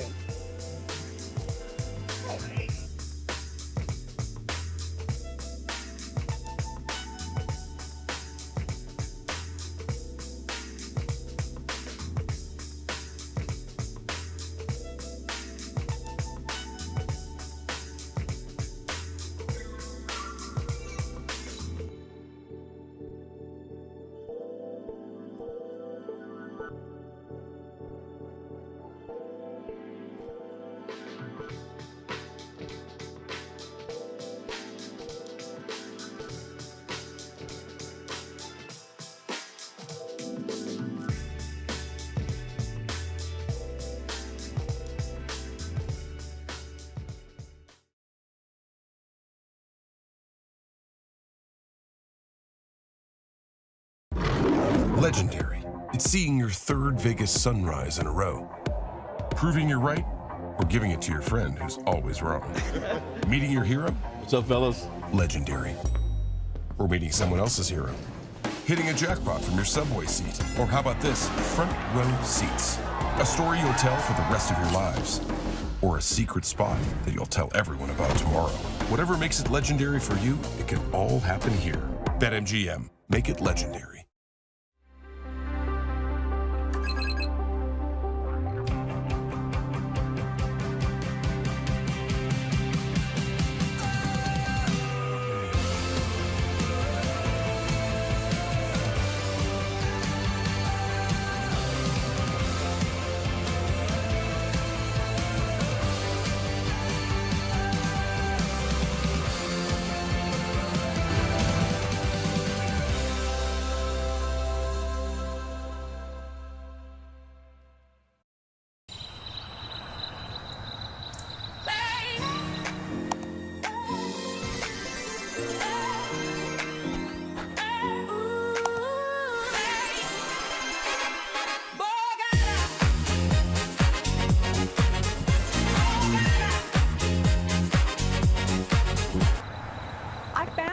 The all-new Borgata Online. That's some lucky dough. New casino player offer. Win up to 1,000 bonus spins today.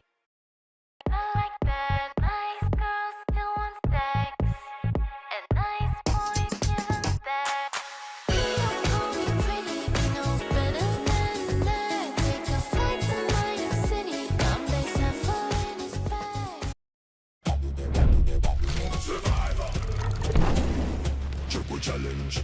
Play Survivor Triple Challenge, only on BetMGM.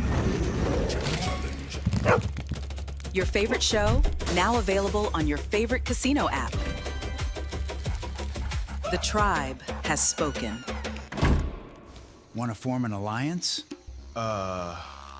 New casino player offer. Deposit for up to 1,000 bonus spins. Take on the wheel for more.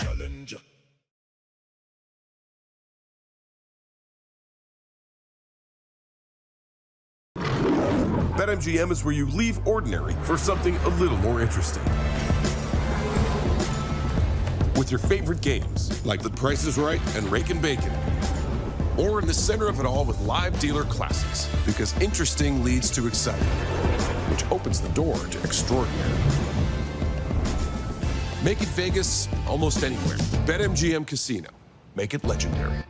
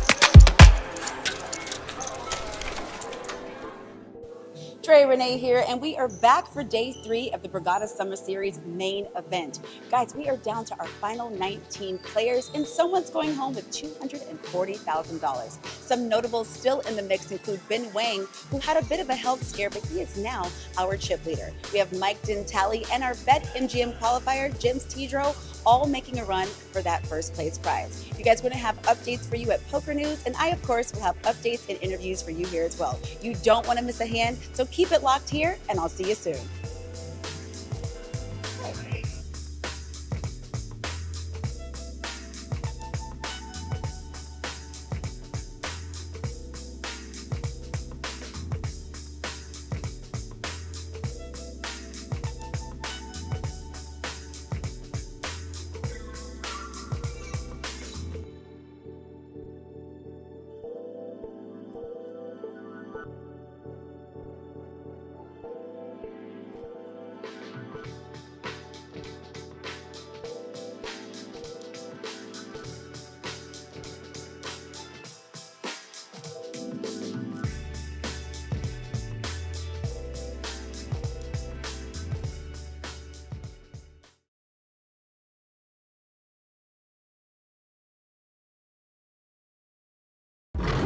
Legendary. It's seeing your third Vegas sunrise in a row. Proving you're right, or giving it to your friend who's always wrong. Meeting your hero? What's up, fellas? Legendary. Or meeting someone else's hero. Hitting a jackpot from your subway seat. Or how about this? Front row seats. A story you'll tell for the rest of your lives. Or a secret spot that you'll tell everyone about tomorrow. Whatever makes it legendary for you, it can all happen here. BetMGM. Make it legendary.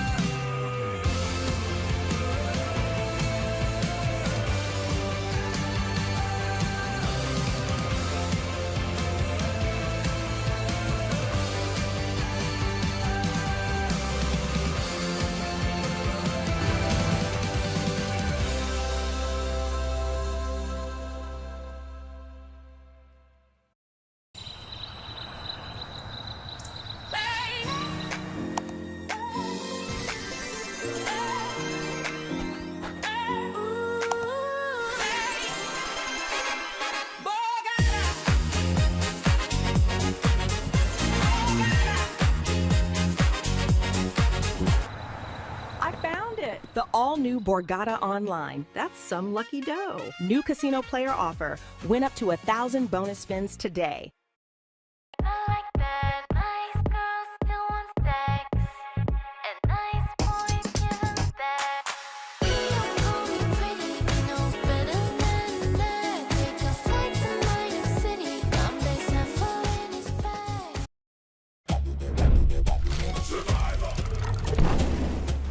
Challenge. Play Survivor Triple Challenge, only on BetMGM. Your favorite show, now available on your favorite casino app. The tribe has spoken. Want to form an alliance?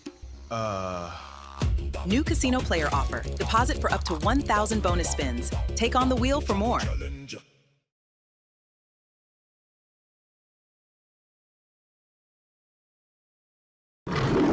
BetMGM is where you leave ordinary for something a little more interesting.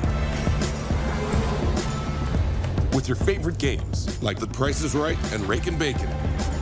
Or in the center of it all with live dealer classics, because interesting leads to exciting, which opens the door to extraordinary.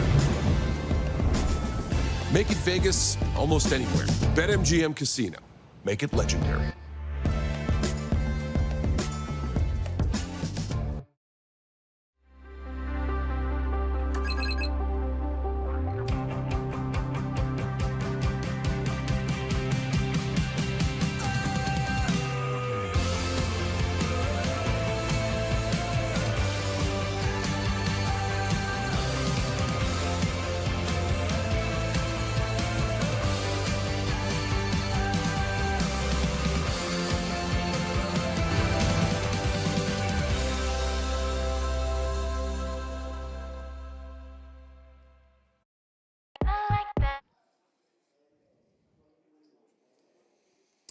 All right, welcome back to the final table of the Borgata Summer Poker Open Main Event Championship, 2.7K buy-in. We have 7 players remaining. Carlos Chada is our chip leader with 65 big blinds. I guess I should say co-chip leader with Max Young, also with 65 big blinds.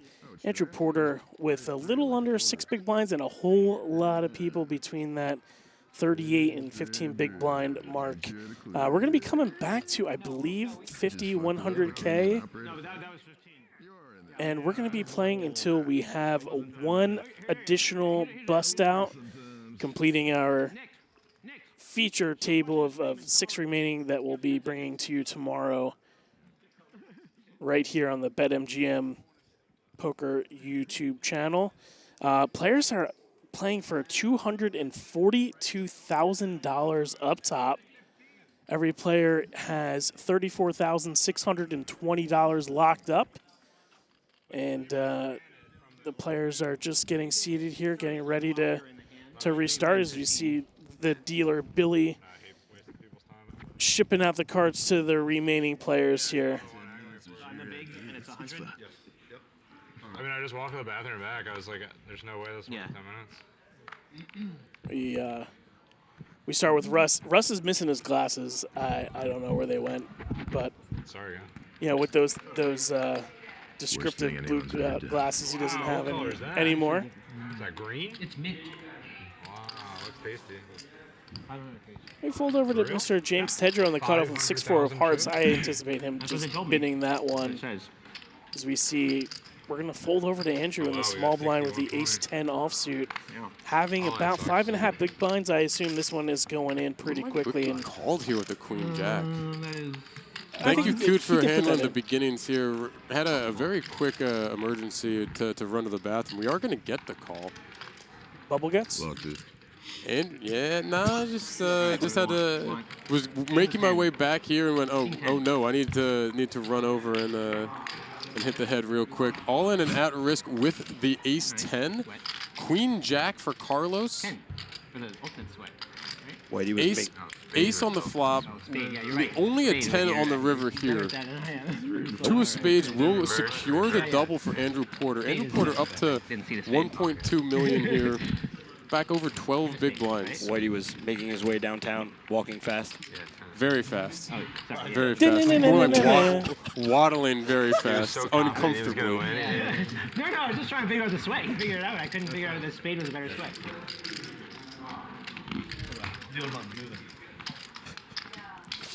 Lock him in, boys. Having some laughs on the table. Andrew Porter picking up some chips again. We're really not going anywhere. You hear him just say one more and really not going anymore. Porter up to 12 bigs. Max Young still atop our chip count, 65 big blinds. We'll continue here at the 2026 Borgata Summer Poker Open until we get one more knockout this evening. You see, an hour and a half on this level, 50K, 100K blinds with a 100K big blind ante. You got 250,000 chips going into the pot every hand before the cards are dealt. I remember. Obviously, you lost the queen's versus ace king, but I don't remember you really being a risk. Trips me out having your cards over there. I thought you I were know. this card. It's kind of weird, but. Yeah, Nick with the quick flick with the ace-queen offsuit. Quick flick. So it would be a good online name. Quick flick. Yeah, I gave Ben half of my Quick flick, pick Nick. on the last hand. Shout out to Mike and Tom. To PA Online Crushers. I think my next screen name has been Wang in the big blind. I love it. I love it. Mine would be Gwait something after the butchering of Ricky Guan's name. Great job. Gwait Guan. Good hand. Great hand. We see Russ with the ace-5 in the big blind. We've seen a number of. Sure could use it. We've seen a number of people passing in spots like this. We'll see if Russ chooses to defend. We will get the call. They like the table talk.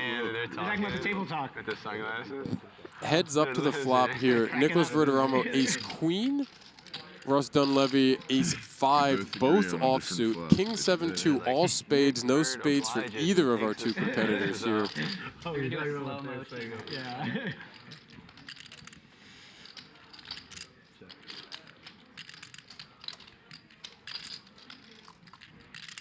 One of the most overrated best ball players of all.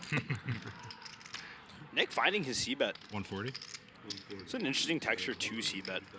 But you know, from the Under the Gun Open against a small stack of Russ here with a couple other small stacks still in play, this is going to be pretty close to a range C-bet. There's going to be a few things we're not, but there's going to be very, very close to a range C-bet with the Under the Gun Open and the expected strength of that here. I'm not going to minimize any player's ability.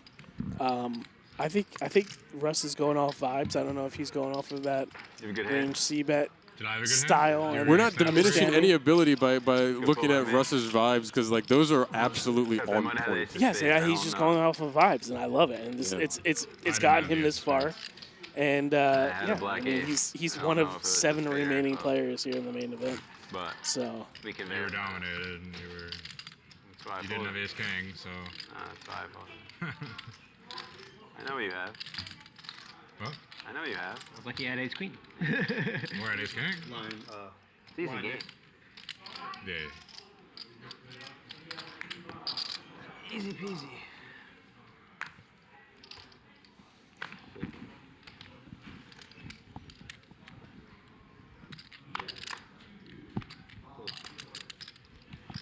We continue here 7-handed. Action going to fold over to Russ in the small blind with a 9-2 of clubs. We see the Mike Dentale stack the chips and fold. Hey, whatever, man. Good night, Harrison. Dog chicken still lit. I don't care. We got you. Wow, we got you. Sick of this shit anyway. We heard that on the table there, the Dentale. No, I was like, I smelled that out pretty good.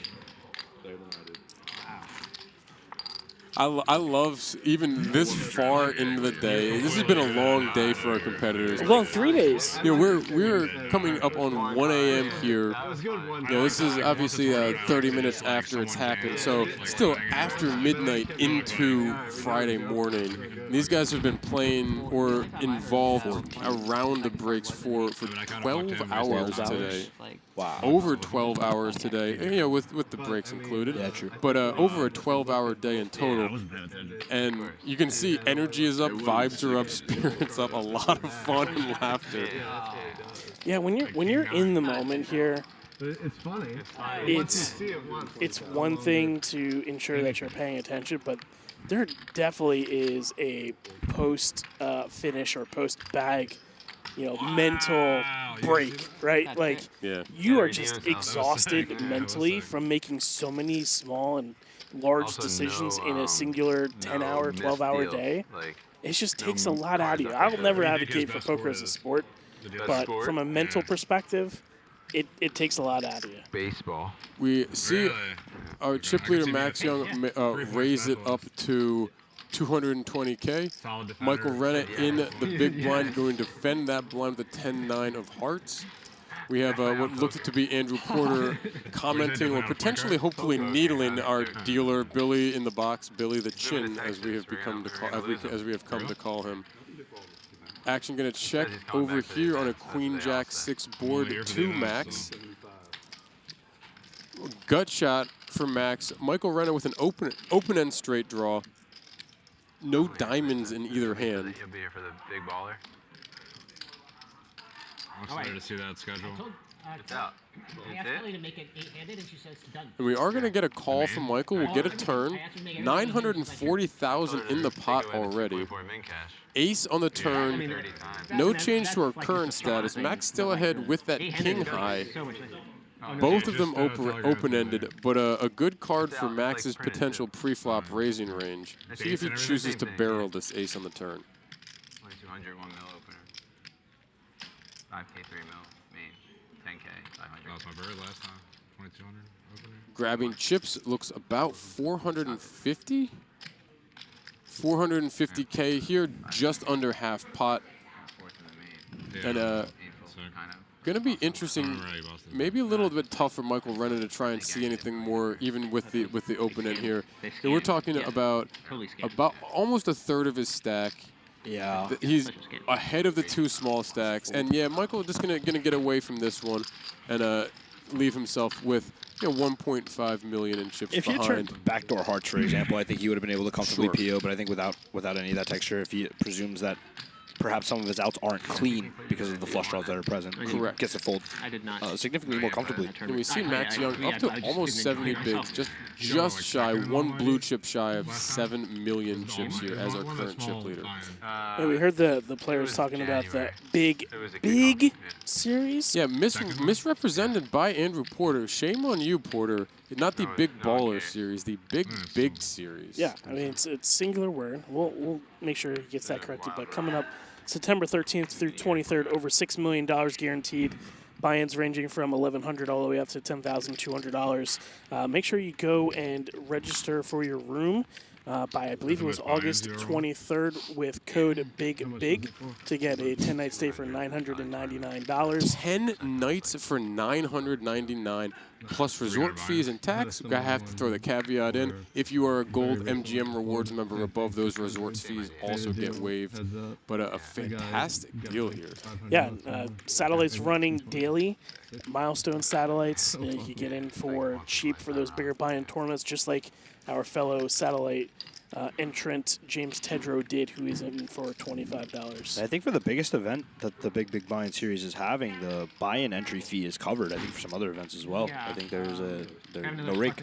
Oh, wow. Which is pretty awesome. Wow. We see James Tedrow with the pair of 8s in the big blind, just going to defend against the raise from Carlos here in the hijack. We've seen James ripping a lot of hands like this, but James also a little bit deeper than we've seen him for a good chunk of the day, going into this hand a little over 18 bigs, almost 19 bigs here. And ICM consideration is also a lot more present than they have been throughout the day. Absolutely. King of diamonds on the turn, so we had 9-5-4, all diamonds on the flop, king of diamonds on the turn. James Tedrow getting the check mark with the pair of 8s with that 8 of diamonds.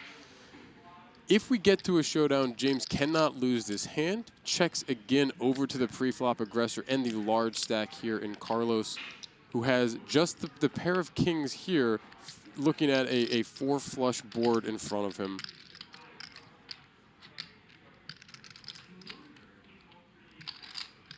And considering the aggressive lines that he's taken many times today, I would not be surprised to see him begin to fire here. He's reaching for chips. We see that looked like 110. 110,000 is the bet into 550. 20% of the pot here. 8 high flush for James. See if he chooses to come along here.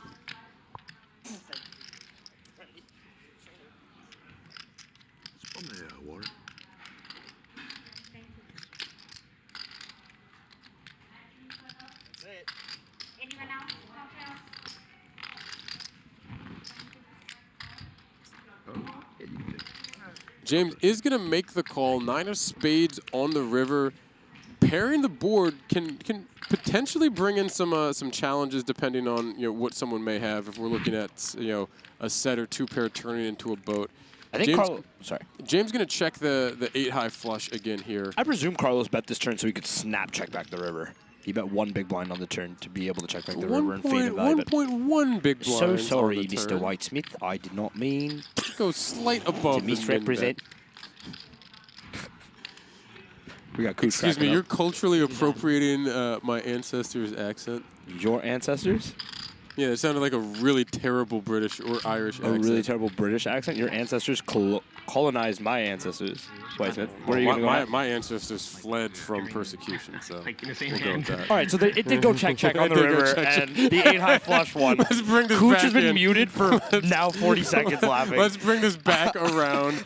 James hey, look, Tedrow, there's a poker game going on. James Tedrow picks up the pot with the 8 high flush, up to 2.25 million chips, almost 23 big blinds. Please. And Cooch. I never know what she's doing back there. I never know what she's doing back there. Cooch fighting for his life over here. We've got. This is what happens when we get to the end. We've been here for. The players have been here for 12 hours. We've been here for near that because we were looking at potentially trying to start the stream a little bit earlier. The logistics weren't going to work out. So we are we are gonna continue here after, you know, as we've had a very long day, down for one more elimination, and you know, these longer days do tend to us looking to have a little bit of fun here in the booth. We have a very, very big hand here. We have Russ going all in with a pair of fives. Hope we're flipping this time. We have Michael Renna making the call with the queens. We see a fist bump between the two. You want to bet against each other? Russ all in and at risk with his pair of fives. Michael Renna calling. You can see the equity. Renna is actually ahead in equity right now because we did have a 5 get folded here. But should Russ find a double, Michael Renna would be down under 4 big blinds. We'll go to the flop. Look, guys. Russ doing the super equity walk-off and return. King, Jack, 4, 2 on the turn, any ace, queen, or 10. 9 of clubs. Wow, that was very close. Renna had to stand up and put on his own backpack to counter that equity, added equity, yeah. 9 of clubs on the river secures the double for Russ Dunleavy. Michael Renna crippled to under 400,000 chips, under 4 big blinds. We will continue as Russ Dunleavy scoops the pot back up to just shy of 2.5 million chips here. And Michael Renna left as our short stack with, again, just under 400,000 in chips.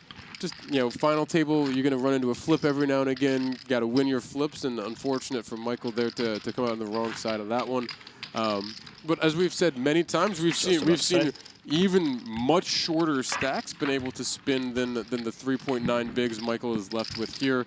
So he is not done. He's not out of this. We will continue 7-handed this evening, playing down for one more elimination, and. Russ puts the shades back on and he gets back in the seat. You know, now, did he put his bag back where it was? I was just gonna say he opted aside from the typical, you know, poker player backpack. He has that yellow drawstring bag. I was gonna say it looked almost like the Aldi bag. Yeah, like a drawstring, or was that a tote bag? It looked like an Aldi tote. It was like a tote. Yep. Maybe an IKEA tote. What else do we have? The yellow. We see Russ, very next hand, come in with a raise with the Jack-10 suited from early position. And Max in our the chip small leader picking up ace, queen of hearts in the small blind. I'm going to flat shocked this. to see this flat. But I guess, again, this speaks to what Darren was talking about. Max now is pretty under-repped, and in certain situations, he'll get his villain to blast off on ace-high boards. Okay. Wow. Okay. A little bit of something for both of them. This will be fun. King 10-9, King 10 of hearts. So Russ picks up second pair with a gut shot. Max with 4 to a royal flush here. I don't know if Russ will, but I think I check back my hand on this flop, to be honest with you. Russ is going to check this back, and I agree. I really, really like the check back there because he's got more than enough of a hand here. And doesn't want to get blown off. But yeah, exactly. There's plenty of things that Max could have there, and he doesn't want to get check raised. Again, facing a big stack. Max very wisely going fairly big bet on this turn. Yeah, we're going to get 450K into about 650, so a little over 2/3 of the pot. Russ second pair with a gut shot. We'll see if he chooses to continue. Very, very, not to put this in this way, but like vocal with his expressions, as we pointed out before. He is going to make the call. We will go heads up to the river here. Fix the hat. Russ ahead with the pair of 10s. Max looking for any ace, jack, or heart. It's a brick. 8 of clubs. Not exactly a brick considering we're getting a small blind defend, and we could be looking. Queen Jack was already there. So. Queen Jack was already there, correct? Yeah, okay. Yeah. Jack 7 would be the only. Jack 7 2 would be the only combo. 9-8, maybe sure. 9-8 of hearts. I don't think 9-8 leads the turn. 9-8 of hearts. Maybe it leads the turn, but doesn't want to get blown off the equity, so might check. Well, as well. with the big stack, we don't. We don't true. know. He is covering, so it yeah. is significantly more comfortable. Yeah. I think Russ comfortably checks this back. Yeah, check back, take this to the showdown, win with your 10. You definitely don't want to get check raised here with a pot behind. With Max checking this, he does not need to make the bluff, you would think. Absolutely. We'll see what he chooses to do. Russ said something. Now if he bet, it would be very interesting. He keeps the time chip and checks before. I love it. He's going to show the Jack 10. Good choice for Max not to show, to be Max honest says, with you. I'm not showing, because he doesn't want to show the strength of the flat pre. Was Max in the small blind? Max was in the small blind. So again, for our viewers at home who are playing, I guess, are looking to get into playing more professionally, the out-of-position player, when there's no action on the river, would typically have to show first. Russ flipped over his cards, which allowed Max to muck. Max could have just chosen to muck without that, but obviously wouldn't. You Also would not true. Want Yes, to, would not correct, want correct, to do that. But Max would have probably wanted to have seen Russ's hand where he would have chosen not to. But yes, you're absolutely right. Yep. But as the in-position player, you can often, in these specific circumstances, bar etiquette in order to allow you to see your opponent's hand because we're playing for $200,000. Absolutely, and you know, we've had a lot of very friendly poker here, and Max choosing to not show their not bad etiquette, not poor etiquette, a little bit out of what we've been seeing at the table so far, where people have been very excited to show a lot of hands. Yeah. And obviously everyone will get a chance to see that as the delay gets caught up, but because we have one more person to go to the end of the night, we've got Michael on the small stack. Not wanting to give away info at this point of the evening does make a little bit of sense. Action folds to James in the cutoff, and he's going to open the queen jack. Andrew in the small blind with a pair of sixes, and we see Carlos wake up with the queens in the big blind. Now we haven't seen James raise a whole lot, so it's very interesting here. Late position. How does Andrew want to approach this? He folds. He announces the fold. Folds the pair of sixes from the small blind. Carlos with the queens now in the big blind, and when this comes back to Andrew, this is potentially one of those rip ranges for Porter here. Choosing to fold specifically also because of Michael Renna's small stack, he's going to feel so good about this. Absolutely.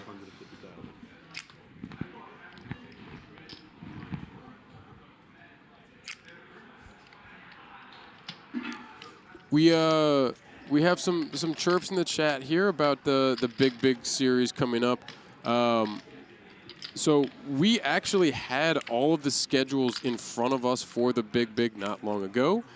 We also had with them some of the other info around some of the other upcoming events. We did a little bit of cleanup here as the bio sheets and some of the other information that we've been adding in that's been coming in from both Borgata and BetMGM. Did a little bit of cleanup, and we don't have the schedule in front of us right now unless it's on the flip side of one of the 2 or 3 remaining sheets that we did have. I have, I believe, a slightly older version of the schedule. I believe there were a few additional satellites added. There were. But the schedule should be getting posted either, if it hasn't already been, it is in print here at the Borgata. Yes. Lavin concurring, by the way, that the 8 on the turn. Or was it break? It's just like such a big deal if it's 7 or 8. Lavin saying Porter a god. Porter, one of the most frustrating players to play against because he's painfully aggressive in the right spots and painfully good about avoiding the bad spots when he can get himself in trouble. He does play a fantastic game, and when he's running good as well, it can be an insane combination. It seems like whenever we show up here, that is what happens. That is the combination that occurs, most definitely. We see our chip leader Max open the Jack-9. Our second in chips just behind him here, Carlos, picking up big slick ace-king offsuit in the small blind.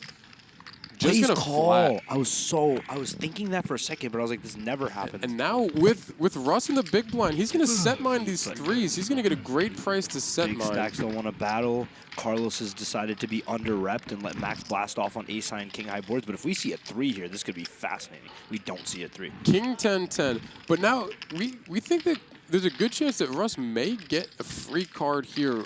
Max with the Jack-9 has a gut shot.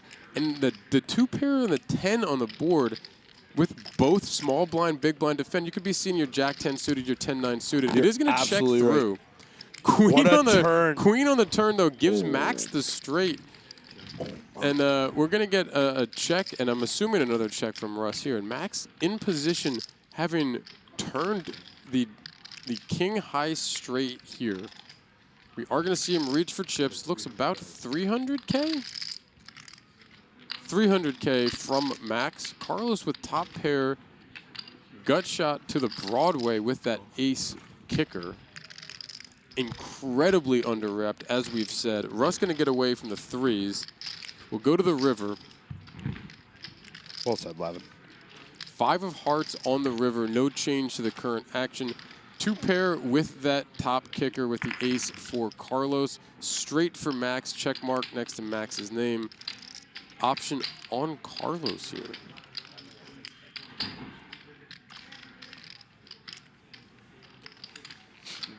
Bomberwald said he texted me. I don't pay attention to my phone during this. We're watching the stream. We're working, Mike. Bob Merwald.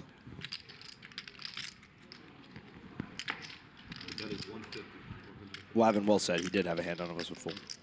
You know how hard it is to fold a pair? You know how hard it is to make a pair? Let alone fold one?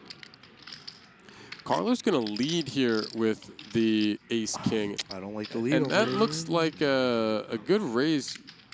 Whoa. Wait, what? No. Yeah. Bet 150, raise 5 million. That would have been insane, this super polar. Raises to 900K. These teal chips are going to be, what, 250K? Is that what we're looking at with those? Maybe half a mil? Yeah, maybe half When a have mil. you ever seen a 500. 250K? That's why I was asking. So probably half a mil? 500K. I thought I saw him grab a couple, but I think I saw it was a couple of the yellows. Precisely, yeah. Or the light blue that were the 5, but probably the yellows. It would have been a couple of the yellows. So in this case, for all those at home, because you'll be back with us tomorrow, those teal chips we're presuming $500,000. Those yellow chips are going to be 100K. Those pink chips are going to be 25K, and those blue chips, not teal, but light blue chips are going to be 5K. Yes, the light blue 5K, teal 500. Michael Bomerwald calling me a dummy, very rightfully so. Bob Merwald did text me the big schedule. We do have the schedule in front of us. I was able to pull the schedule here. Appreciate you, bro. What is going through Carlos's mind here? Where what is Max raising with? Yeah, well, I mean, he decided to flat with Ace King here, and then now he goes for like a semi block on the river. Really good observation. So, the first thing that's going to come to his mind is I'm super under-repped. Yep. That's going to be his first. The second thing that's coming to mind is, what are you ever raising this? And he is going to very smartly get away from this. His bluffs have a jack in them. Go ahead, sorry. I do like the block there in a lot of senses, because he's going to be able to get a lot of calls, and that's kind of a scary board for even some things that he might be losing to. So he's kind of like hedging the bets, a little bit of value, a little bit of limiting potential losses. And if someone is going to come over the top, that's a very tough board to raise on a bluff. True. I think your logic's really good. The only counter to that logic I have is we decided to flat pre because we didn't want to play a bloated pot against the chip leader. Yeah. And now we're deciding to lead into the chip leader despite the fact that we didn't want them to apply pressure earlier. But we're choosing a size. If we're gonna call a bet on the river, let's say that Max is gonna fire out 500K on the river. We might as well choose a size that we evaluate information from a raise. Yeah, I guess. My plan would be to check call, but you're right. If we're facing a massive bet, I guess blocking with the plan of folding to a decently sized raise is actually a pretty decent idea. Yeah, and yeah, because we can have 10s in our range to find small blinds, so you're right. Absolutely, and like the bluffs there to me are exactly jacks. Yeah, jack, yeah, it literally jack, and like 9 maybe, but like it literally has a jack in his hand. Yep. He just has to have a jack in his hand. We're going to see here, continuing Max applying some more pressure here. No resistance with the queen of spades. Yeah, I mean, we have like 4 big blinds and you raise it. I was going to say, we got Michael Arena going into the big blind here, about to put in half his stack. I didn't take that into account like I probably should have. I was like, and that's also why Max, despite the card distribution, going to face very little resistance. Yeah. That's not the biggest hand. I guess it's tilting when I lose. It would have been better if a jack came. Yeah. Talking about a couple hands ago, chirping each other on the ace queen of hearts out of the small blind versus the jack 10 of rust on Levy, and reliving what they, knowing that he was under-repped, giving him a lot of credit for the early position pre-flop raise, as we just heard, and then we saw We saw Max saying it would have been a lot better if a Jack came, which would have given him the Broadway straight and the 2-pair for Russ Dunleavy. But as played, Russ had scooped that pot 2 hands ago.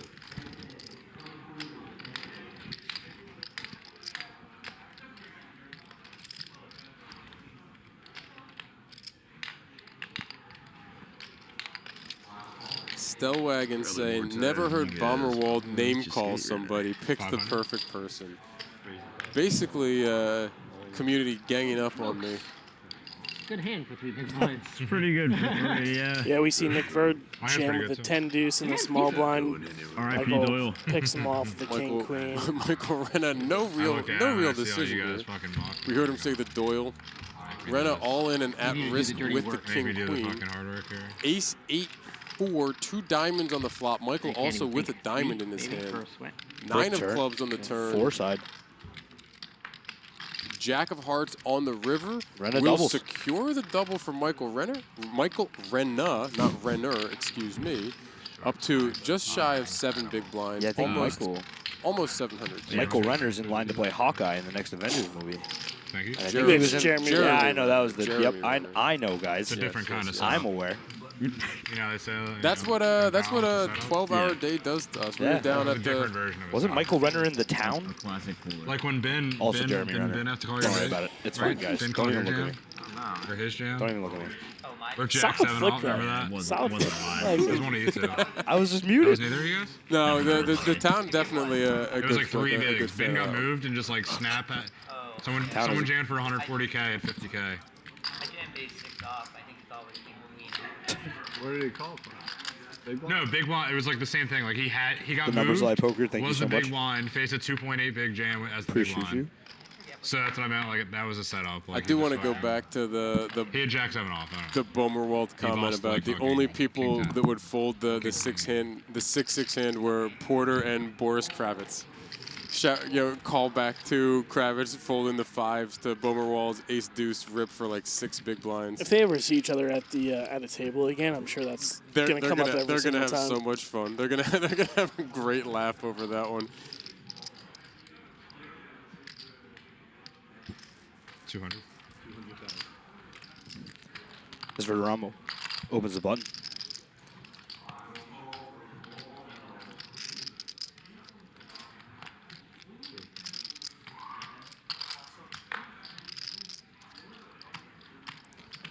James in the small blind with the king 5-0. Big blind. James in the big blind with the king 5-0.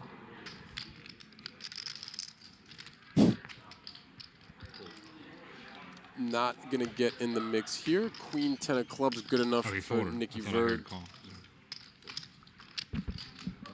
Scoop a small pot here as he's hovering just shy of that 4 million chip mark, right around 3.8 million. Yeah, it's long. And stream. I mean, everyone's put in 4+ stream hours here. It's fun though. Or not fun exactly, but it's good. It's good life. It's fun. It's a different experience. And they have a stream archive. Like A double from Renno. Yeah. It's great. I love watching. Pretty massive. Although I found that like I'll look at old stuff and struggle to find it. But yeah, you know what I mean? Yeah, Like I sometimes. found one from here before. And again, This stuff for is someone easy like to Max, the find. ICM Like Yeah. live on their YouTube channel, it's right there. How do you find it? All the prior. Look for Borgata live stream. Look for Borgata live stream. No, okay. Day 3. MGM Poker's channel. It'll come up. You hear them talking about the streams, I wanted to and look at like a hand from 2021. they all mention it. They I'm not saying Borgata's pretty much specific. everybody here has a minimum of 4+ hours on stream just today. Several of the players here have been on stream throughout the week. But many of our players here, 4, 5, 6+ hours on stream this week. We were talking about going back into the archive, seeing some of the prior streams. We had Sean Ruane earlier from our final table on stream here at the Hybrid last fall. All of these still available on the BetMGM YouTube channel. And they were talking about going back into the archives, getting a chance to see some prior streams. And sending them to family and friends. Oh, yeah. I've never got. I was going to say, again, we see the ICM pressure truly become valuable here with short stacks like Renna, Porter. I've never watched a full special. And like even random clips. James, Max and Carlos have such an incentive to keep Renna and Porter in now because of all the pressure they get to apply to people like Russ, Verderamo, and James. Absolutely. We have a question here. Who would want to watch the stream? Well, we've got 500 people in the stream still as we're approaching 1:20 in the morning, almost 1:30 in the morning. We still have just shy 499 people in the stream. So apparently 500 people with us still right now want to watch the stream. And you can go back. I went back and actually, when I saw that Sean was late in the event here, I went back and caught a little bit of the final table that he was on back in the fall. I really enjoyed that one. That was actually the first stream that I had the opportunity to do commentary for, and I really enjoyed his appearance then. I went back to check that out a little bit and see how he had done and a little bit of his style of play back then. So, you know, I don't normally like listening to myself, but I went back to see how Sean had done in the prior streams. Interestingly enough, by the way, funny to note now that you're bringing up the past streams, Mike Renna came into the almighty final table, as far as I know, as one of the shorties and ended up shipping it. And so we return again to a situation where anything is possible. As Carlos continues after opening pre and gets a quick fold from Porter, who has very little equity.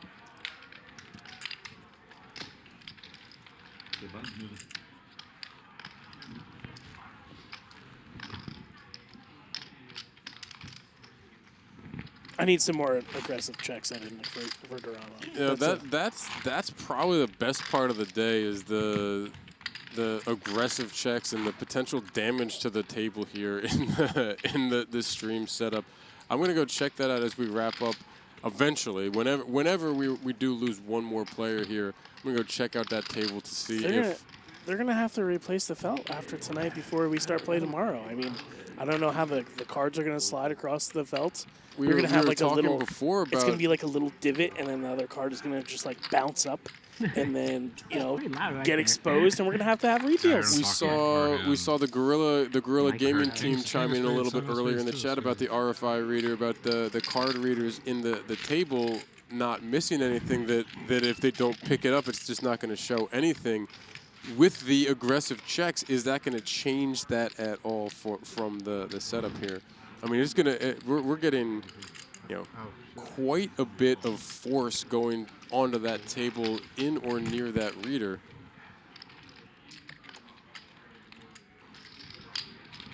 Max with the ace queen open the button. Carlos going to defend the big blind with jack 9 offsuit. I think he just limped. We did get a limp. Excuse me, we did just get a limp from Max. Max limped the button. Limps the button with the ace queen.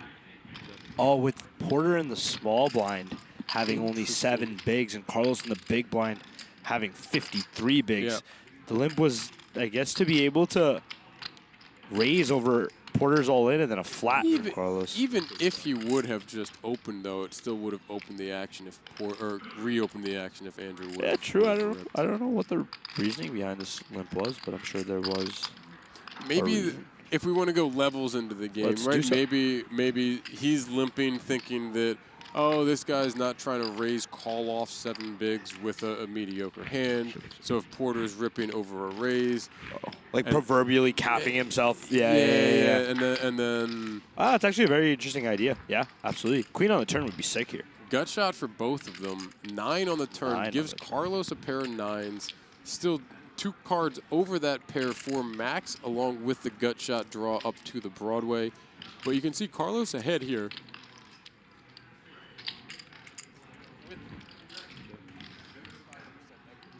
With 85% equity, 1 jack missing here, only an ace or a jack would bring the pot over to Max. Checks it again, and bottom pair with the gut shot, facing what's looking like a second barrel here from Max. Is not going to be a fun position for Carlos. Most definitely. Max putting out 350 into 620, so a little over half pot too. Good sized bet here. Going to apply some significant pressure on Carlos's pair of 9s. I think they're deep enough for Carlos to peel again. Now picking up, well, still with his gutter. Now we've seen Max slow playing a bunch of times with strength. The question now becomes, what does that do for? Ooh. That looks like a click. Carlos is not scared. It's more than a click. Get in the mix. Oh, there's 2 of those teal chips. 1.2 million from Carlos there. Dope idea. The pair and the gut shot. Aside from 2 pairs, Carlos is almost locking himself to repping Queen Jack, which we block as max, which is pretty interesting, and some sets. Queen Jack, Yeah, it was maybe weird sets, or also the combo, maybe like a 10-9 of hearts. 10-9 of hearts. Yeah, True. Very true. But, so it's Very a smaller, condensed but range cheaper. when you raise there. in terms Very of nutted condensed. hands. So I There's guess a few different options, but not many of them. And changes a nice my hand a there, lot though, more for hands, right? Carlos. Like, so it changes Continuing the whole aggressive way I lines that maybe we've play seen it. I don't know. all day from him, back up I don't over know. 6 I million was trying to think chips, about it 60 big in real blinds. time.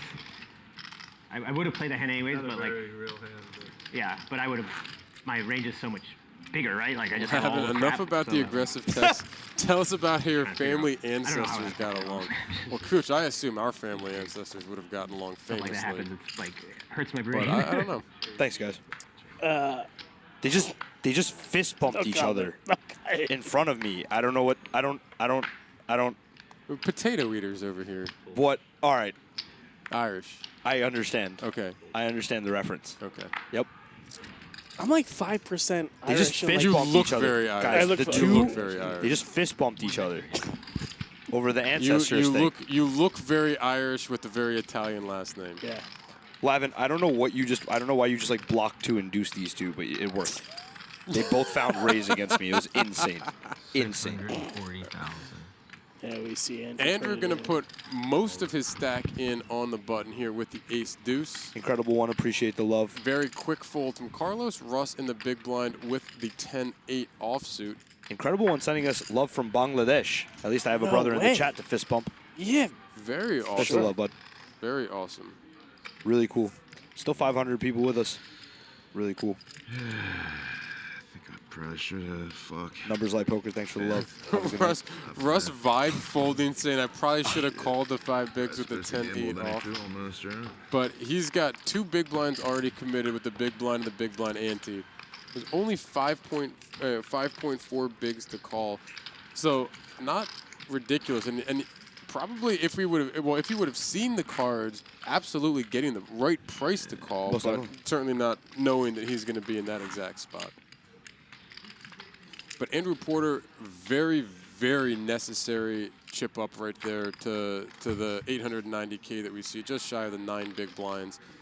And Michael Renna about to be in the big blind with one more hand here. So that type of chip up now gets that little bit of separation, puts him 20K in front of Michael right now, but with Renna about to put 200,000 in the big blind next hand, 50K in the small blind the following hand, should we get to that point.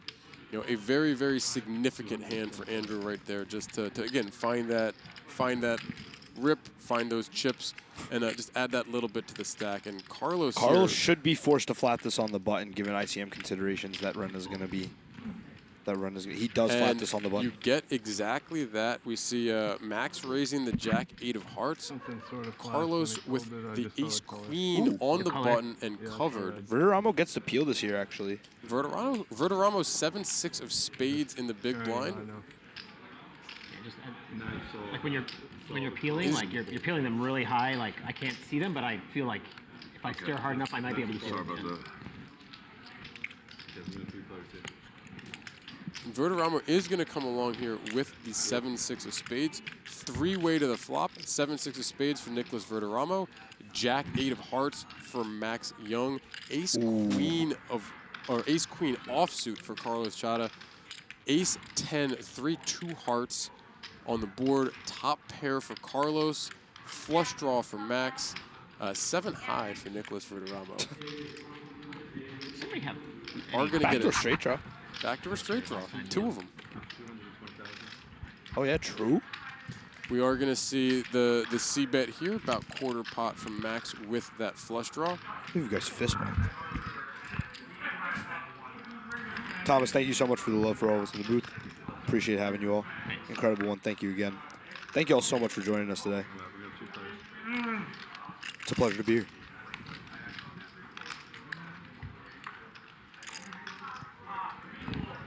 Wow, Nick picks up the gutter on the turn if he decides to peel, which he obviously doesn't. He is no longer in the pot here. 4 diamonds in the turn. No change to our current structure. Pre-flop aggressor, Max Young, still with the Jack 8 of hearts. Is it good enough for a flush draw?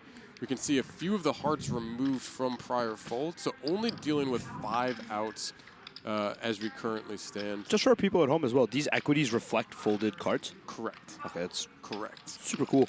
And Carlos with the pair of aces, but we are going to get another barrel here from Max. Looks fairly hefty, about half pot. It is about half pot. 1.25 in the pot, 600,000 bet. We are going to see Carlos looking at that, and he's deep enough that we're not going to see him go anywhere.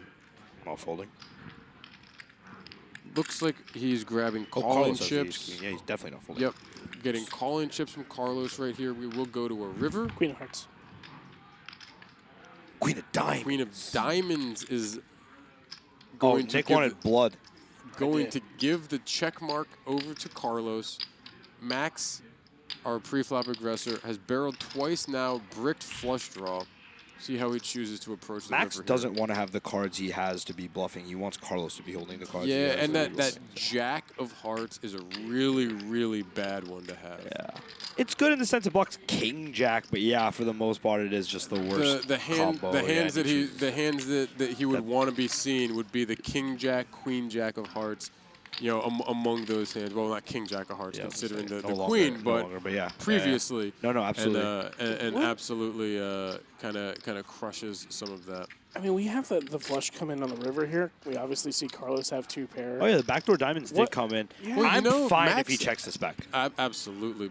That's what that was going to be my question. I'm wondering if he goes for value here. That's also fine for very interesting though. It would be if Max had diamonds. You could see the double barrel as the diamond draw comes in. True. And then checking back the made diamonds. Would we ever see that? Would also be interesting to see Rena coming into the big blind next hand, Carlos going for thin value, and then Max just putting all the pressure on him. Let's see what we get. I think a check back is fine given the considerations right now. I know we're under rep, but we're only targeting a weak ace-X. He does check back. we do get the check, and he's gonna, Max gonna show the jack high flush draw that bricked. 2 pair for Carlos. Going to flip our chip leader here. Carlos up to over 7.3 million chips back into the chip lead. Thank you. Max down to 5.4, almost 5.5 million chips. Obviously, very, very healthy. Still, we see the updated chip count here, and it's just about 73.5, 74 bigs for Carlos up top. Max in second, about 55. You can call me with Nick Bird, 35. Russ Dunleavy, 27. James Rivering Tedrow top just 2 shy and of then checking 18. back, And Andrew and Michael was Renna, okay. 8.9 and 8.7 bigs respectively, rounding out Yeah, our it's final fine. 7 Consider here. We continue having us be action the with the last level 2026 Borgata Summer Poker Open Main Event Championship Day They 3. said Now they would like to final go to table, 6 no and longer obviously feature at some point. feature I think table we probably will coverage. make it. As we're Well, playing I down mean, to our last 6 this evening, I we'll think be it's one of back those things where tomorrow it's like all afternoon for the continuing coverage with the final 6, barring a double knockout, to play down to our champion tomorrow. I guess technically later today, looking at the clock, with 242,000 and change up top. Our 7 have already locked up 42,000, is it? Looks like 34,000. 34,000 with the next ladder being 42. We I was stole supposed my Who's in payout. front of you? You stole our land. 890. I just had to troll you. No, I didn't. Horse race, yeah. No, I I can't didn't. throw the time My check. people It's okay, it's okay. My people fled over here from potato. My people had to flee over here as well. Yeah. Settle down in Edison, as I they all don't do. fucking know. I mean, We ended up in the Boston area as we always do. I have so many. Just And Lavin, made our way around. Lavin opening up the ancestry. Lavin camera really once opened up the again. door. You got the whole 23andMe in the chat. I can make it. You didn't even have to say anything in chat. Here we go again. We get there. Josh, I can't believe you stuck with us this long. Appreciate it. Thanks to all 500 of you in this chat. We Thank you really so do much for the support. appreciate it. We've been here. We've been live since about 4 o'clock on stream. The players on the feature table since about 3:30 p.m. Eastern time this afternoon. Yeah, I mean, I didn't value bet. You So, know, yeah, I we probably were said, down like, around the it table was over much pot. earlier. Rip would have been way over Started pot. at So like, noon. I think I would fold. We were down there right around that time, Reach. I think I saw you right there not long after noon as well. I want to say as well, shout out to Whitesmith and Cooch in this commentary booth. By the way, you guys are absolute gladiators. You've been in here the whole time. You never let the energy drop. You've been so welcoming. So we all appreciate you on behalf of the chat, on behalf of BetMGM. Thank you so much for all that you guys do. Hey, it's a good time. It's easy when you've got good energy, good vibes on the table, and again, we've seen a lot of really well played hands. We've seen a lot of really interesting hands throughout the day. We see Max looking down at Ace King under the gun here. Is going to come in for the raise right after losing a large one to our new chip leader Carlos, and Carlos very quickly mucking an ace. And Michael Renna in the small blind with the ace-queen. And this is going to be too good for him to fold. This is tough. He is going to go all in for the 670 that he has behind. James Tedrow in the big blind, pair of sevens with the under-the-gun action. Knowing James, he's going to fold this quickly. Yeah, yep, especially absolutely. if the pot was capped or closed, he would have been able to comfortably call, but he cannot. Renna's going to see he's dominated, which is unfortunate. Hits the head nod. Good luck, kid. Michael Renna all in and at risk here with the ace-queen. Max Young calling with the ace-king ahead. Pulling the rush, standing up. Maybe he gets the backpack on. Does he have the Aldi tote bag behind him as well? He did have a regular backpack. I usually hit him with the yawn. I go we have some backdoor. We do not have any backdoors. We have backdoor chop outs. 4, 5, 7. We've got 6 for a sweat. 3 for a sweat. Deuce 6 or for a chop. Queen for a scoop. 6 queen. Oh my God! Sit down, Ren. Sit down, AJ Soprano. Everyone loves the chop. Strangers. You see the laughter and the relief on his face. It's a that could be a $200,000 river.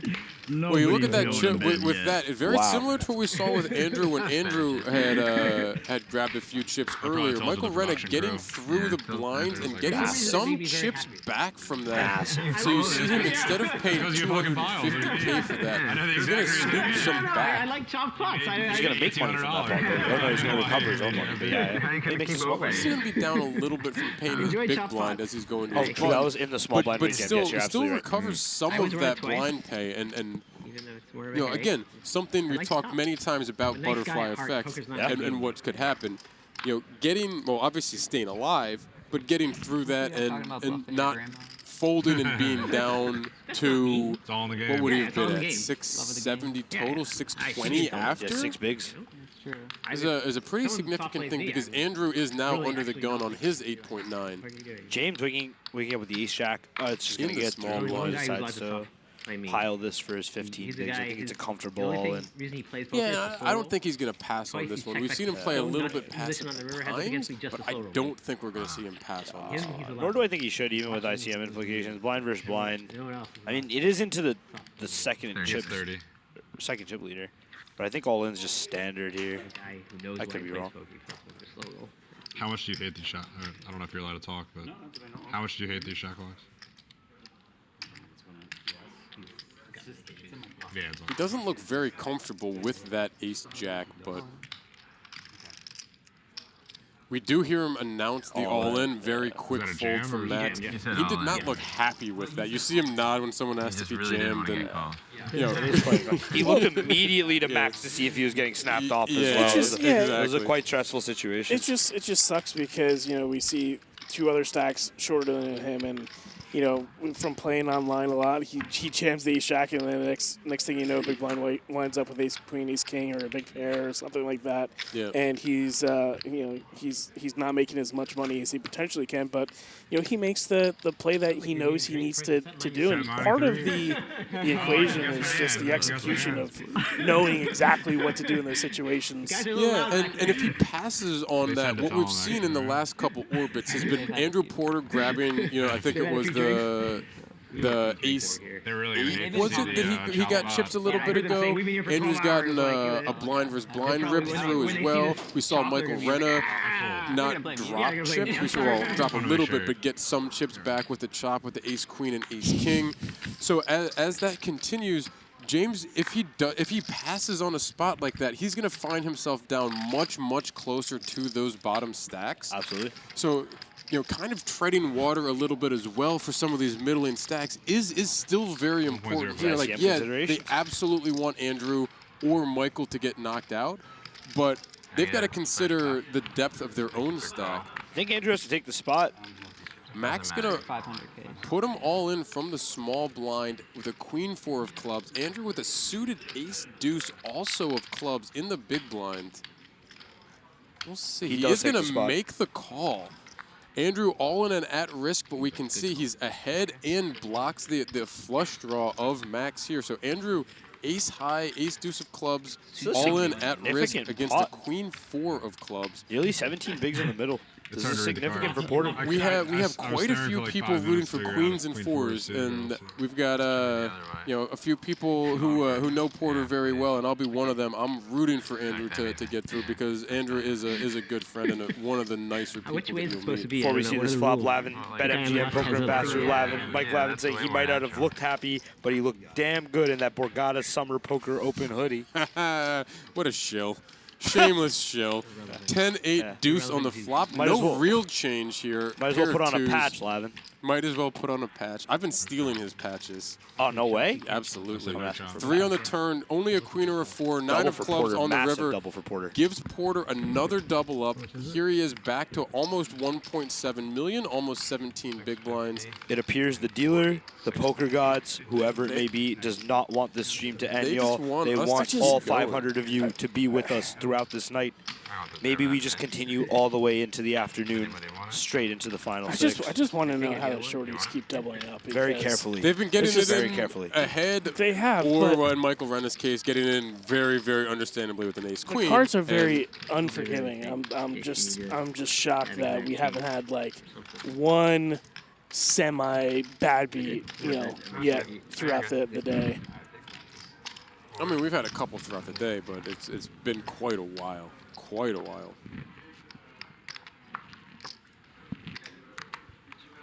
You got one, Mike? I got one. Andrew chirping Michael. We're still not going to bed. I know. One for you, one for me. Yeah. Somebody's going to bed.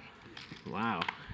Somebody's going to bed. At this point, everybody's going to bed. At this point, Cooch is going to bed.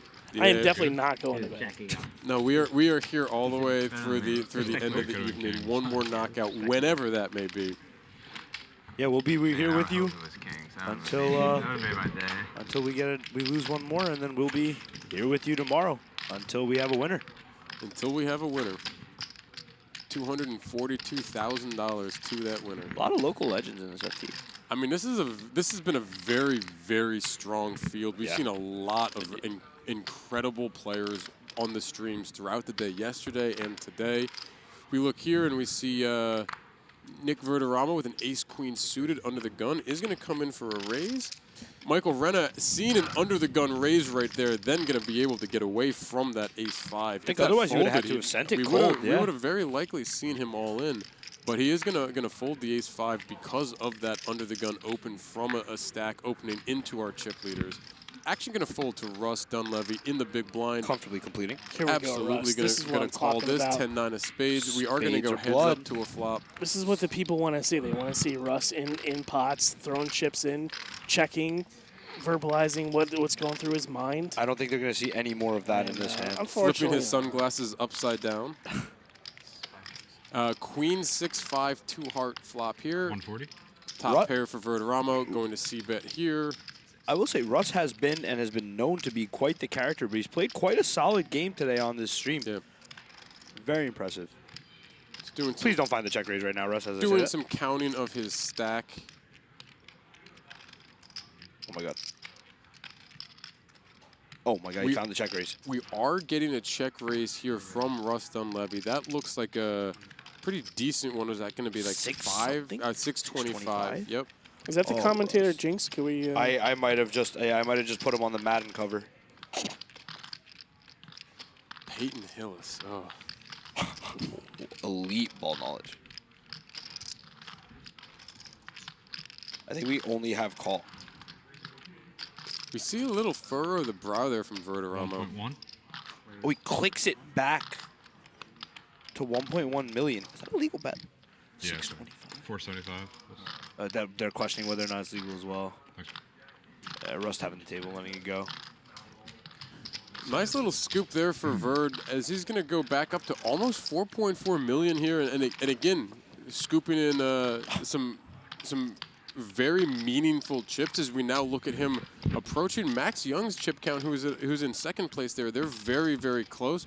Russ Dunleavy taking a little bit of a hit. We see Russ, James, and Andrew all within about 150,000 right there, 1.5 bigs of each other, and Michael Renna down at 770K. We are still going here, and if Michael were to double, we would have four people would be going right next to each other in that 16. The only thing I will say to Russ is if he has any knowledge of the prior hands in this stream, he has been seeing Verderamo fold quite a bit, even to aggression. So that might have influenced some of his decision making. Obviously not the right time for it, but I don't hate it. The idea is good. The early position, the queen, the queen, is a card that I don't think we're going to see too many of the other hands. Like we're going to see ace queen, king queen suited types of hands from him there, but I don't think there's going to be too many queens for Nick under the gun opening into some of the other big stacks. True. You got 8? Yeah, very strong range, most definitely. And deciding to maybe like mix it up and have a little bit of fun with that. And then also that 5-6 type of hand is certainly something that would be defending a big blind there, and could be doing it 7-8 and just picked a weird combo to go with. But again, the idea was fine. Yeah. Lavin confirming that he sleeps with his patch on we'll call it. in his BetMGM jammies. I snagged one off you the other night after the BetMGM Ambassador versus Discord matchup here. That was a really cool cash game. I was gonna say while he was sleeping. Yeah, I was just about to say, what were you doing? No, before he Irish goodbye'd us though.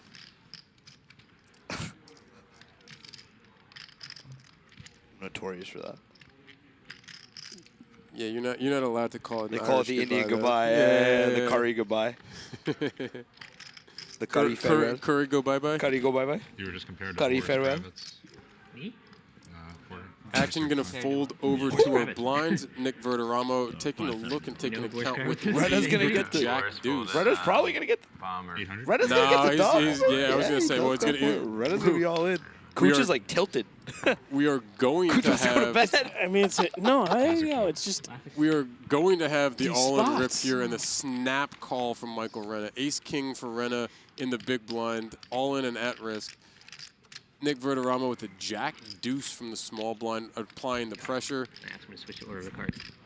That's right. Oh. 6-5-3, all spades. Ace of spades for Michael Renna.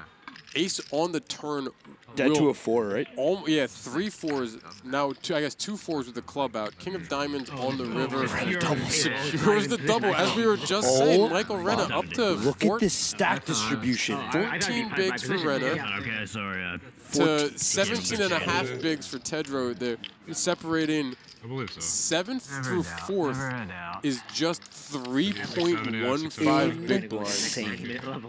After everything that we've had going on this evening, from our feature tables and the earlier play at the final table, chips flying every which way. We've had many all-ins, many people at risk in surviving and or chopping. And here we are right now with an incredibly congested 4th through 7th. Shout out to my friends like Mark Simon for teaching me the things that I know now, but Nick Verderamo is in the biggest ICM cage of his life right now. Yeah, this is not a fun spot for Nick. Max Young, similarly, not quite as fun, but a little bit more than Nick. Unless, 1-3, you know, yeah. Carlos and Max fold, and Nick gets to this just guy. reign supreme. And becomes the de facto chip leader for the hand. Yes, correct. Yes, that is correct. But even then, he does have to be careful because of the swap stacks with any because of the stacks there. Right, like if he were to get all in and try to apply pressure, it's not a 7 big, 8 big like that last hand was. We're Great not talking a observation. minimum of 14.5 bigs. Great observation. If that were to be the case. Carlos overwhelming chip leader, trying to apply that pressure right now. Yep, 10-9 from Carlos. Michael Renna, king 10 in the small blind. Is going to fold. And you know, it's interesting is I would not have been surprised to see Michael take that spot earlier in the tournament. Yeah. Against a hijack open from a larger stack. At this point of the tournament, certainly very, very understandable like the fold there. But we've seen him take aggressive lines, and that's the kind of thing that we might see him decide to rip over a later position open. For sure. I think now that the stacks are so close, Renna's choosing to pass on the spot for potentially better opportunities. Absolutely. But yeah, I completely agree. Days of the main. So. Lavin, very well said, assuming Nick believes in ICM. That is true. Not That's everybody looks at that and says that's a very ICM. perfect point. Now, it might not be ICM. He might just look at it as straight money and not throw any of these acronyms out or fancy words out and just say it's more money if I don't get knocked out now. True. Yeah, yeah. Might get to the same solution a different way.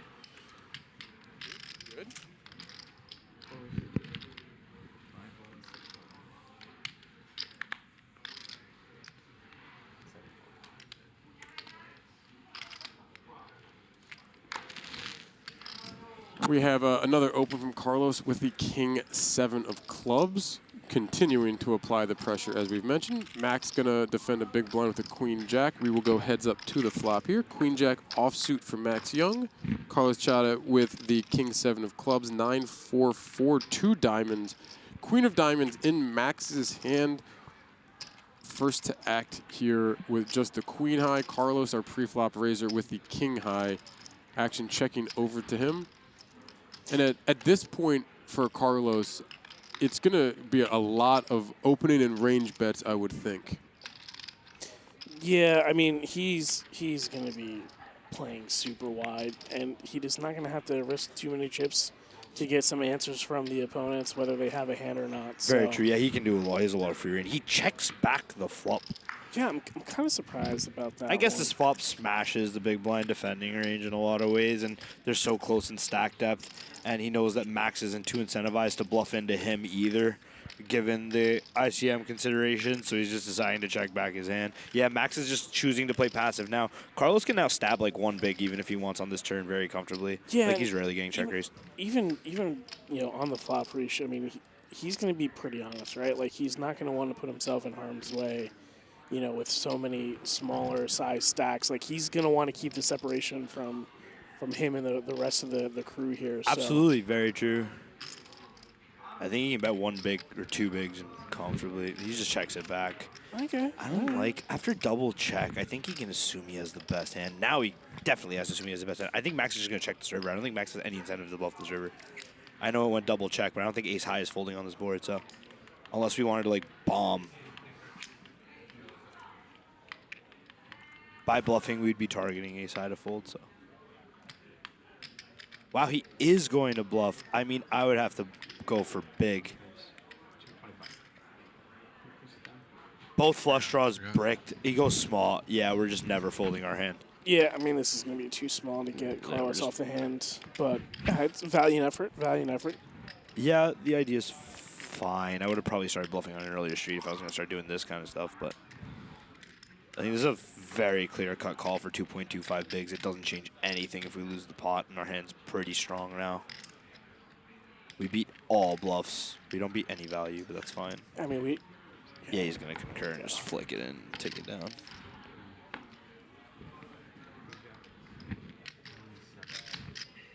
Hey, Carlos is going to take that one down. He's going to move up to almost 8.7 million in chips. Increasing that separation. Yeah, you know, he's going to be under the gun next hand, but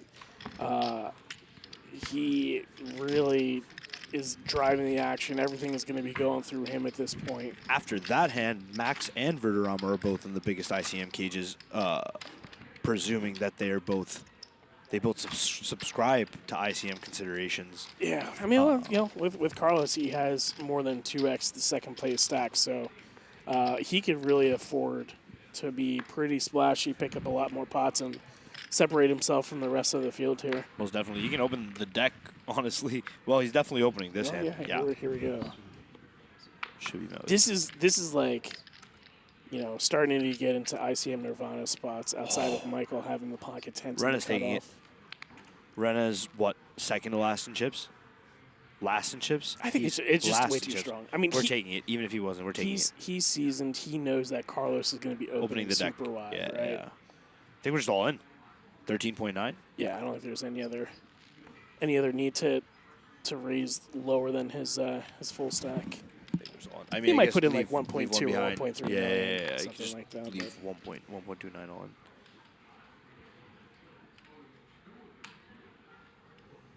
Yeah, 1.2 is counting it out here. All in. He's just saying all in. he's Yeah, just same over thing.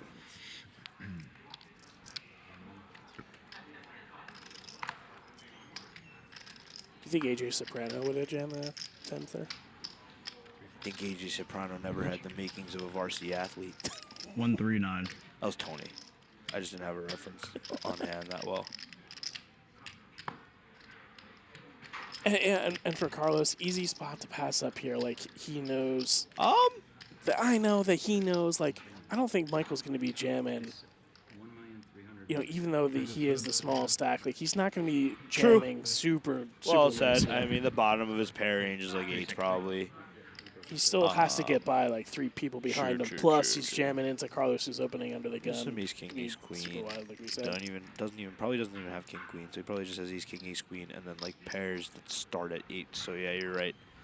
Carlos probably can fold. I mean, it is only 11 more bigs, but that's piles relatively. And doubling Mike is no fun, so he's gonna just pass. Yeah, very responsible pass from Carlos. Yeah, Michael takes that one down. Close to 2 million in chips, 1.8. Another massive pickup for Rena. And now up above Andrew and Russ. Yeah. Andrew, the short stack with 1.4 million. Russ, second to last with 1.7 million. I didn't have flush. As we see the last 4 people between 18 and 14 big blinds here.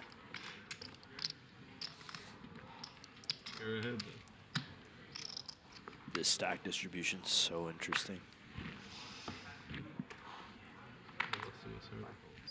It's been a fun FT. Yeah, so far. And, you know, we're going to have that continuing action tomorrow. If you've been spending a lot of time with us here over the last few days, you're going to want to ensure that you're here tomorrow for the finale. Yeah. See who's going to hoist the ever-elusive clear Borgata Hotel trophy.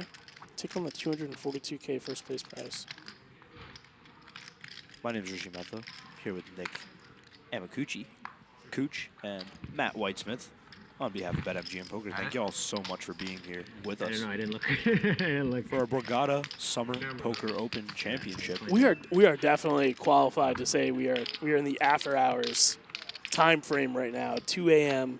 Oh yeah. Here on the live sector. Borgata After Dark. Borgata After Dark. There you go. I like that. Yeah. How many yellows do you got? 8. Yellows? Something like that. Yeah, 10. Yeah. Mr. Tedro just getting a updated count from everybody else at the table. The other two shorties. Well, yes. Which is more than fair. In terms of etiquette, I think it's fair every once in a while, like at this frequency, to ask once or twice, hey, how much are you playing? So that you don't have to be, you know, rude or not etiquette-wise, asking all the time, how much are you playing? How much are you playing? Yeah, absolutely. As you see, James pick up the ace-jack and the hijack here. All 500 of you still sticking with us all the way through. We're here as long as these players are here. That is true. And then we're here when these players get back, y'all. So thank you, and we hope to see you here the whole time. They've been at the grind since noon today. Imagine how exhausted they must be. 14 hours, not including any sort of breaks that they have. This game requires a lot of mental fortitude, especially in these deep hours when you're playing for this much money. And the experienced will often survive these spots. We because see they've been we here see before. James come in for the 2x open instead of the pure jam for 15 big blinds. Russ is allowed to peel this. He probably doesn't want to, but he's allowed to. It's just annoying to, you know. An uncomfortable fold, but it's fine. Grown fold from Russ. James takes down the pot.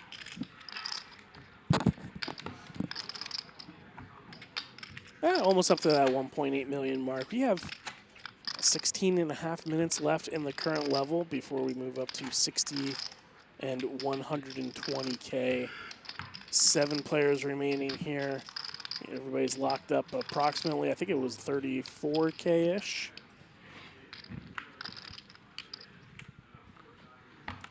There you go, Reese, your boy Rena with pocket eights under the gun. Just finding the open. I think we take, though. I don't think we're opening to fold this spot. Oh, my God. Oh, we see Max with the ladies in the hijack, pocket queens.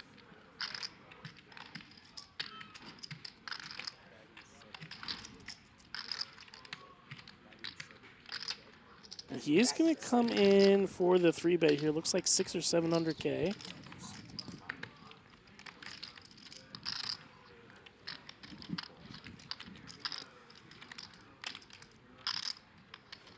Well, okay, does 3-bet to 555K.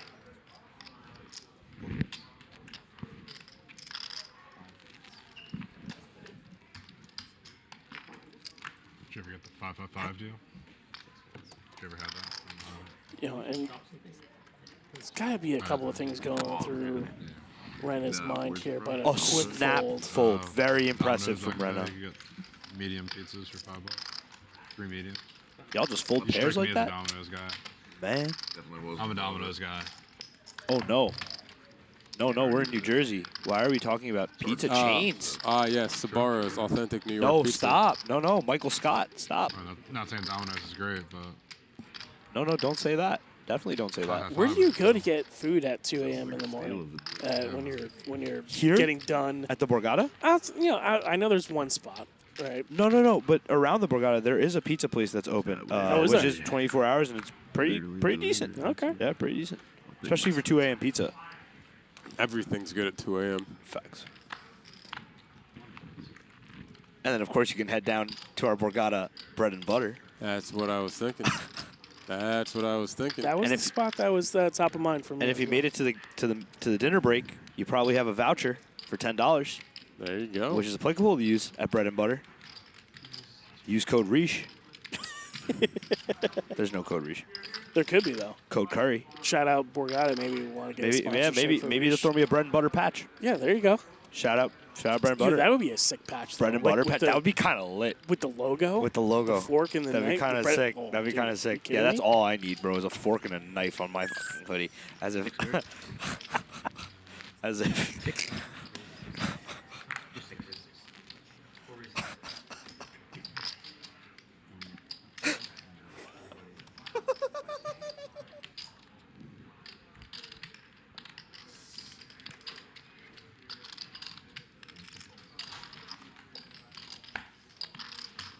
And Carlos is going to come in for the 3-bet to 600K over Max's open and take that one down.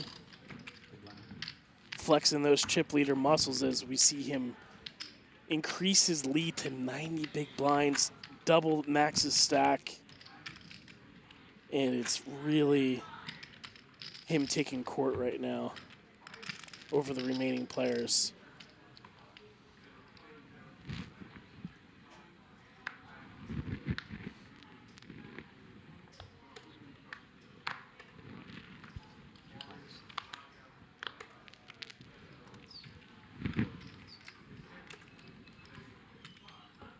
Ooh, okay. Russ picking up ace-queen offsuit in the cutoff. And Verderamo with Jack on the button. Yeah, I would assume we're gonna have some action here.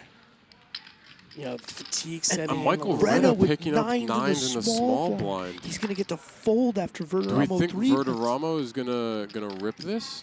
Yes. What's our I big think 3-bet blind not all in jams? works better, right? 2 million.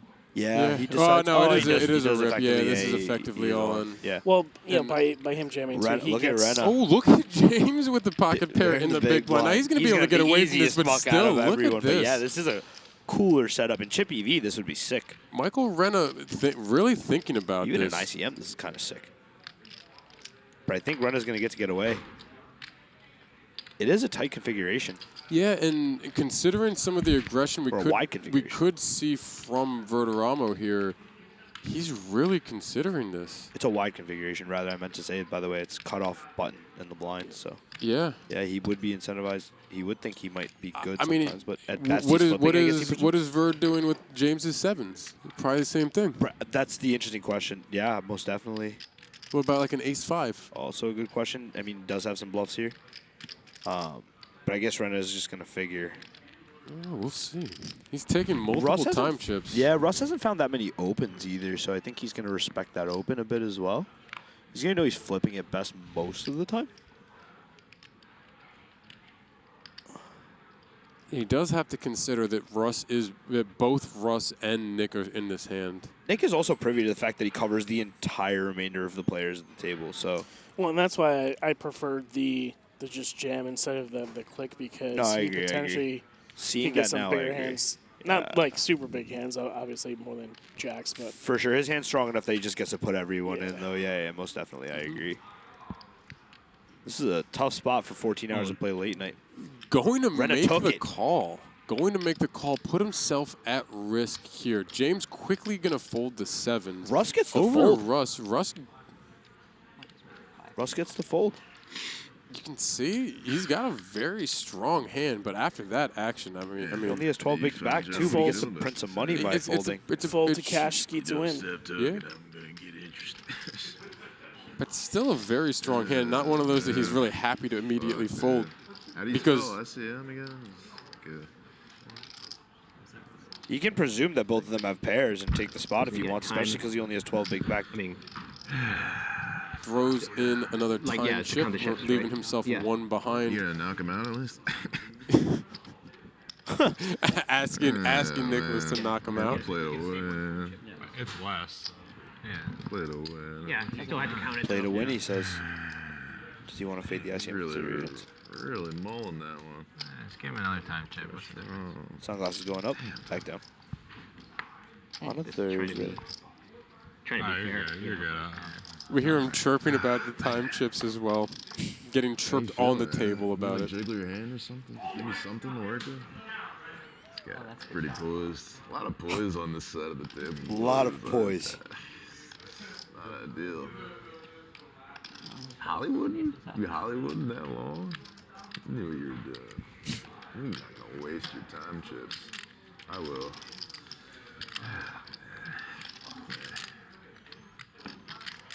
I love that we see every single thought that goes through Russ So Dunleavy's mind. transparent. So honest. So honest. Is that a Bob Dylan t-shirt? It is. Nothing to be It is a Bob- crazy. You can tell by the words Bob Dylan on it. Crazy. Brother, you can read this far? Yes. Okay, I well. like to think I could do some damage Oh. with this. 1, 2, 3 knockouts. ICM is just so bad. Fuck me. Ah, yuck. No way. Folds the ace-queen face up. We are going to see Michael Rena all in and at risk with a pair of nines. Nick Verderamo ahead with his jacks. Grab the tote bag, Rena. Pick up some equity. 3.3 million in the pot here. Michael Rena going to need a lot of help here to stay alive. This could end our night without a 9 or side, some Rena. straight cards or clubs. Oh and my there's gosh. a 9 on the flop. queen is Jack still 10, alive. 8, Lot of open equity for end, Nick. and spades He's running sick of a here. jack cover. 5 on the turn. It's going to be a 7 jack or queen to end our night. Otherwise, Michael Oh Rena will my double. And the 2 of hearts, we get a little bit of emotion from Michael Rena right there as he gets a big double up, hitting the 2-outer with the 9 there on the 33 flop. bigs. 3.3 million in chips, 33 big blinds. Michael Rena very excited here, and rightfully so, as he's now very healthy. Basically flop spots, as we were saying, with Nick Verderamo. Russ now begrudging in the sense that he didn't get the pay jump, but he would have lost and been out of the tournament. So he can be happy that he passed on the spot. He would have lost to both hands there. He would be out. Nick Verderamo would have picked up that side pot and also been over the 30 big blind numbers. The shorties won't die. The shorties won't die. They won't. It would not have been that much. I'm sorry, from the side pot there, because a lot of that would have gone to Michael To the Renna. main pot, yes. But yeah. It's insane the amount of times that the short stack has either had the best or worst hand and still found a way to stay in the tournament. That's like 6, 7, maybe 8 in a row where the short stack is at minimum chopped. And you know who it started with? Connie this morning. When she had the pocket Wouldn't tens hit the die one outer. Pure one out river. Yeah, and ever since then. Now it wasn't this morning. We started in the afternoon, but it feels like that. It's been a long It has day now here. become this morning in reference to Friday. I mean, I'll give Renna my money if he's Hollywood. Again, James is thinking Waluigi. Waluigi. I sound like ace queen. Got an open from Verderamo in the cut. That was a genuine thing. That wasn't get this through. Yeah, Max is going to be able to. I really didn't think you had ace king. Oh, well, first I mean, that's one of the hands he could do that with, but I got an ace. I think Max can lose. I guess he can peel. I should have stuck it in. Just rip this? Verderama's open is kind of tight, given the fact that he's opening into. You would be out right now. Renna who covers. James who's short and can be jamming a lot, and then Max who We're overwhelmingly getting a covers. non-all-in 3-bet here from I'm shocked Max to see this Young. as well, to be honest with you. I think Verderama's open's kind of tight, so I think Verderamo just takes the spot now. I would kind of think so, but we'll His hand's see. pretty strong in a cutoff Very versus big blind config. And Verderama's been shown his willingness to be aggressive. I think we just have the best hand here a lot because these weaker ace X's are 3-bet bluffing us. Plus we're flipping against pairs, which I think we're fine to take. Are we? Yeah, he does take the spot. I was just thinking about IC. We do get the all-in. Max just gets a very quick fold from Max Young. Nicholas Verderamo back up to 2.6 million. Really big chip up right there. Massive spot. He picks up half his stack in that hand without ever being, without ever getting any cards dealt. No post-flop play there, and picks up 800K in that pot. Again, usually back up to 2.6 million. Massive chip up. Goes up to 26 bigs again and creates the separation. And it was right there just above James before that hand, and you get that little bit, that 11 big gap right there, much closer to both Michael and Max now again Renna than has to now put the short himself stack. in the proverbial ICM cage, and he is definitely privy to that. Carlos. Taking over the Bin Wang situation where he's in early position and just finds a big hand. Who, Carlos? Yeah. Yeah. With the pocket nines. Doesn't ring as well as Bin Wang in the big blind, but Carlos under the gun. With the 9-9.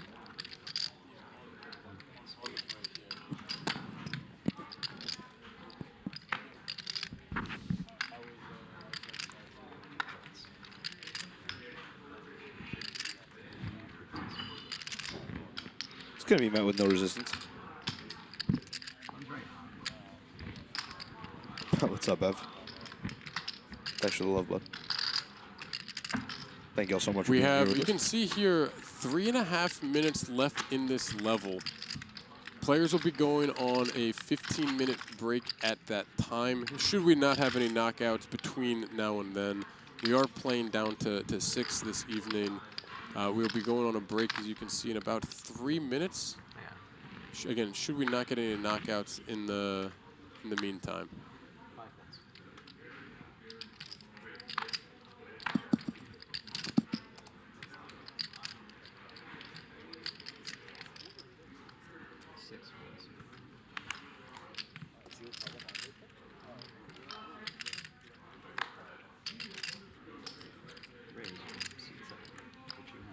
We see the open with an ace-9 offsuit from Michael Renna right here. Folds over to Max on the button.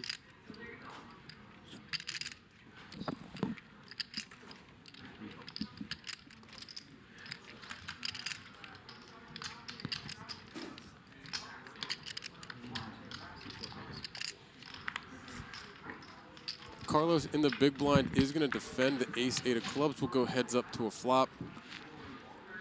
Jack 8-7. Second pair for Carlos. Gut shot for Michael Renna.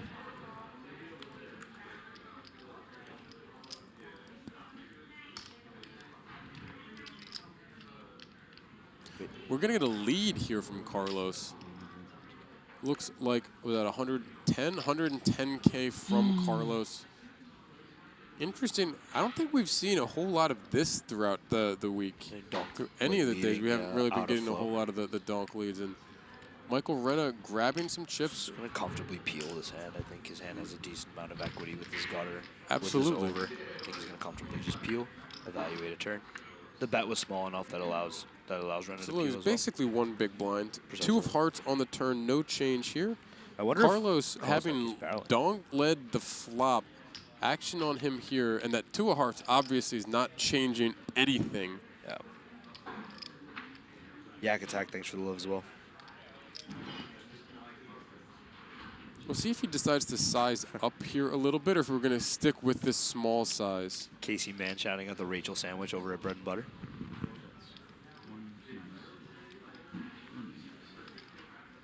Thank you all so much for the love. 190K here on the turn, just shy of 2 bigs again from Carlos. And still an enticing size for Michael here, thinking that there's a very good chance he could be good with the 9, with the 10 and the ace, and then possibly the 9. We saw there the ace wouldn't have been good, but the 9 or 10 would have. Does decide to pass that spot. Chips over to Carlos. 9.5 million for Carlos here. You can see our overwhelming chip lead, more than double the second place stack. We continue here with what will look like the last hand before we go on a break here.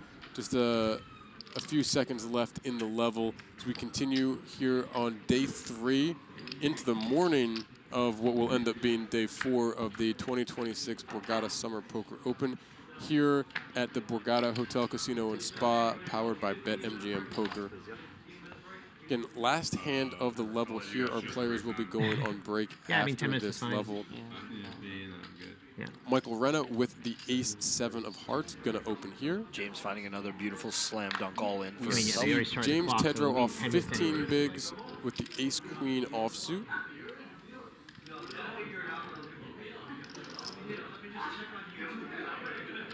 Counting out his chips, understanding the full stack size that he has in front of him.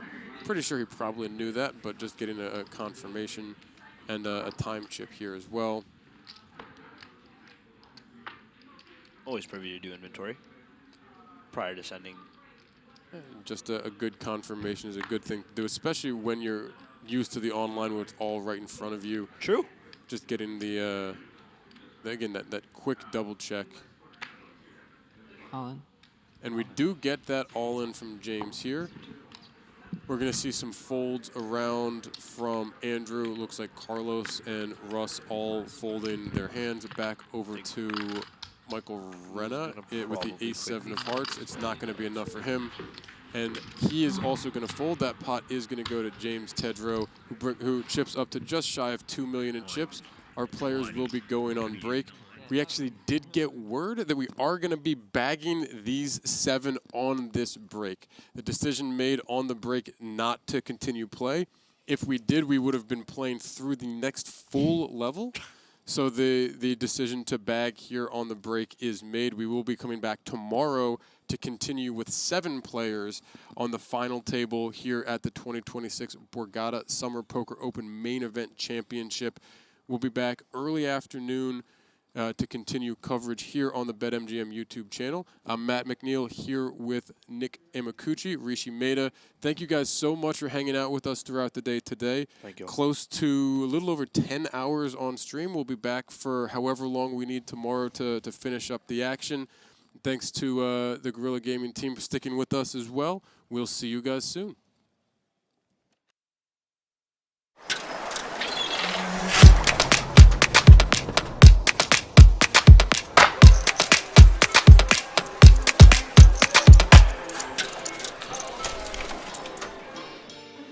It was All right, guys, that's going to do it for us here on day 3 of the Borgata Summer Poker Open main event. 565 players now down to our final 6. They all have $40,000 locked up, but tomorrow they'll be playing for that title, trophy, and again, $240,000. You guys can keep up with all the updates at BetMGM YouTube. Make sure you check it out. You don't want to miss a hand. And of course, I'll have updates for you here as well as poker news. Don't go too far. We'll see you guys tomorrow.